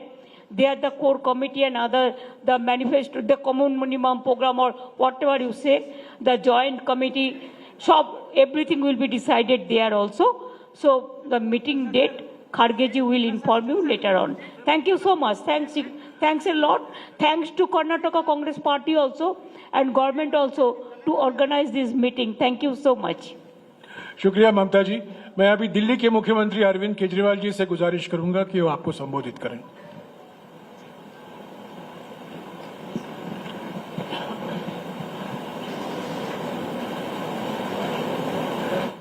मंच पे मौजूद सभी मुख्यमंत्रीगण और देश की 26 पार्टियों के सभी सीनियर नेतागण, आज हम सब लोग 26 पार्टियां बेंगलुरु में यहाँ पे एकत्रित हुए। ये दूसरी मीटिंग थी। पटना में 16 पार्टियां इकट्ठी हुई थी, तो ये अच्छी बात है कि कुनबा बढ़ रहा है। आज से 9 साल पहले इस देश के लोगों ने नरेंद्र मोदी जी को भारी बहुमत देके जिताया था। इन 9 साल के अंदर उनके पास मौका था, वो देश के लिए बहुत कुछ कर सकते थे, लेकिन इन 9 सालों में उन्होंने एक भी सेक्टर ऐसा नहीं है जिसमें हम कह सकें कि तरक्की हुई है। हर सेक्टर को बर्बाद करने में उन्होंने कोई कसर नहीं छोड़ी। सबसे बेस्ट तो है आप सेकंड क्लास की रेलवे की टिकट लेके किसी भी ट्रेन में चढ़ जाइए, आपको पता चल जाएगा कि आज से 4-5 साल पहले रेलवे ठीक ठाक चला करती थी। आज पूरी बर्बाद कर दिया इन लोगों ने रेलवे। इन्होंने इकोनॉमी बर्बाद कर दी, इन्होंने रेलवे बर्बाद कर दी, सारे एयरपोर्ट बेच दिए, इन्होंने जहाज बेच दिए, आसमान बेच दिया, धरती बेच दी, पाताल बेच दिया, सब कुछ इन्होंने अपने लोगों को बेच दिया, कोई कसर नहीं छोड़ी। आज देश में हर आदमी दुखी है, युवा दुखी है, किसान दुखी है, मजदूर दुखी है, व्यापारी दुखी है, इंडस्ट्रियलिस्ट दुखी है, गृहिणी दुखी है। ऐसा कौन सा व्यक्ति है जो दुखी नहीं है? तो आज ये 26 पार्टियां हम सब लोग अपने लिए एकत्रित नहीं हुए। हम देश को एक तरफ बचाना है, जिस तरह से पूरे देश के अंदर नफरत फैलाई जा रही है उससे बचाना है, और दूसरी तरफ एक नए भारत का सपना लेके हम सब लोग इकट्ठे हुए हैं, जिसमें हर युवा को रोजगार मिलना चाहिए, हर गरीब बच्चे को अच्छी शिक्षा मिलनी चाहिए, हर बीमार आदमी को अच्छा इलाज मिलना चाहिए। ये सपना लेके हम सब लोग इकट्ठे हुए हैं, जहाँ पे ऐसा भारत होगा जहाँ सब सुख शांति होगी, प्यार मोहब्बत होगी और देश तरक्की करेगा, ना कि देश के संसाधन जो हैं कुछ लोगों के लिए, चंद लोगों के लिए लुटाए जाएंगे। आज बहुत अच्छा डिस्कशन हुआ और मैं कर्नाटक सरकार को, कांग्रेस पार्टी को, सीतारामैया जी को बहुत बहुत धन्यवाद करना चाहता हूं आज की ये मीटिंग होस्ट करने के लिए। Thank you so much. शुक्रिया केजरीवाल जी। मैं अभी महाराष्ट्र के पूर्व मुख्यमंत्री उद्धव ठाकरे जी से निवेदन करूंगा कि वो आपको संबोधित करें। मंच पे उपस्थित सभी मान्यवर और मेरे पत्रकार भाइयों और बहनों, दूसरी कामयाब मीटिंग हुई है हमारी और आपने देखा होगा तानाशाही के खिलाफ जनता इकट्ठा हो रही है। खरगे साहब, आपने तो हमारे अलायंस का नाम बता दिया, लेकिन मैं तो इंडिया, भारत जिसके लिए हम लड़ रहे हैं उसी को लेके हम आगे जाएंगे, इसीलिए तो हम इकट्ठा आए हैं। और आप देखते होंगे पहले सवाल कई लोगों ने मुझे पूछा कि अलग अलग विचारधारा के लोग हैं, राजनीति में विचारधारा तो अलग होनी चाहिए, इसी को तो प्रजातंत्र मानते हैं, लेकिन इसके बावजूद हम एक आए हैं क्योंकि अब लड़ाई सिर्फ हमारी पार्टी की नहीं है। कुछ लोगों को ऐसे लग रहा है कि परिवार के लिए लड़ाई लड़ रहे हैं। हाँ, देश हमारा परिवार है और इस परिवार के लिए हम लड़ रहे हैं, देश ही हमारा परिवार है, तो इस परिवार को हमें बचाना है। और लड़ाई हमारी एक पार्टी के खिलाफ या एक व्यक्ति के खिलाफ नहीं है, लड़ाई हमारी नीति के खिलाफ है, तानाशाही के खिलाफ है। और जैसे एक जमाने में आजादी की लड़ाई हुई थी, तो अब आजादी खतरे में आई है, तो इस आजादी के लिए हम सब इकट्ठा आए हैं और पक्का भरोसा है कि हम कामयाब रहेंगे, हो जाएंगे। और देश की जनता के मन में एक डर है कि अब क्या होगा, तो हम इतना उनको एक एहसास दिलाना चाहते हैं कि विश्वास दिलाना चाहते हैं, डरो मत, हम है। जैसे एक वो पिक्चर आया था मैं हूं ना, वैसे हम है ना, आप क्यों डरते हो, चिंता मत करो। एक व्यक्ति या एक पार्टी मतलब देश नहीं हो सकता, पूरे देश की जनता मतलब देश है, और देश की जनता अब इंडिया और भारत बनकर सामने आएगी। अपने देश को हम सुरक्षित रखेंगे। और 2 मीटिंग हुई है, आज की मीटिंग काफी कामयाब रही। मैं खरगे साहब, आपको, शिव कुमार जी, सबको धन्यवाद देना चाहता हूँ, मुख्यमंत्री जी को देना चाहता हूँ। बहुत ही अच्छी मीटिंग हुई। और अगली मीटिंग हम महाराष्ट्र में करेंगे, मुंबई में करेंगे। तारीख तो हम तय करेंगे ही, लेकिन अगली मीटिंग हम मुंबई में करेंगे। सबको धन्यवाद देना चाहता हूँ। जय हिंद, जय महाराष्ट्र। शुक्रिया उद्धव जी। आखिर में मैं राहुल गांधी जी से गुजारिश करूंगा कि वो आपको संबोधित करें।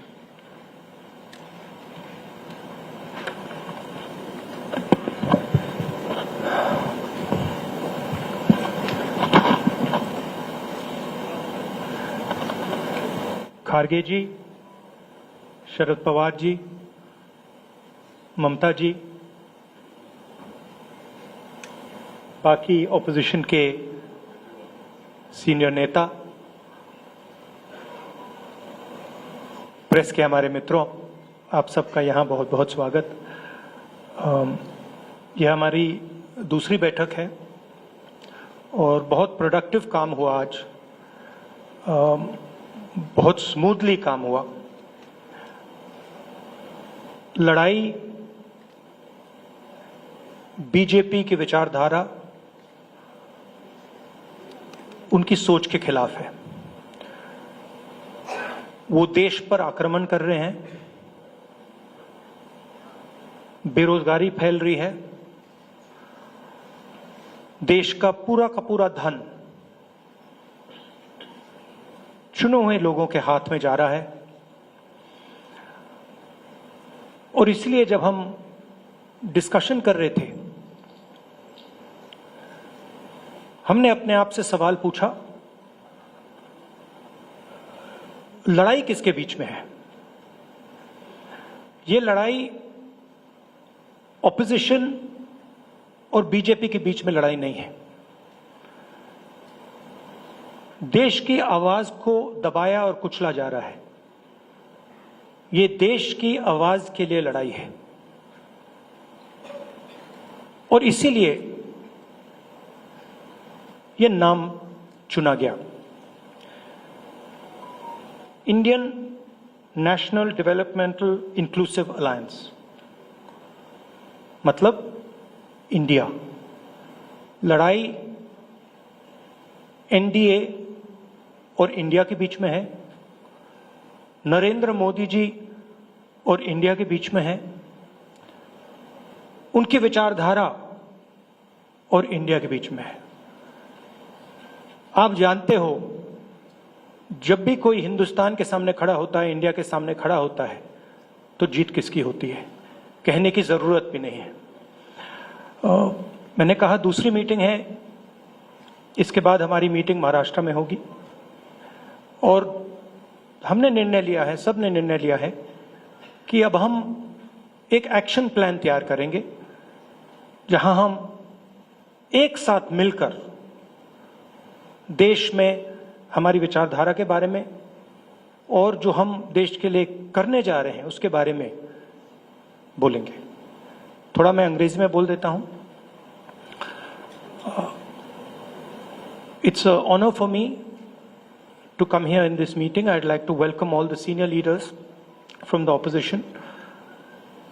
I'd like to welcome the press. The idea of India is being attacked today. It is being attacked by the ideology of the BJP. The wealth of India is being snatched from the millions and millions of Indians and being handed over to a few business people who are close to the Prime Minister and to the BJP. Unemployment is spreading, prices are rising, and this is what the fight is about. The fight is about two different ideas of India.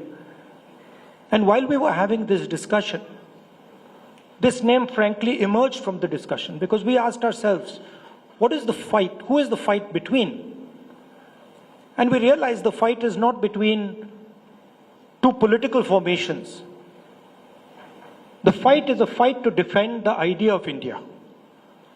And that is why we came up with the name Indian National Developmental Inclusive Alliance, which also happens to stand for India. And what we are doing here as a group is we are defending the Indian Constitution. We are defending the voice of the Indian people. We are defending the idea of our great country, the idea of India. You know what happens to anybody who opposes or tries to fight the idea of India. You can look in our history and you will see that nobody has been able to fight the idea of India. So I don't need to go into who is going to win this fight. This is a fight between the idea of India and the idea of the BJP. This is a fight between India and the BJP. It is a fight between India and Mr. Narendra Modi. Thank you very much. शुक्रिया राहुल जी। अभी हमारे पास 3-4 सवालों के लिए ही वक्त है। संक्षिप्त में आप सवाल कीजिएगा, इसी बैठक पर सवाल उठाइएगा, दुनिया भर की बातें नहीं।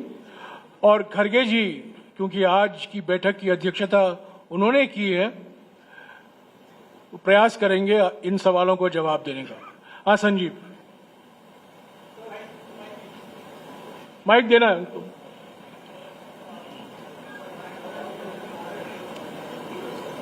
Sir, you've named this alliance as India. We just wanted to know any discussions forward on who would lead this alliance and who would be the face of India.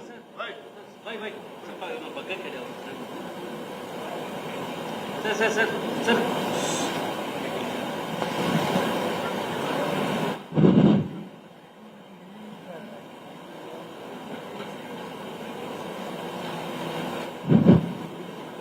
देखिए, आपने जो सवाल पूछा कि कौन इसको लीड करेंगे और कौन इसको आगे बढ़ाएंगे, इसीलिए मैंने इसमें कहा था कि हम एक कोऑर्डिनेशन कमेटी 11 लोगों की बना रहे हैं। उस 11 लोगों के मीटिंग में ये तय होगा कि कौन से वो 11 लोग होंगे, फिर उसमें कौन कन्वेनर उसको बनाएंगे आगे के लिए, वो मुंबई में तय होगा। और हम वो तो छोटी बात है, उसको सॉल्व कर देंगे, वो कोई बड़ी बात नहीं। Sir, 1 minute please. Sir, yes please. Sir, both the meetings that have happened, sir, this is Jayaprakash from NewsX here, sir. So two meetings have happened, one in Patna and the other one here in Bengaluru. So on both these meetings, you have said the discussions have been fruitful. So can you deliberate on what these discussions were? For example, UCC, have you come on a common ground from where these differences have been sorted out? देखिए, one thing, I have not received UCC bill. If you have got, you give me, then I will react. Still, they are calling objections up to 28th. So where is the question of discussing here? We have discussed about Manipur issue and other issues, unemployment, inflation and other issues, and how to come together and how to fight against this divisive forces and save democracy and save constitution. About that we elaborately discussed, and we are satisfied, and all are satisfied with that. Sir, are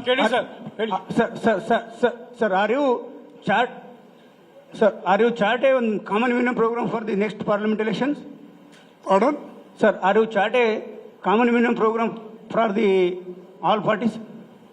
Common minimum program for the next parliament election. Together fight, that's why 26 parties have come together, and we will fight together against the BJP, against Modi government. There is no हाँ जी mister Jairam करके जी please, अरे सुनो, बैठो यार, ये तरीका नहीं है, प्लीज बैठिए, प्लीज बैठिए। हाँ मौसी, अरे एक एक पूछो तो मैं जवाब दूंगा। Sir no you can't just speak like that. Please बैठिए, आपको मौका मिलेगा। सर इधर हूँ सर, खड़गे साहब।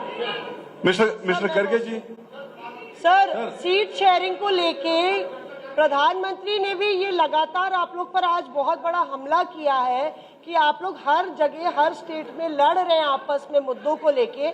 सीट शेयरिंग को लेके एक बड़ा मसला है कि आप लोग सीट शेयरिंग कैसे करेंगे। कई स्टेट्स में आप एक दूसरे से लड़ रहे हैं, तो क्या कोई कमेटी बनाएंगे आप? और प्रधानमंत्री इसको करप्ट अलायंस घोषित कर रहे हैं कि नेशनल करप्ट अलायंस है। देखिए, ये कोई बड़ी बात नहीं। मैंने कहा कि 11 लोगों की कमेटी जो बना रहे हैं उसमें ये सब डिस्कशन होगा और सीट शेयरिंग तो एक हो जाएगा। जहाँ कैसा करना ये हमारे अभी सभी नेता लोग मिलके और कमेटी मिलके वो तय करेगी, उसकी कोई बड़ी बात नहीं। हाँ शिव कुमार और मिस्टर करके जी, सर शिव कुमार और करके जी, शिव कुमार और करके और Siddharth Patel, as you are grouping Karnataka, as you have come together, we can see the threat to the regional parties. We can see what has happened in Maharashtra to Shiv Sena and also to NCP. Do you see major threat to other regional parties, and the JDU is also is on the radar now? JDU in Bihar.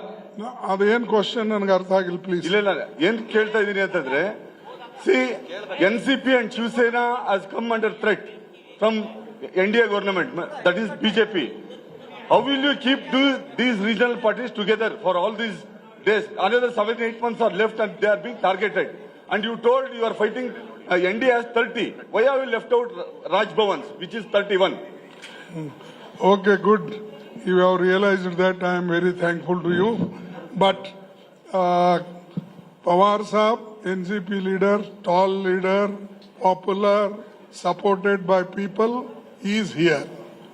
And Uddhav Thackeray ji, who is also popular leader of our Shiv Sena.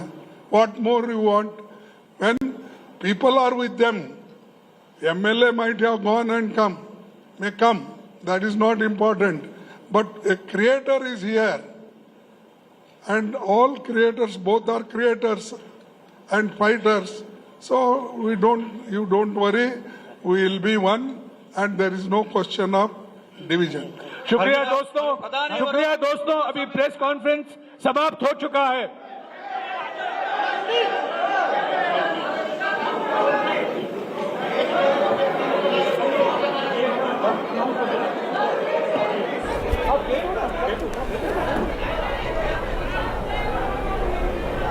सभी को statement दिया जा रहा है।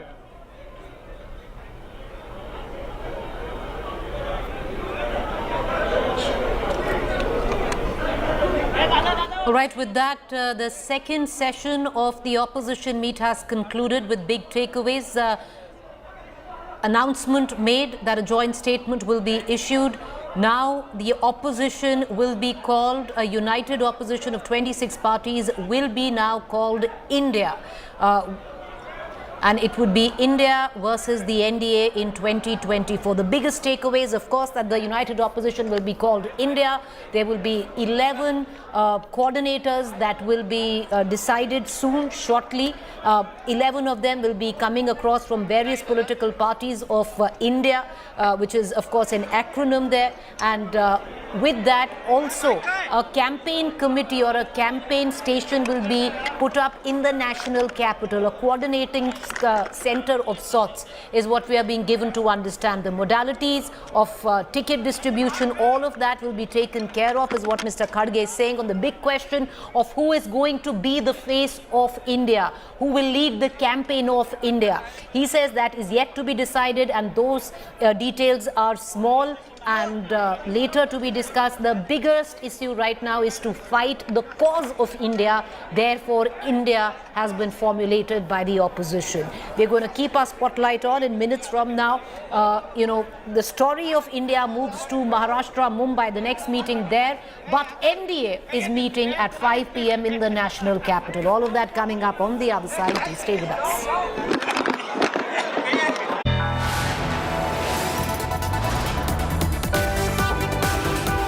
You are watching India Today.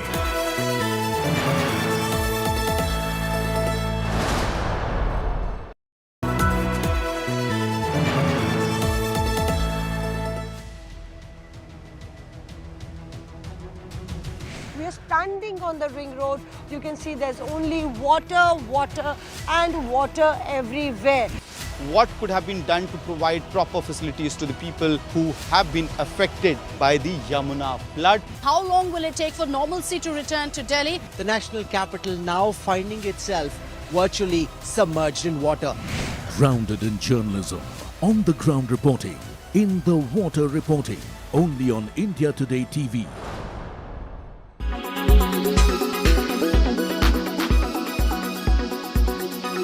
Aam Aadmi Party is making it clear now BJP is their main enemy. Who is KCR's main enemy? You're on mute. Of doubt. Yeah, go ahead. Go ahead. Iota of doubt at all that the NDA has failed the nation. But the Congress should realize that nation means every state including Telangana. You started off saying that is it BJP versus Congress? It is not only BJP versus Congress, because the Congress should understand the meaning of opposition unity. 22nd March 2018, in Hassan of Karnataka, Rahul Gandhi attacked Deve Gowda ji and his party Janata Dal Secular. But on May 18th, 2018, when Congress needed to be in power, Rahul Gandhi ji reportedly apologized Deve Gowda ji and there was an alliance. Same in Maharashtra, Rahul Gandhi attacked Shiv Sena as the B team, A team of BJP. And what happened? Later on, Rahul Gandhi needed Shiv Sena, they were in power, they were in Mahavikas Aghadi alliance. Now, I'm not just quoting old examples. In this year, 22nd February 2023 in Agartala, Rahul Gandhi ji's statement, Trinamool Congress is a B team of BJP. Same thing, he comes here, attacks KCR ji, calls us as B team of BJP. Why would we entertain both BJP and Congress when we have been defeating both these parties? And why Mr. Rahul Gandhi? So you will not choose. Are you telling me you are not in a position because Congress is your main opponent in Telangana? You do not want, plus you want to engage with whoever is in center. You will not choose. Am I correct? You will stay equidistant and take your call after the elections of 2024. Yeah, because we strongly believe that in NDA there is the DNA of Congress leadership also. Because Rahul Gandhi ji doesn't come and attack the NDA or Prime Minister Modi here in Telangana. We are surprised about it. And their PCC president here, when Prime Minister Modi has already begun his election campaign here, this man shifts his base from Telangana and goes to the United States of America and holidays there. And till date, they have not even held a press conference against Modi ji's failure for Telangana and its promises. That itself explains.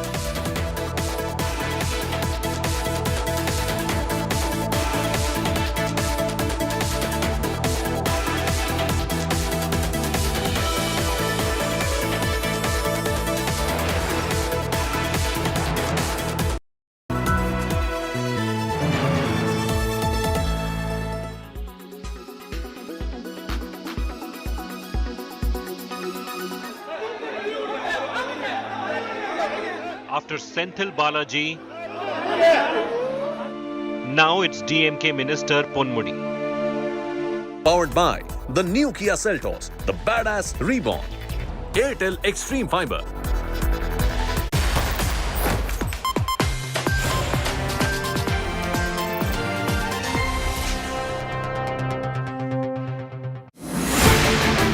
Super Political Tuesday thriller.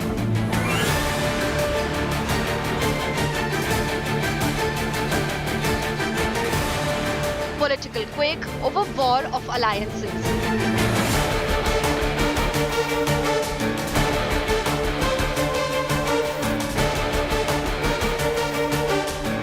NDA Delhi huddle versus opposition Bengaluru meet.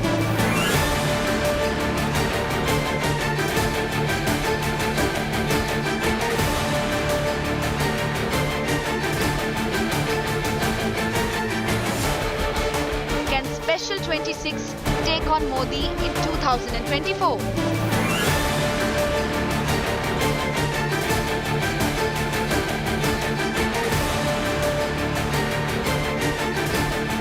Is 2024 a battle of alliances?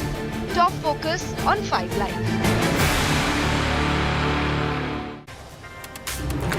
A very good evening. You're watching India Today. I'm Nabila Jamal. It's indeed a Tuesday political thriller. Super One, India Today is on top of the story where we're looking at the 2024 tone has been set. It's now going to be NDA versus India, the new acronym that the UP has given to its opposition united front. A meeting currently that's happening in Bengaluru. We heard all the top guns of those regional parties coming together as one unit, speaking to the media. It's now time for the NDA show of strength. We're going to bring you all the live updates. The headlines first. UPA has now been renamed India for Indian National Developmental Inclusive Alliance. That's what it stands for. The Congress chief Mallikarjun Kharge says the opposition will fight 2024 polls together. Mamta roars, saying India will win, BJP will lose. Prime Minister Modi's unsparing attack on the opposition says family first, nation is nothing for the opposition. Reiterates the 20 lakh crore graph that has been leveled against the opposition leaders, many of them trying to wriggle out of the investigation. दायित्व कुछ है, हाल कुछ है, लेबिल कुछ है, माल कुछ है। 24 के लिए 26 होने वाले राजनीतिक दलों पर ये बड़ा फिट बैठता है। NDA counter-strike on the united opposition. BJP and 37 allies huddle in the national capital soon now. Time ticking for that meet to begin. Prime Minister Modi hails the NDA, says it is a time-tested alliance and is focused around national progress. The court grants interim bail to suspended chief of the WFI. 2-day interim bail for Brij Bhushan. Regular bail plea to come up on Thursday. Tamil Nadu Mantri Ponmudi has been grilled for over 8 hours at the Chennai ED office on Monday. Second grilling session that's happening today. He's been summoned. 4 p.m. it all began.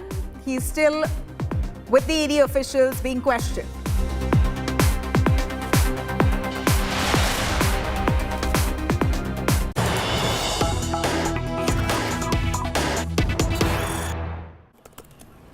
All right, that's Prime Minister Narendra Modi, who's come out with his first reaction after UPA has changed its name now to India. That's the new acronym for the UPA, the United Alliance, the United Opposition Alliance now will be called India.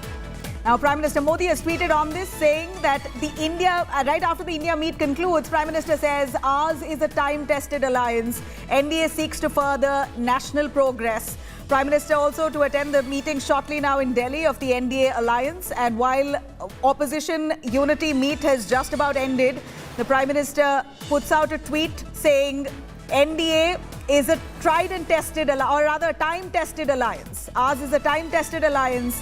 The NDA seeks further national progress. This is the aim of the NDA. This is, of course, the Prime Minister asserting that the NDA's alliances or the alliance partners are all natural partners. They are aimed at the progress of this country, unlike the newly formed India. Basically pointing at UPA's new name, INDIA, which is India. Prime Minister Modi's first reaction. Soon after that opposition unity ended, Prime Minister puts out a message saying that ours, the NDA, is a time-tested alliance. NDA seeks to further national progress. I have with me joining us Rahul Srivastav, who's tracking those developments at the opposition unity meet live in Bengaluru. We also have Paulami joining us live from Delhi, where the NDA meeting is due to begin. Let me start with Paulami. Paulami, a quick word from you. What time is the NDA meeting going to start? Prime Minister Modi himself is going to be in attendance. And are all 38 parties, alliance partners, going to be in attendance today? That's right. We are standing by at the venue right now, the Ashok Hotel in Delhi, where that NDA meeting is to commence very shortly at about 5:30 p.m. We expect that the Prime Minister will be arriving at the venue. All the top leadership of the Bharatiya Janata Party, which includes, of course, the Defence Minister, the Home Minister, JP Nadda, BJP President, who will officially be convening this meeting of NDA allies. They're all over here already. NDA allies, including Edapadi Palaniswamy as well as Nufu Rio. There is also Jitan Ram Manji. Also Eknath Shinde. These are some of the leaders that we can see on our screens right now. You can just show, my camera person Alok will show you just the media contingent that's present over here as I take you through some of those pictures that we're getting from that NDA meeting, I beg your pardon. They're all standing by right now in order to, of course, welcome the Prime Minister as he arrives for this meeting. Of course, the Prime Minister has just tweeted a short while ago saying that this is a time-tested alliance. Remember that the NDA has completed 25 years.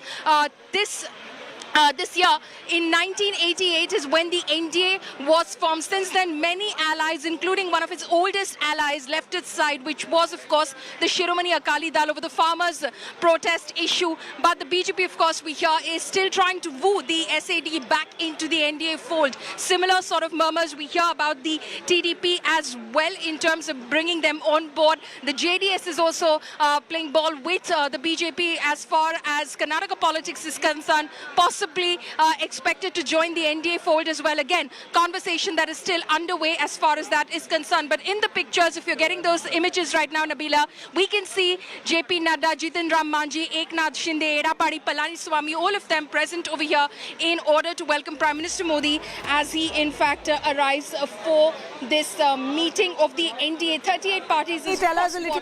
The images coming in, those are live images coming in from Delhi of the NDA meeting.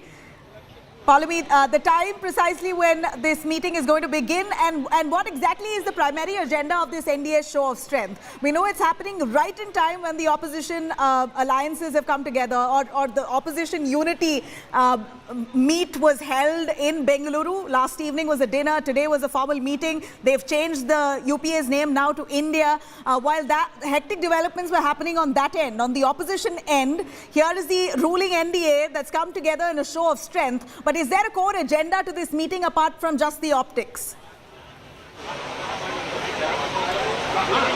Well, as far as this meeting is concerned, like I said, to answer the question that you asked at the start, this meeting is expected to begin at about 5:30. But already with the NDA leader standing by, we're expecting that the Prime Minister will be here shortly. They're just awaiting the Prime Minister's arrival to, in fact, begin this NDA meeting. But this is the first NDA meeting that is happening in Modi Sarkar 2.0. So since this government came to power for a second term in 2019, this is the first meeting of the NDA that's happening. Yes, the optics part of it is huge and possibly one of the big points that the NDA, that the BJP wants to make in terms of perception, because already the opposition was building up in terms of perception from 17 parties in Patna on June 23rd, 26 opposition parties that came together over the last couple of days in Bengaluru in order to forge a new alliance called India. The BJP, of course, was feeling the heat. Also, there was a perception among its allies that they were being sidelined. They were feeling insecure about the fact that the BJP was growing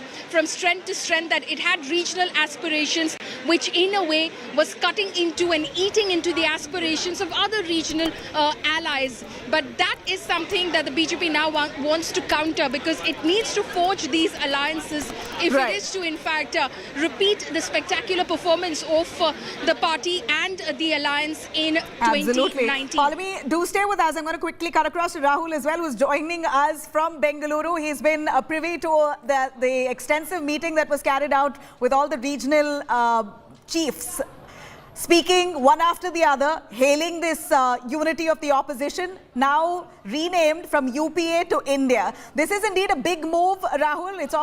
It's sent tongues wagging. There's enough and more discourse on the new acronym now given to the UPA, which is called India. But how much good does it do to the opposition unity? Is it one step forward for them in terms of showing a united, a strong unit to take on the BJP?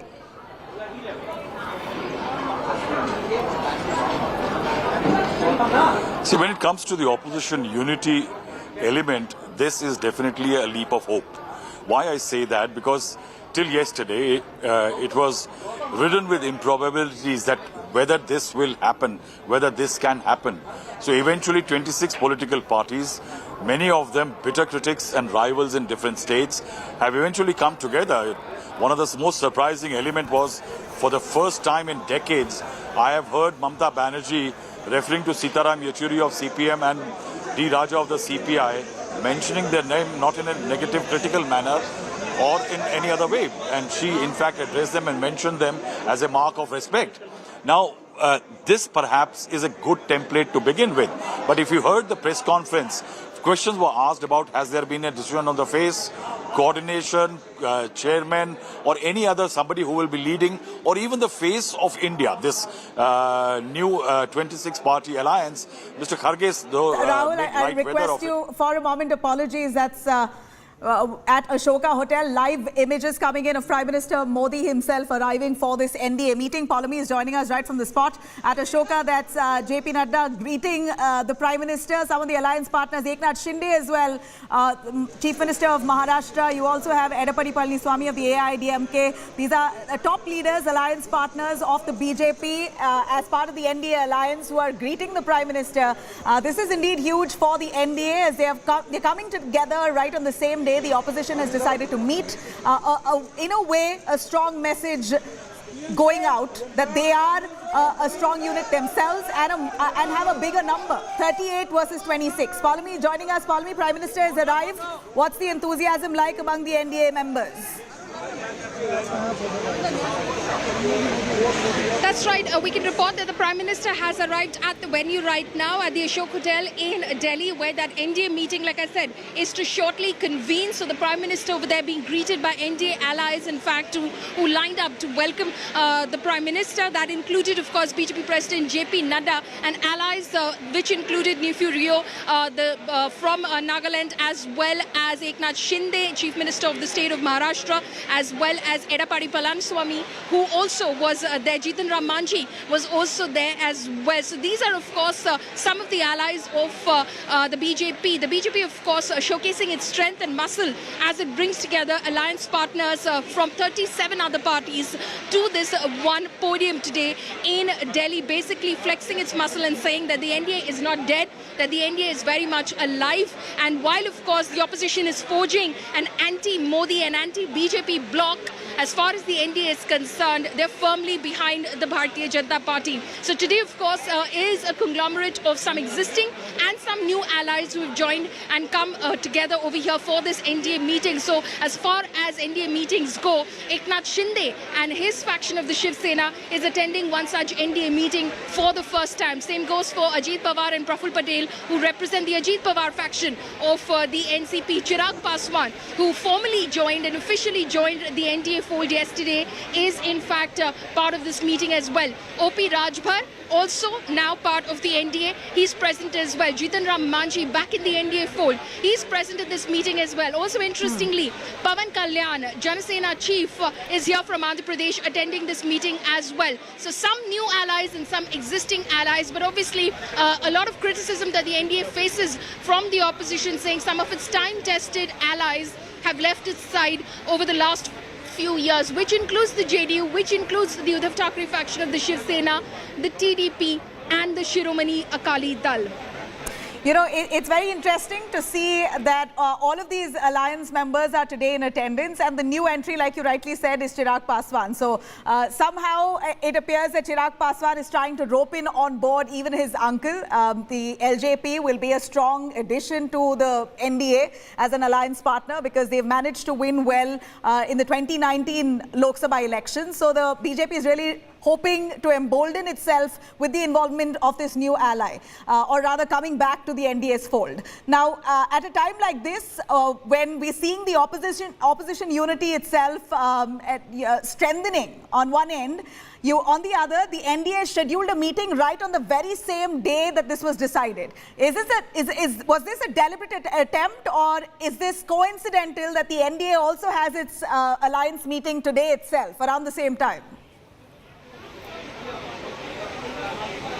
No, it is definitely a very, very interesting choice of date, Nabila, because it was not a date which was finalized a long time ago, and then the opposition, of course, chose their dates for the Bengaluru meeting. So it was around about the same time, just a few days apart, that both alliances, in fact, decided that this is going to be the date when they're going to meet. Of course, the opposition had a two-day meeting in Bengaluru, and the NDA chose to, of course, announce this meeting today itself, on the day that the main meeting of the opposition alliance was happening in Bengaluru. This, of course, very crucially comes before the monsoon session of Parliament as well. So the NDA, of course, they're flexing its muscles, because remember that all of these parties now pose a new challenge for the Bharatiya Janata Party-led NDA in Parliament, because, for instance, as far as the Congress is concerned, it has extended its support to the Aam Aadmi Party as far as the Delhi Services Ordinance is concerned, and all of those other opposition parties are going to back Arvind Kejriwal when that ordinance is brought forward in Parliament as well. Similar such issues, the Manipur issue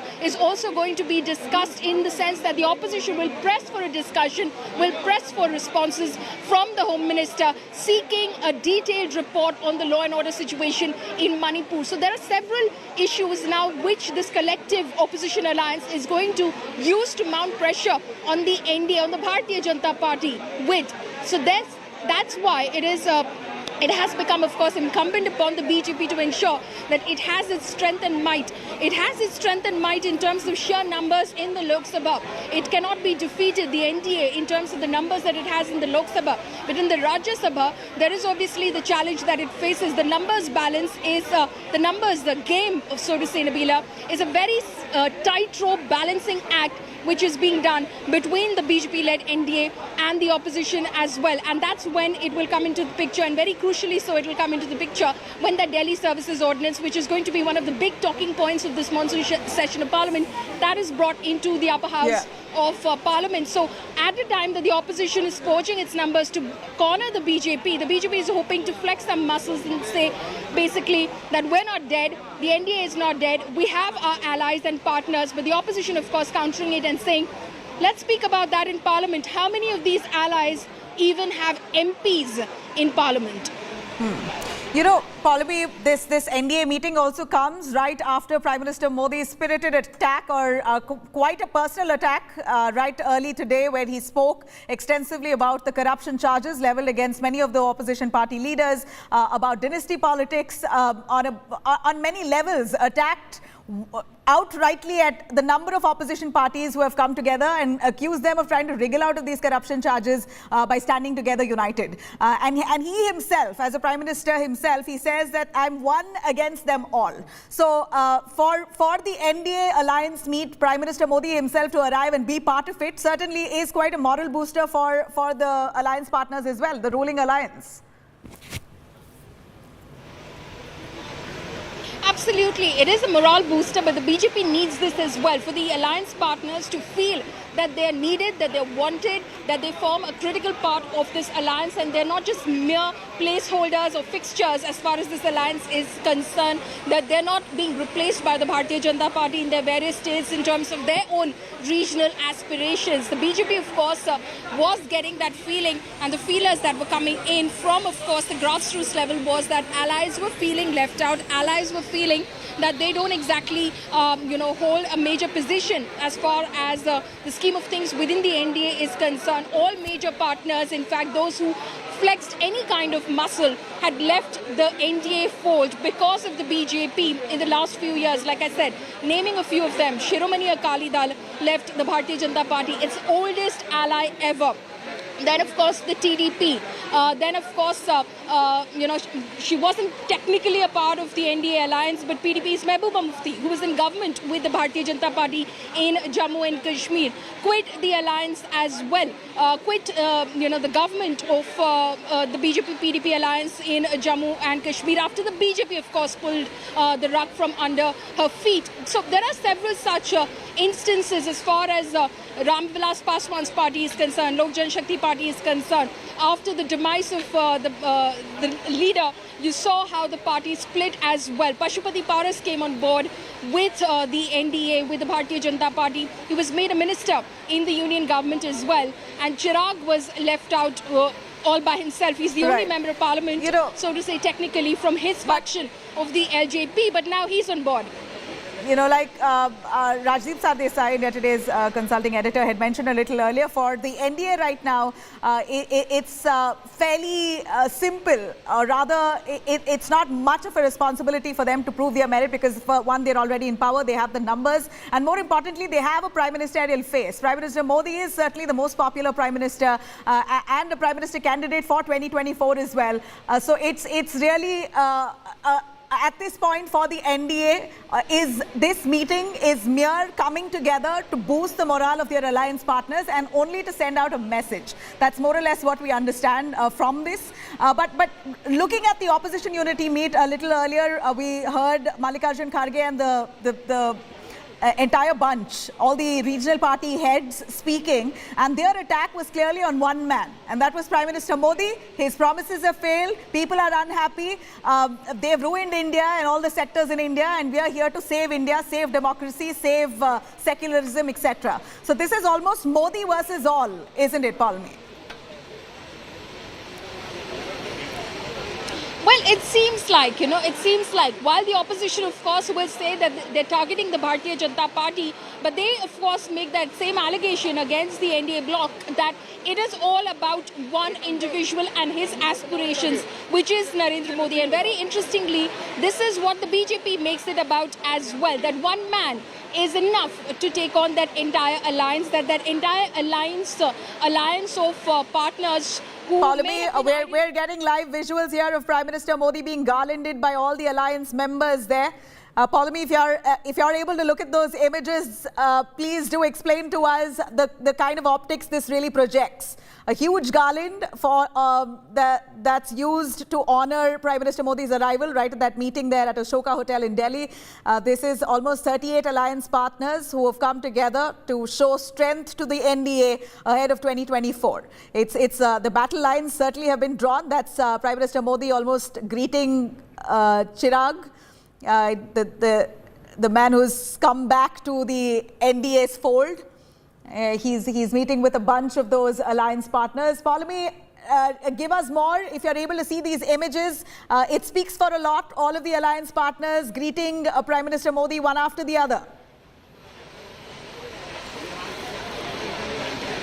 That's right. I'm looking at some of those images right now that are coming in from inside the venue hall right now. The Prime Minister there greeting all the partners that have come in. That was a very warm exchange, of course, that the Prime Minister had with Chirag Paswan. The Prime Minister, of course, held Mr. Vilas Paswan, Chirag's father, in high regard as well. Now, this is going to be extremely crucial, given that the BJP will have to do the balancing act as far as Chirag and his uncle Pashupati Paras's aspirations are concerned. Chirag Paswan earlier spoke exclusively to our colleague Ashok Singhal this morning after, of course, formally joining the NDA yesterday and meeting with JP Nadda and Amit Shah. And he clearly stated that, I have no ill word to say. I have, the water's flown under the bridge. I am moving on now. I want to build my party. I want to work for the people of Bihar. As far as my uncle is concerned, I do hear that he keeps saying a lot of things as to how,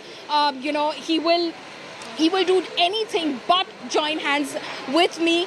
Those are his views, of course, but clearly, the bitter exchange that happened between the two family members after the passing away of Vilas Paswan, that somehow is not something that's in the past as well. So the BJP, of course, has to do the balancing act in terms of the aspirations of both sides, in terms of the seats they want to contest from as well. Hajipur is going to be extremely crucial because Chirag is unlikely to allow for anyone a seat that his father represented for a very long time. He's unlikely to have anyone else represent that or contest that seat, if you may, from, of course, as far as the LJP faction is concerned. So that is, of course, going to be extremely crucial as well. As we look at those images, you can see Eknath Shinde over there. You can see, of course, all the leaders over there who are, presenting the Prime Minister with that massive garland as well.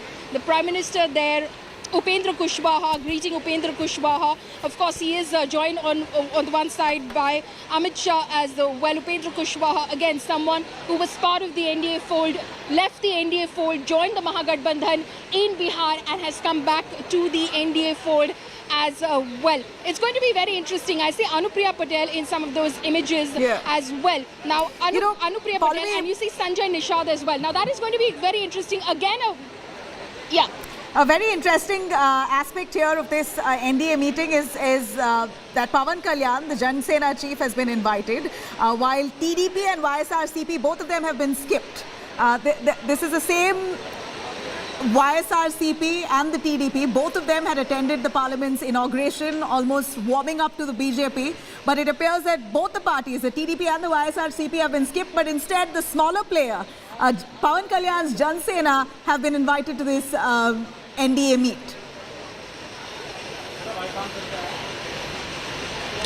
That's right. As far as Pawan Kalyan is concerned, it's very interesting how the equation has developed as far as Pawan Kalyan and the BJP is concerned. Now, the Prime Minister last year, when he visited Vizag, Visakhapatnam, he dedicated a 30-minute closed-door meeting to Pawan Kalyan.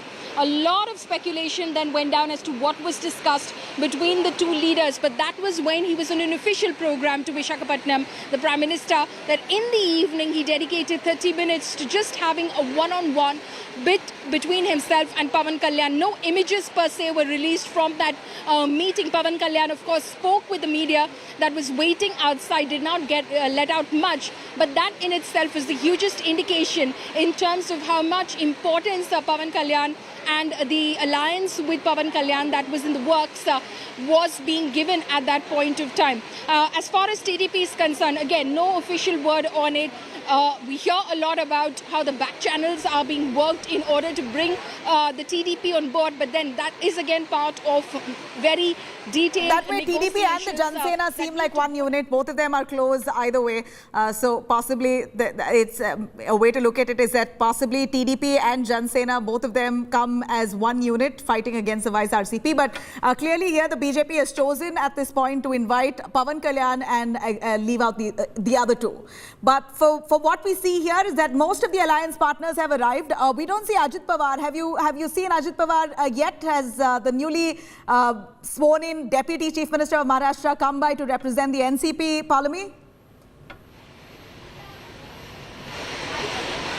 Well, in those pictures, I do see Praful Patel so far, but I haven't seen Ajit Pawar yet. But Ajit Pawar is expected to be at this meeting. We're not very sure where he is at the moment in terms of those pictures that we're looking at. But yes, Ajit Pawar is expected to be present in this meeting, but we'll try and get a confirmation of that. But Eknath Shinde, of course, arrived earlier. It was, in fact, speculated that Eknath Shinde and the Deputy Chief Minister of the state, Ajit Pawar, would be travelling together, that they'd come together as far as this meeting is concerned. But when I look at these images, of course, I see Mr. Praful Patel. I don't see Ajit Pawar in those pictures. So again, it remains to be seen whether Ajit Pawar, of course, is attending this meeting. We'll try and get a confirmation of the same. But these are the pictures that we're getting at the moment from inside the venue where that meeting has in fact begun. So we will, of course, try and get more details because the Prime Minister is likely to speak and address the NDA partners at that meeting. It's been 25 years of the NDA.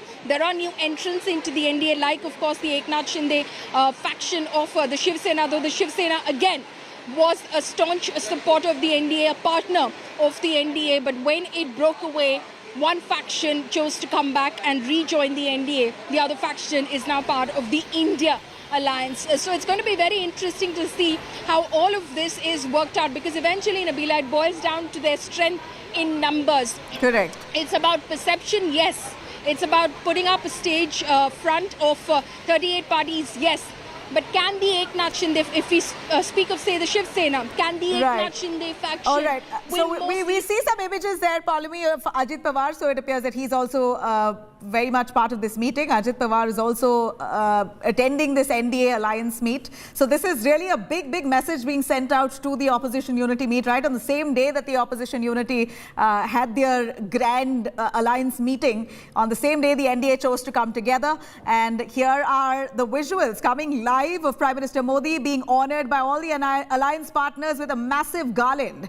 He's likely to talk in a few moments from now, but I'm going to quickly toss to the very sharp attack that Prime Minister Modi made on the opposition parties and the netas who've come together to form a united opposition, accusing each one of them of being corrupt and a product of dynasty politics, saying that this is family first for them and the nation really means nothing. While the 26 opposition parties have gathered in Bengaluru to chalk out their strategy, here's the NDA coming together as a show of strength, with the Prime Minister Modi starting the day with a blistering attack on the opposition's unity meet. Listen in. एक चेहरे पर कई चेहरे लगा लेते हैं लोग, एक चेहरे पर कई चेहरे लगा लेते हैं लोग। आप देखिए ये लोग कितने चेहरे लगाकर बैठे हैं। जब ये लोग कैमरे के सामने एक फ्रेम में आ जाते हैं तो पहला विचार देश के सामने क्या आता है?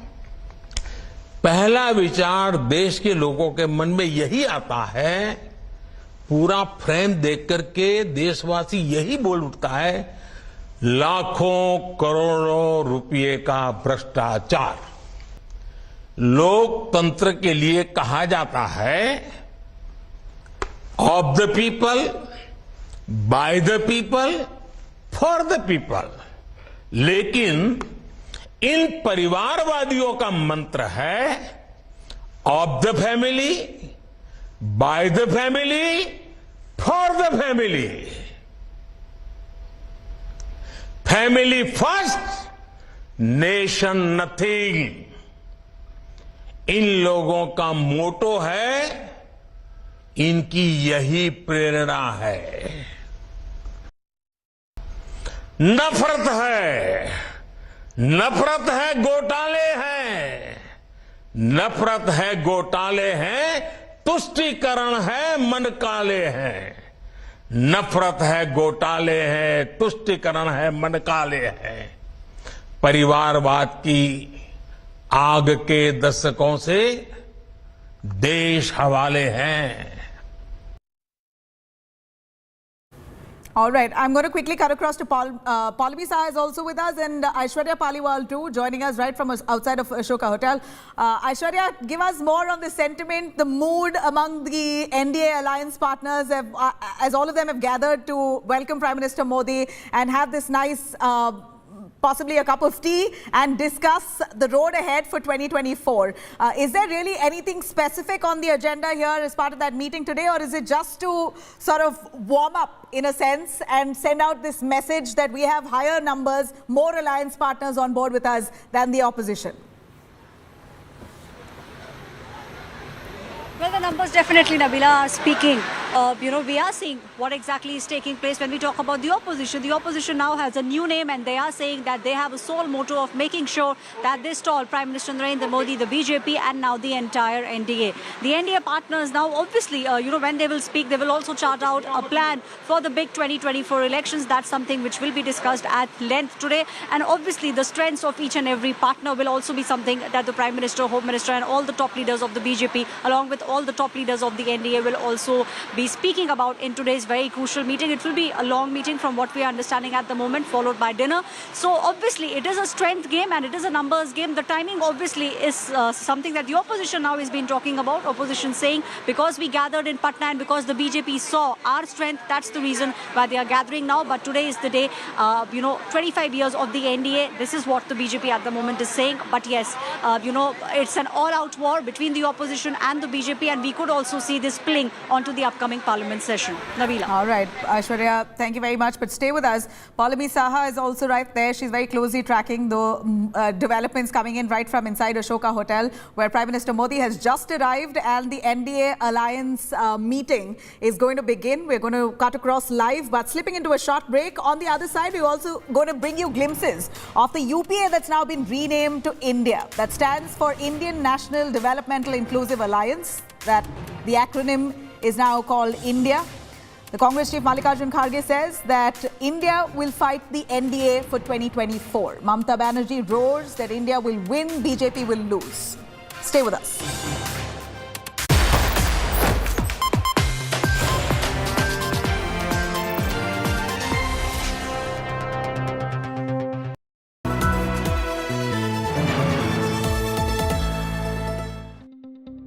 News is about putting people first.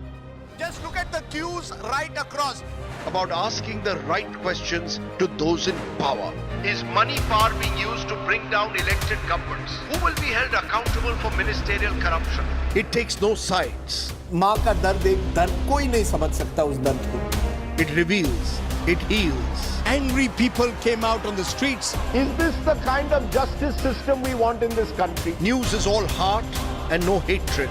Bilkis Bano आज क्या कहना चाहेंगी आप? हमारे साथ जो हुआ है किसी के साथ भी नहीं होना चाहिए. Experience the news. With me, Rajdeep Sardesai, only on India Today.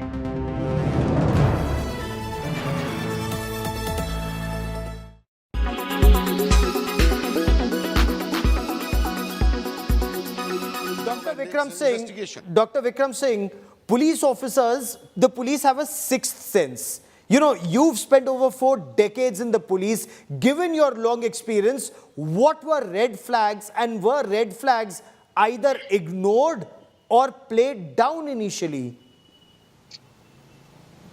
The red flags are there for all of us to see. Number one, see the compatibility of Sachin and Seema.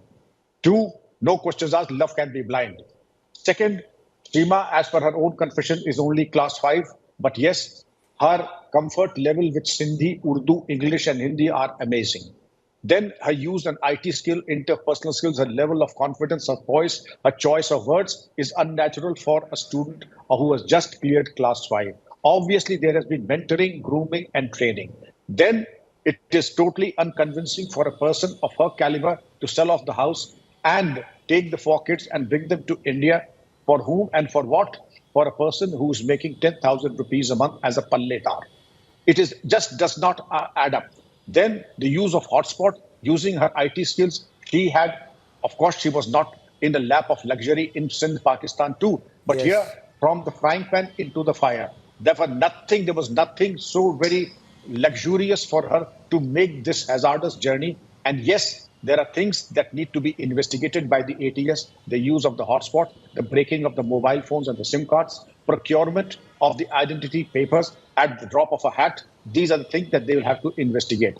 And coming down close to the proximity of the Zevar Airport and the Hindon Air Base also needs to be evaluated, examined, and from the point of view of fieldcraft and tactics.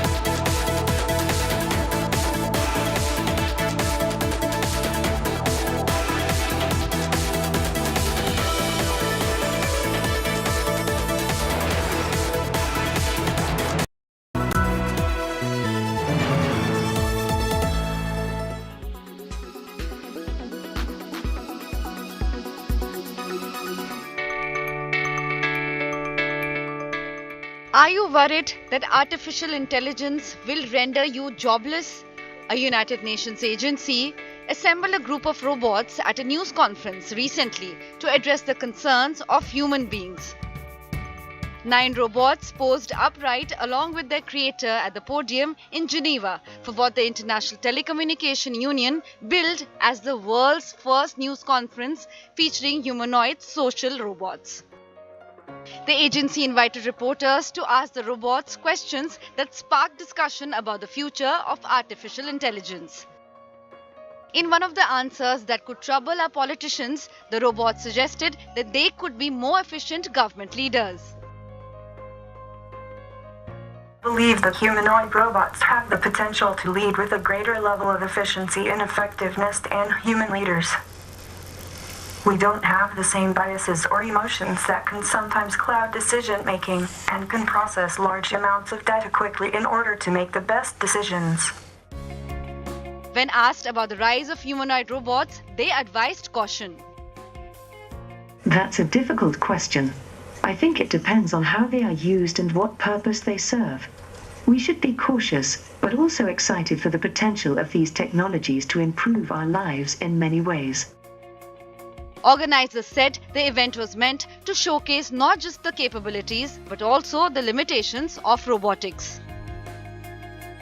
To showcase the capabilities and how these technologies could support the UN SDGs, the Sustainable Development Goals. While robotics are not yet as mainstream as, say, generative AI, we wanted to demonstrate AI in action to you. In a world's first, this is the world's first press conference with 9, actually, we have an extra one, AI-enabled humanoid social robot. The event was part of the AI for Good Global Summit, meant to illustrate how new technology can support the UN's goals for sustainable development. Artificial intelligence has entered uncharted territory, and the world has started recognizing its abilities. Bureau Report, India Today.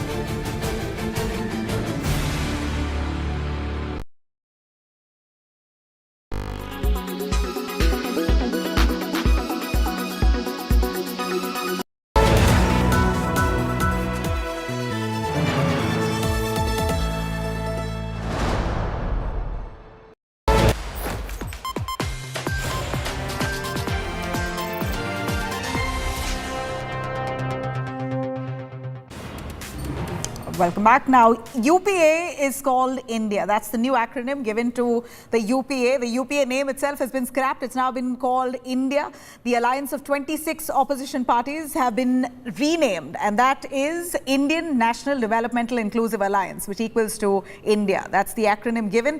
This comes just a day after the 2 mega opposition meets that took place, one in Bihar and now in Bengaluru, where at least 26 like-minded parties have come together to discuss on how they can come together as a united front and be a solid opposition or give a solid fight to the Modi government for 24. Bigwigs of the opposition parties have launched quite a scathing attack at the BJP, while Mallikarjun Kharge himself started off speaking on the Saffron Party and how there's been a vicious campaign against the opposition parties across India. You also had Rahul Gandhi, who spoke about how this fight is now between Modi and India. West Bengal Chief Minister Mamata Banerjee spoke about how Modi will lose indeed this time and blame Modi for selling off the country, etc. Same as Arvind Kejriwal, who accused Modi of not being successful in any stream in the last 9 years. All the attacks against the Prime Minister and the BJP as they step up as one opposition front, which is now called India. I'm going to cut across to snippets of that talk. This is a very important meeting for the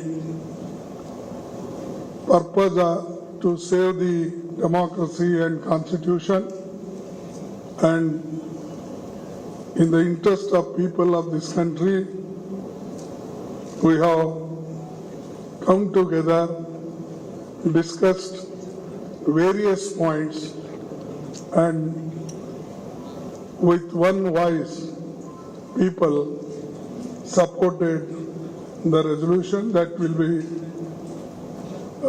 circulated to you after the meeting, and the details are there. Our alliance will be called, the all people have agreed to have one name for the alliance. Earlier we worked with UPA. Now with all 26 parties, a new name is given, that is Indian National Developmental Inclusive Alliance. The BJP government wants to destroy the democracy in this country, and also they want to destroy the constitution. They are using the autonomous bodies like CBI and ED, Vigilance, all such institutions they are using against opposition party leaders and their workers. There is a grave situation. To save this situation, we have come together, and country is important for us. Though we have got some differences in each state politically, but that is, we have kept that behind, not front.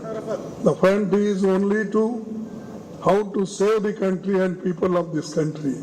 That is the issue before us, and that our leaders have shown.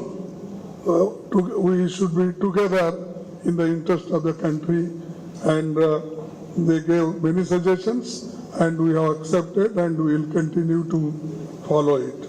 In my 52 years of political active life, I have not seen such hostile information against us or against the opposition parties and suppressing the opposition leaders. So anyway, we have to fight, we will fight, and we will move together, and I hope we will succeed in this, and 2024 election, we will fight unitedly, and we will come out with great success. And what we are doing here as a group is we are defending the Indian Constitution. We are defending the voice of the Indian people. We are defending the idea of our great country, the idea of India. You know what happens to anybody who opposes or tries to fight the idea of India. You can look in our history and you will see that nobody has been able to fight the idea of India. The fight is about two different ideas of India.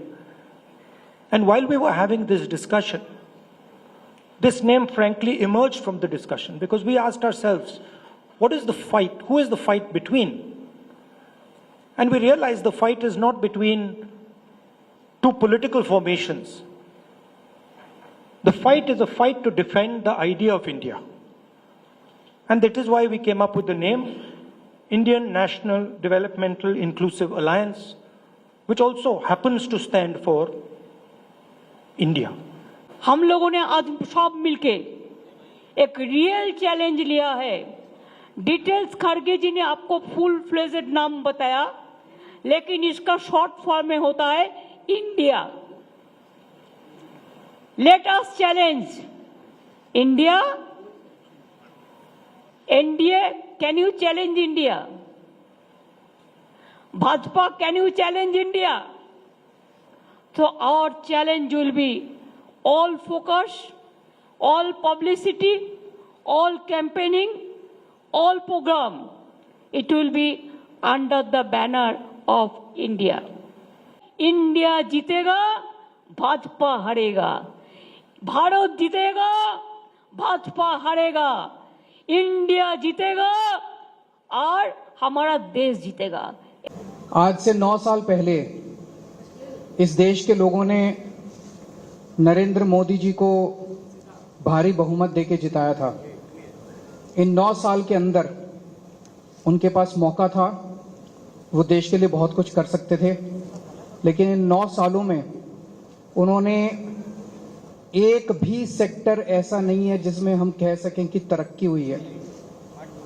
Her sector को बर्बाद करने में उन्होंने कोई कसर नहीं छोड़ी। इन्होंने इकोनॉमी बर्बाद कर दी, इन्होंने रेलवे बर्बाद कर दी, सारे एयरपोर्ट बेच दिए, इन्होंने जहाज बेच दिए, आसमान बेच दिया, धरती बेच दी, पाताल बेच दिया, सब कुछ इन्होंने अपने लोगों को बेच दिया, कोई कसर नहीं छोड़ी। आज देश में हर आदमी दुखी है, युवा दुखी है, किसान दुखी है, मजदूर दुखी है, व्यापारी दुखी है, इंडस्ट्रियलिस्ट दुखी है, गृहिणी दुखी है। ऐसा कौन सा व्यक्ति है जो दुखी नहीं है? और लड़ाई हमारी एक पार्टी के खिलाफ या एक व्यक्ति के खिलाफ नहीं है, लड़ाई हमारी नीति के खिलाफ है, तानाशाही के खिलाफ है। और जैसे एक जमाने में आजादी की लड़ाई हुई थी, तो अब आजादी खतरे में आई है।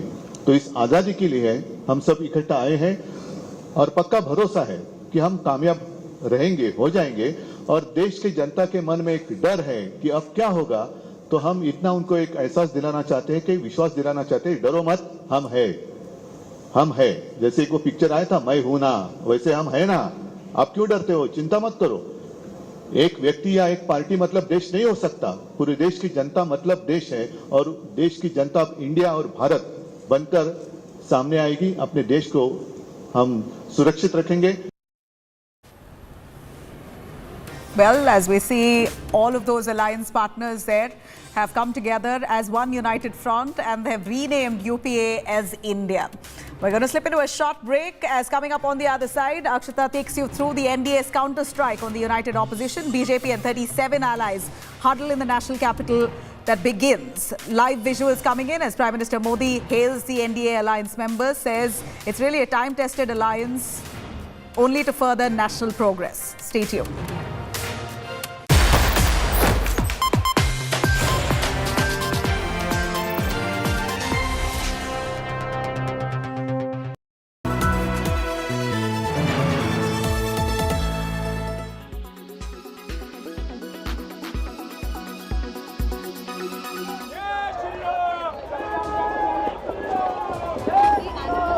हमने किसी की हत्या कर डाली हो, ऐसा हमें लग रहा है। सरकार से ये चाहता हूँ, हाथ जोड़कर रिक्वेस्ट है, यहाँ पर आ जाए। अगर अभी हिंदू मुस्लिम कहीं हो गया होता तो सारे नेता वहाँ पर होते।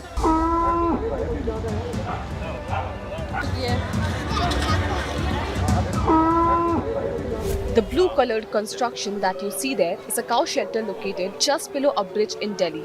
But the floods didn't spare it, and many cows and other animals were left stuck, battling for their lives. काफी गायें जो हैं वो पूरी डूब चुकी हैं, जिनके अंदर पेट में पानी भर चुका है। 3 सांड मैंने अपनी आंखों से देखे हैं जो बुरी तरह से फूल के और तैर रहे हैं उसमें, जो मर चुके हैं। अंदर स्नेक घूम रहे हैं, सांप घूम रहे हैं गौशाला में, और सांड आपस में लड़ रहे हैं। गाय एक दूसरे की तरफ भाग रही है, दौड़ रही है, टक्कर मार रही है। उनमें से गाय को पकड़ के रस्सा मारना और यहाँ तक लेके आना, आप देख लीजिए कि गौरक्षक गुंडे या सेवक आज यहाँ पता चल जाएगा। सारी गायों के रस्से बंधे हुए थे, अगर पानी का लेवल और बढ़ जाता तो वो गाय तो वहीं डूब के मर जाती सबकी सब। However, these Gaurakshaks allege that no one from the government came to the rescue. ये जमुना में ये गौशाला बना रखी है, 2-3 दिन पहले इनको नोटिस भी मिला होगा, ये गौशाला क्यों नहीं खाली करवाई गई? कोई भी सरकार की तरफ से मदद नहीं है। गौ सेवक लगे हुए हैं, गौरक्षक लगे हुए हैं, बस ये बोट जरूर आई थी, बाकी तो सारी गाय हम वहीं से खोल के और यहाँ तक ला रहे हैं और ट्रीटमेंट भी करा रहे हैं। कैसे ला रहे हैं? बोट के साथ 2-2 गाय बांध कर ला रहे हैं। इलाज चल रहा है, हमारे डॉक्टर भी हमारे पर्सनल आए हुए हैं। यहाँ तक तो दिल्ली सरकार ने वेटनरी डॉक्टर भी यहाँ पर अभी तक नहीं भेजे हैं। But as for the government, they're doing all they can. देखिए, उसके लिए एनडीआरएफ की भी मदद दी जा रही है और डिस्ट्रिक्ट एडमिनिस्ट्रेशन को भी कहा गया है कि हर संभव मदद दी जाए और जानवरों को निकाल के सेफ जगहों पे लाया जाए। This man you see here is the owner of the cow shelter. He has been taking care of the shelter for the past 13 years. When asked why the shelter was constructed near a flood-prone area, he claimed to have never witnessed such a calamity here before. गौशाला है ना, वहाँ काफी अच्छी height करवा रखी है। मतलब आप पुल के लेवल में अगर आप जाओगे तो पुल का लेवल है पूरा, वो उस हिसाब से भराव करा के तो वहाँ गौशाला बनाई गई। जीवन में पहली बार ऐसा अनुभव हुआ, आपको बताएं। और बाढ़ तो हर साल आई, पर वो पानी बार जमुना में आशीर्वाद दे के चली गई। Meanwhile, animal rescue scenes across Delhi NCR were also witnessed. In Noida also, many dog shelters were found inundated with rainwater. On 13th July at about 4:30, the flood water started entering our shelter. We started evacuating dogs. We have about 350 sick dogs, and we managed to evacuate almost all of them so far, after rescue operations of about 30-35 hours. We have lost our entire solar panels, our entire refrigerator, our appliances, our oxygen concentrator, our treatment tables, all our medicines, food, everything. We have lost everything. Thankfully, our dogs are safe. We've had a few casualties as well because of drowning. We hope that the water that has crippled the lives of not just humans but also of our communities, animals and wildlife recedes and normalcy prevails.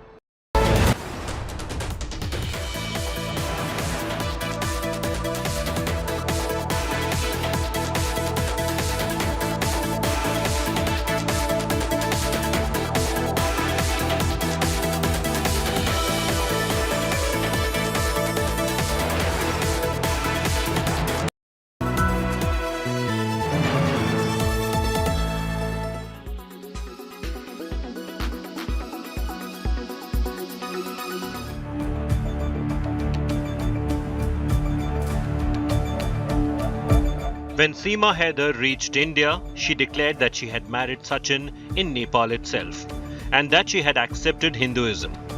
In India, Seema Haider was seen practicing all rituals of a Hindu married woman, even puja and bhajans. A Muslim woman from Pakistan leaving her husband, living in India and adopting Hinduism. For the radical Muslims of Pakistan, this was no less than a crime. And so the frustrated fundamentalists started threatening the Hindu community in Pakistan. Make no mistake, this was no empty threat. The rocket launchers that were used by Pakistani terrorists are now being used on Hindu temples. However, Pakistan is claiming that the attack on Hindu temple was the handiwork of local dacoits. Reports suggest a gang of dacoits attacked the temple in Pakistan's southern Sindh province. The attack was carried out in the Kashmir area where rocket launchers were fired at Hindu temples and houses. Fortunately, the temple was closed. It is maintained by the Bagdi community and is opened only once a year. Kashmir police says 8 to 9 people were involved in the attack. Pakistan police also suspect that this attack may be linked to Seema Haider's PUBG love story, as fundamentalists had threatened the Hindu community.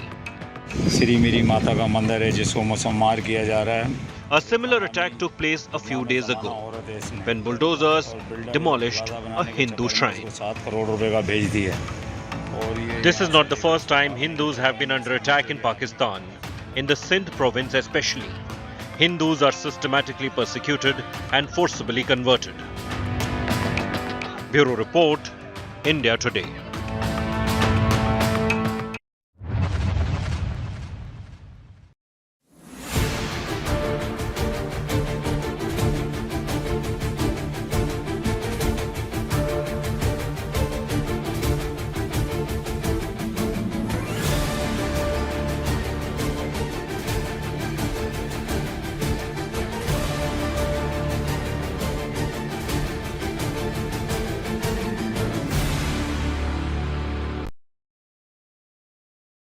Weather forecast now. Delhi, maximum 36 and minimum 28 degrees. Mumbai, maximum 28 and minimum 25 degrees. Kolkata, maximum 34 and minimum 27 degrees. Bengaluru, maximum 29 and minimum 21 degrees. Chennai, maximum 36 and minimum 29 degrees. Hyderabad, maximum 25 and minimum 21 degrees.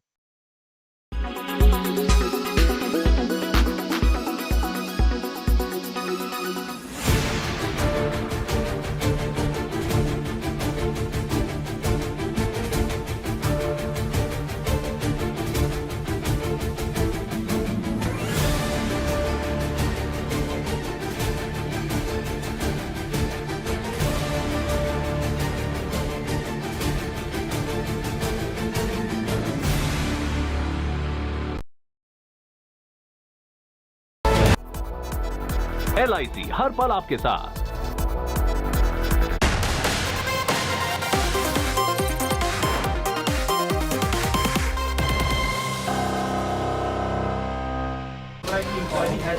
Good evening, you're watching 6 p.m. Prime here on India Today. I'm Akshata Nandagopal, and over the next 1 hour we're getting you all the highlights of two meetings that have taken place, one that's still underway. On one hand, you have the opposition coming together, 26 of them holding a meeting in Bengaluru, the result of which is that the UPA has now been renamed as India, the Indian National Developmental Inclusive Alliance. I got it all right. And on the left is the images that's coming in from the NDA meet that's currently underway in the national capital. So both of these huddles happening on a day when they're setting the stage essentially for 2024. What are the takeaways from these meetings? What has been decided? We'll tell you all that and much more. A look at the headlines first.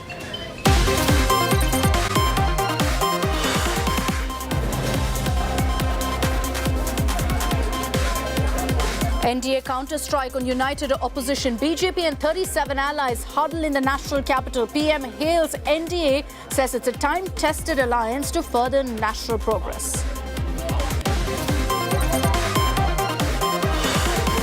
UPA renamed India for Indian National Developmental Inclusive Alliance. Congress Chief Kharge says opposition will fight 2024 polls together. Mamta roars India will win, BJP will lose. Prime Minister Modi's unsparing attack on opposition, says family first, nation nothing for opposition, reiterates 20 lakh crore graft attack on the opposition. Guide कुछ है, हाल कुछ है, label कुछ है, माल कुछ है। 24 के लिए 26 होने वाले राजनीतिक दलों पर ये बड़ा फिट बैठता है। Court grants 2-day interim bail to suspended WFI boss in sexual harassment case. Regular bail plea will be heard on Thursday.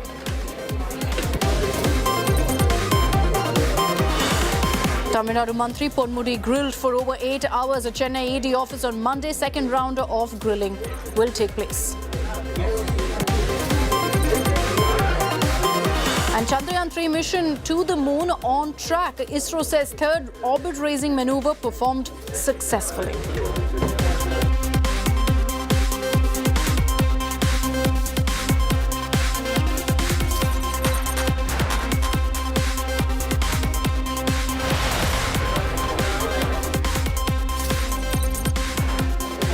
So let's begin by getting you all the updates on the NDA meeting that's currently underway in the national capital. You've had 38 parties, including the BJP, coming together for this huddle to discuss the 2024 agenda, to discuss what their strategy will be in lieu of what's happening right now in Bengaluru, of 26 like-minded parties coming together, deciding how exactly they're going to combat the BJP. So this is a 26 versus 38 fight right now. The BJP is essentially chairing this meet. JP Nadda is chairing the meet. Prime Minister Narendra Modi has also arrived for that huddle. Important, of course, to see what will be the takeaways of this particular meeting, but there's no doubt that the NDA allies will take note of what's been happening in Bengaluru in the last 2 days, and the fact that all of their political rivals have come together to form another alliance which could perhaps take on the NDA as well. Let's take this across to Aishwarya Paliwal. She's joining us live from from outside the Ashoka Hotel.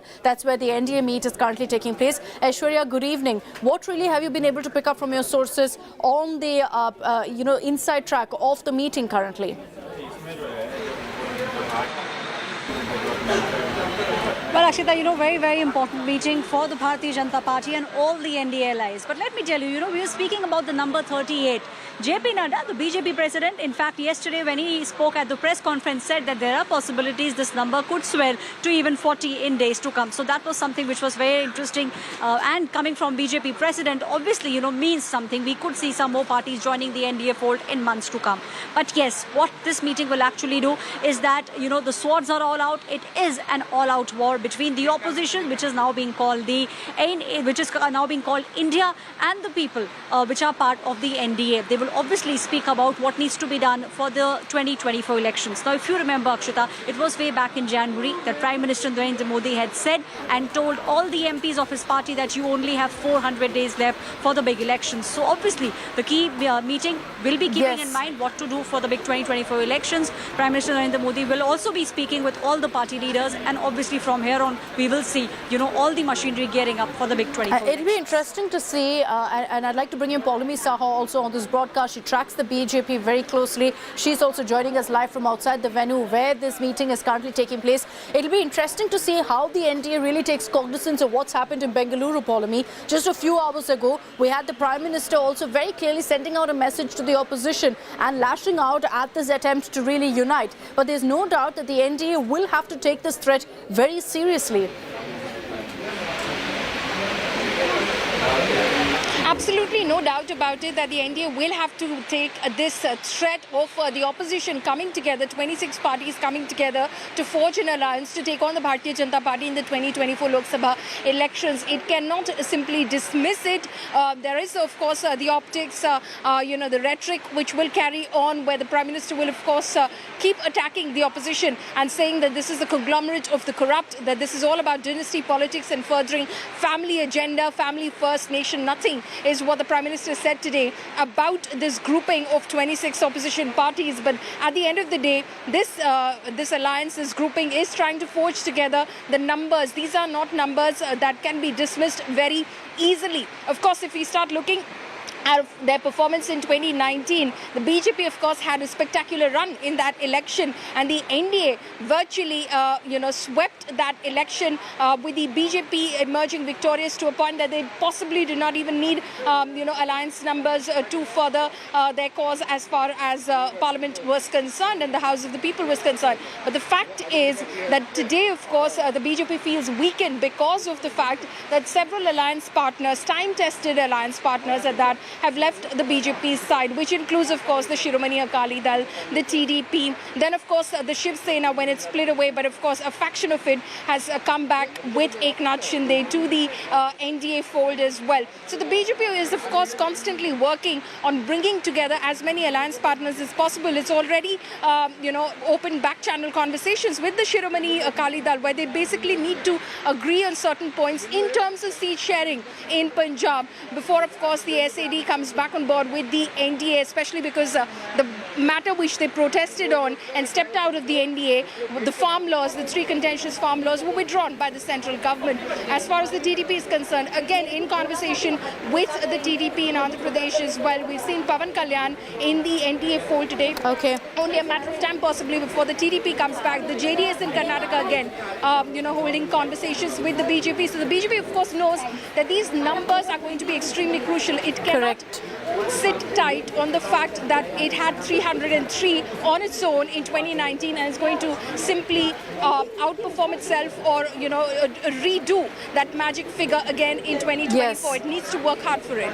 And, notice how many of these allies that they're focusing on and trying to woo are also based in the south, because the BJP knows that they have to rely on some regional parties there to ensure that they can really increase their base, increase their vote share and seat share in these states particularly. But those those images of the Prime Minister being garlanded also speaks volumes of who is at the heart of NDA, that the entire alliance is relying very, very heavily on the BJP. And that's not necessarily the case for the opposition. They're not relying on one party. They're relying on every single regional party, essentially pulling their weight. When the NDA, despite it having more parties, of 38 parties, they're largely reliant on the Modi factor, largely reliant on the BJP, which is why what emerges, what are the takeaways from this meeting also will be very, very crucial. Paulami, Aishwarya, I'll come back to you for more details. Let's focus for the moment on the opposition meet, which culminated in a press conference at 4 p.m. where you had the formal announcement being made that it's no longer UPA,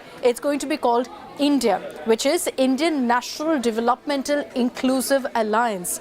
This is, in fact, the new front that's been formed with 26 parties. You see several of those leaders present there on that stage when they came together to make the big announcement that, yes, they're going forward with dialogue. This is just the beginning. There are, of course, a lot more issues to be ironed out. But Mallikarjun Kharge, Rahul Gandhi, Mamata Banerjee, Arvind Kejriwal, Uddhav Thackeray, all of them spoke and they all sent out one message, that they've come together with the sole intent of defeating Narendra Modi, of defeating the BJP. Let's get you some of those reactions. If you missed out on the press conference, here are some highlights.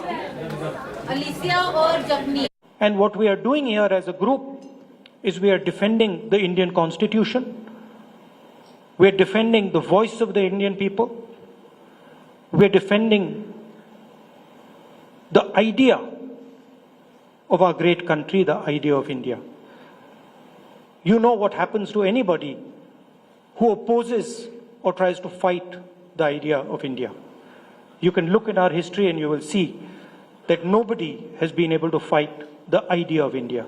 The fight is about two different ideas of India.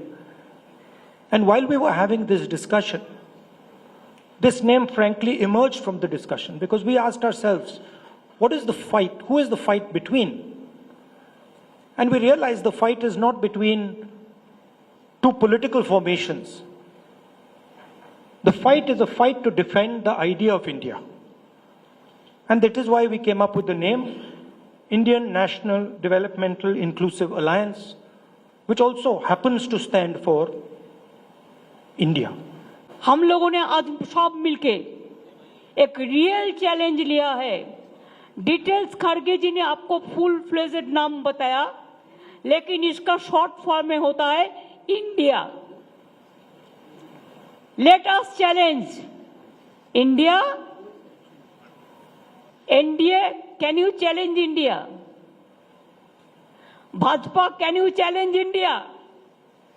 So our challenge will be all focus, all publicity, all campaigning, all program. It will be under the banner of India. India जीतेगा, भाजपा हारेगा. भारत जीतेगा, भाजपा हारेगा. India जीतेगा और हमारा देश जीतेगा. This is a very important meeting for the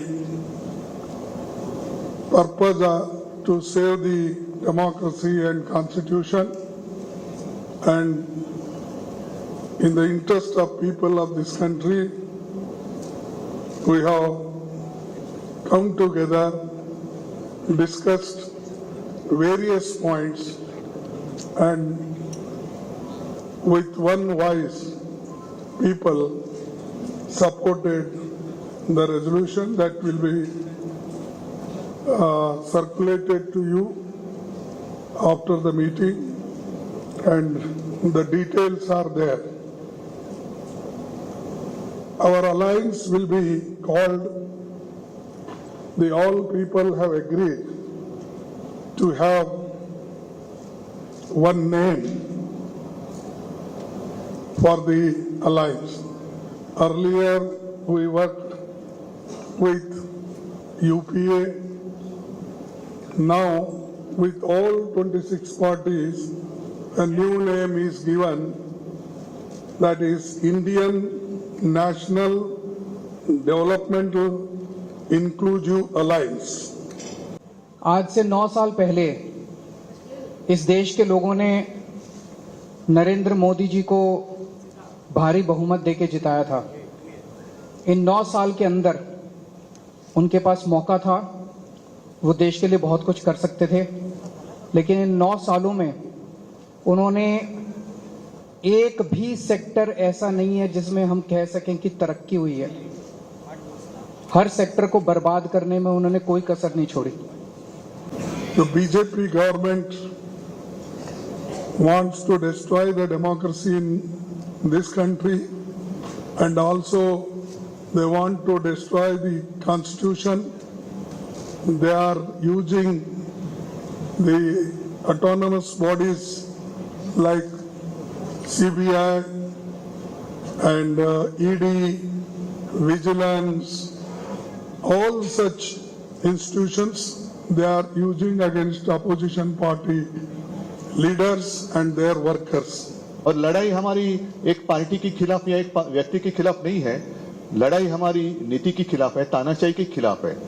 और जैसे एक जमाने में आजादी की लड़ाई हुई थी, तो अब आजादी खतरे में आई है। तो इस आजादी के लिए हम सब इकट्ठा आए हैं और पक्का भरोसा है कि हम कामयाब रहेंगे, हो जाएंगे।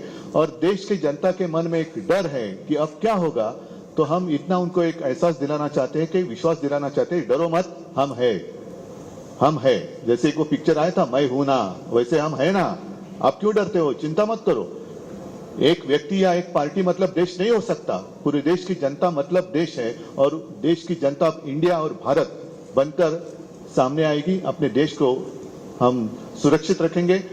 So that was the message from Uddhav Thackeray saying hum hai na to the people of the country. Our National Affairs Editor Rahul Srivastava is live with us. We also have Maushmi Singh, both of whom have been tracking the latest updates coming in from the opposition meet in Bengaluru. Rahul, if I could begin with you, good evening. You know, the biggest takeaway and the headline that's emerged from the opposition meet is, of course, the name of the alliance itself. But beyond that, and while that's great, you know, optics-wise, what are the takeaways and what's really been the decisions that have been taken after this 2-day meeting?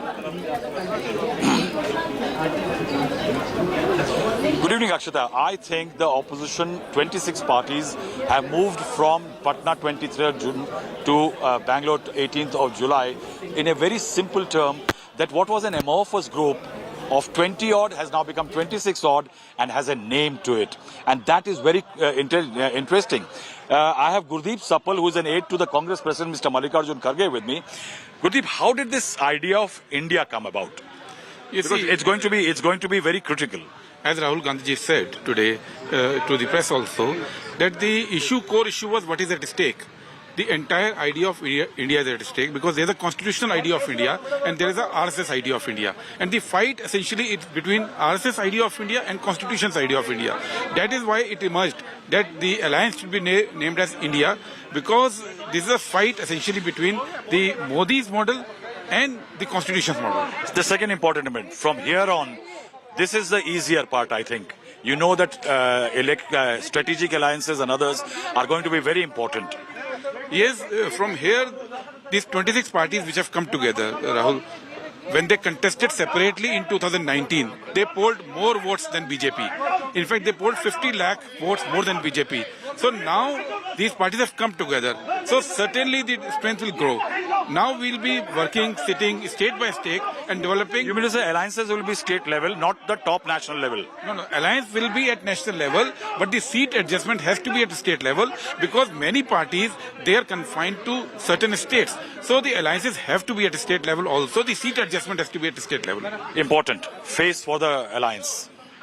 You see, this is an alliance. This is a collective. A collective goes to people of India. There's no question of face, single face coming up today. This has not happened in past also. So you're ruling out the possibility of face. Convener or somebody who controls the whole thing? You see, I'm not ruling out the possibility of a convener or a formation. Issue is that the face in the terms which BJP wants us to say will not happen. It's a collective. This face idea came up only in 2009. But the challenges are there and contradictions. Well, politics is not politics without challenges.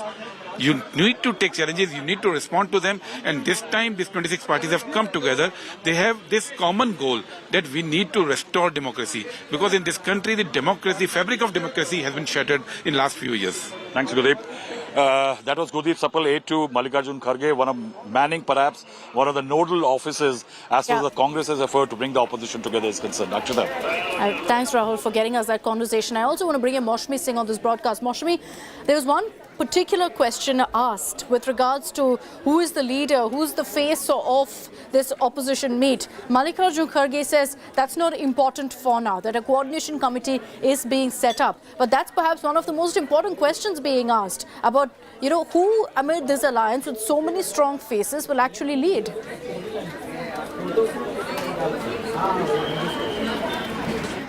You're right, Akshita, because, BJP is also constantly asking that question, because not only the answer is very, very tricky, it could be very divisive within the alliance. And that's one reason that leaders have often been found skirting around that issue, not trying to, in fact, take the bull by the horns as far as, saying, yeah, there is one answer to it.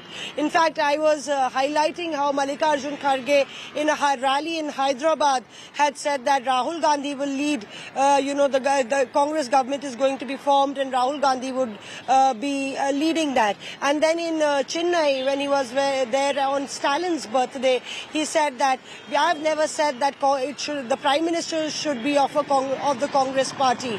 And now he goes on to say that Congress is not even wanting power or PM post. This is about saving the country. So thereby there is a rethink amidst all the opposition leaders that that's a very thorny question. It should be addressed perhaps very late, maybe right before the election dates announced, or maybe post-elections, whoever gets the maximum seats can throw claim to that crown. But clearly, this question will persist, and so will the seat-sharing question also persist. That's also a very, very important question right now that will be asked. And as Rahul Srivastava said, in this round of meeting, what's been essentially, concretized is that 26 parties have come together, they've pledged their allegiance, and the name of this alliance has been put forth. Those are essentially the decisions have been taken. Let's sum up for you really at this point the big takeaways that have emerged right now from the opposition meet. 5 takeaways that we've identified. One, that the UPA now has been renamed as India, the Indian National Developmental Inclusive Alliance. Now the second takeaway is that there's been no decision taken on who will be the face of this alliance. In fact, Kharge has said that that's not the most important thing. We'll discuss it at a later stage. Takeaway 3 that you need to know about the opposition meet, that an 11-member coordination committee will be set up. And that's important to highlight here, because the next meeting that will take place will be in Mumbai, where perhaps there will be more details about this coordination committee. That's the next takeaway also that we're getting for you. In the next meeting that happens, we'll perhaps have more details of who will be a part of the coordination committee, because that's something, as Mallikarjun Kharge said, they're still working on. Now, the next takeaway also of the opposition meeting that's happened in Bengaluru is also the fact that there's no clarity at this point on a common minimum program. Too many ideological differences between each of these parties. You have Uddhav Thackeray, Congress, Left, TMC, all seated together. Obviously, there has to be a common minimum program put in place. That hasn't happened yet, though there has been a confession that yes, we recognize that there are a lot of differences. The other big takeaway is that there's no decision on seat sharing formula, and this is extremely crucial. How will this work? For example, in a Bengal, will Left and Congress completely pull out and ensure it's a TMC versus BJP battle alone? That remains a question mark. Hopefully, there will be more details on this that emerge after the next round of talks that will happen in Mumbai. With that, I'm slipping into a short break here on 6 p.m. Prime. On the other side, we'll get you details of exactly what the Prime Minister has to say about this latest opposition huddle.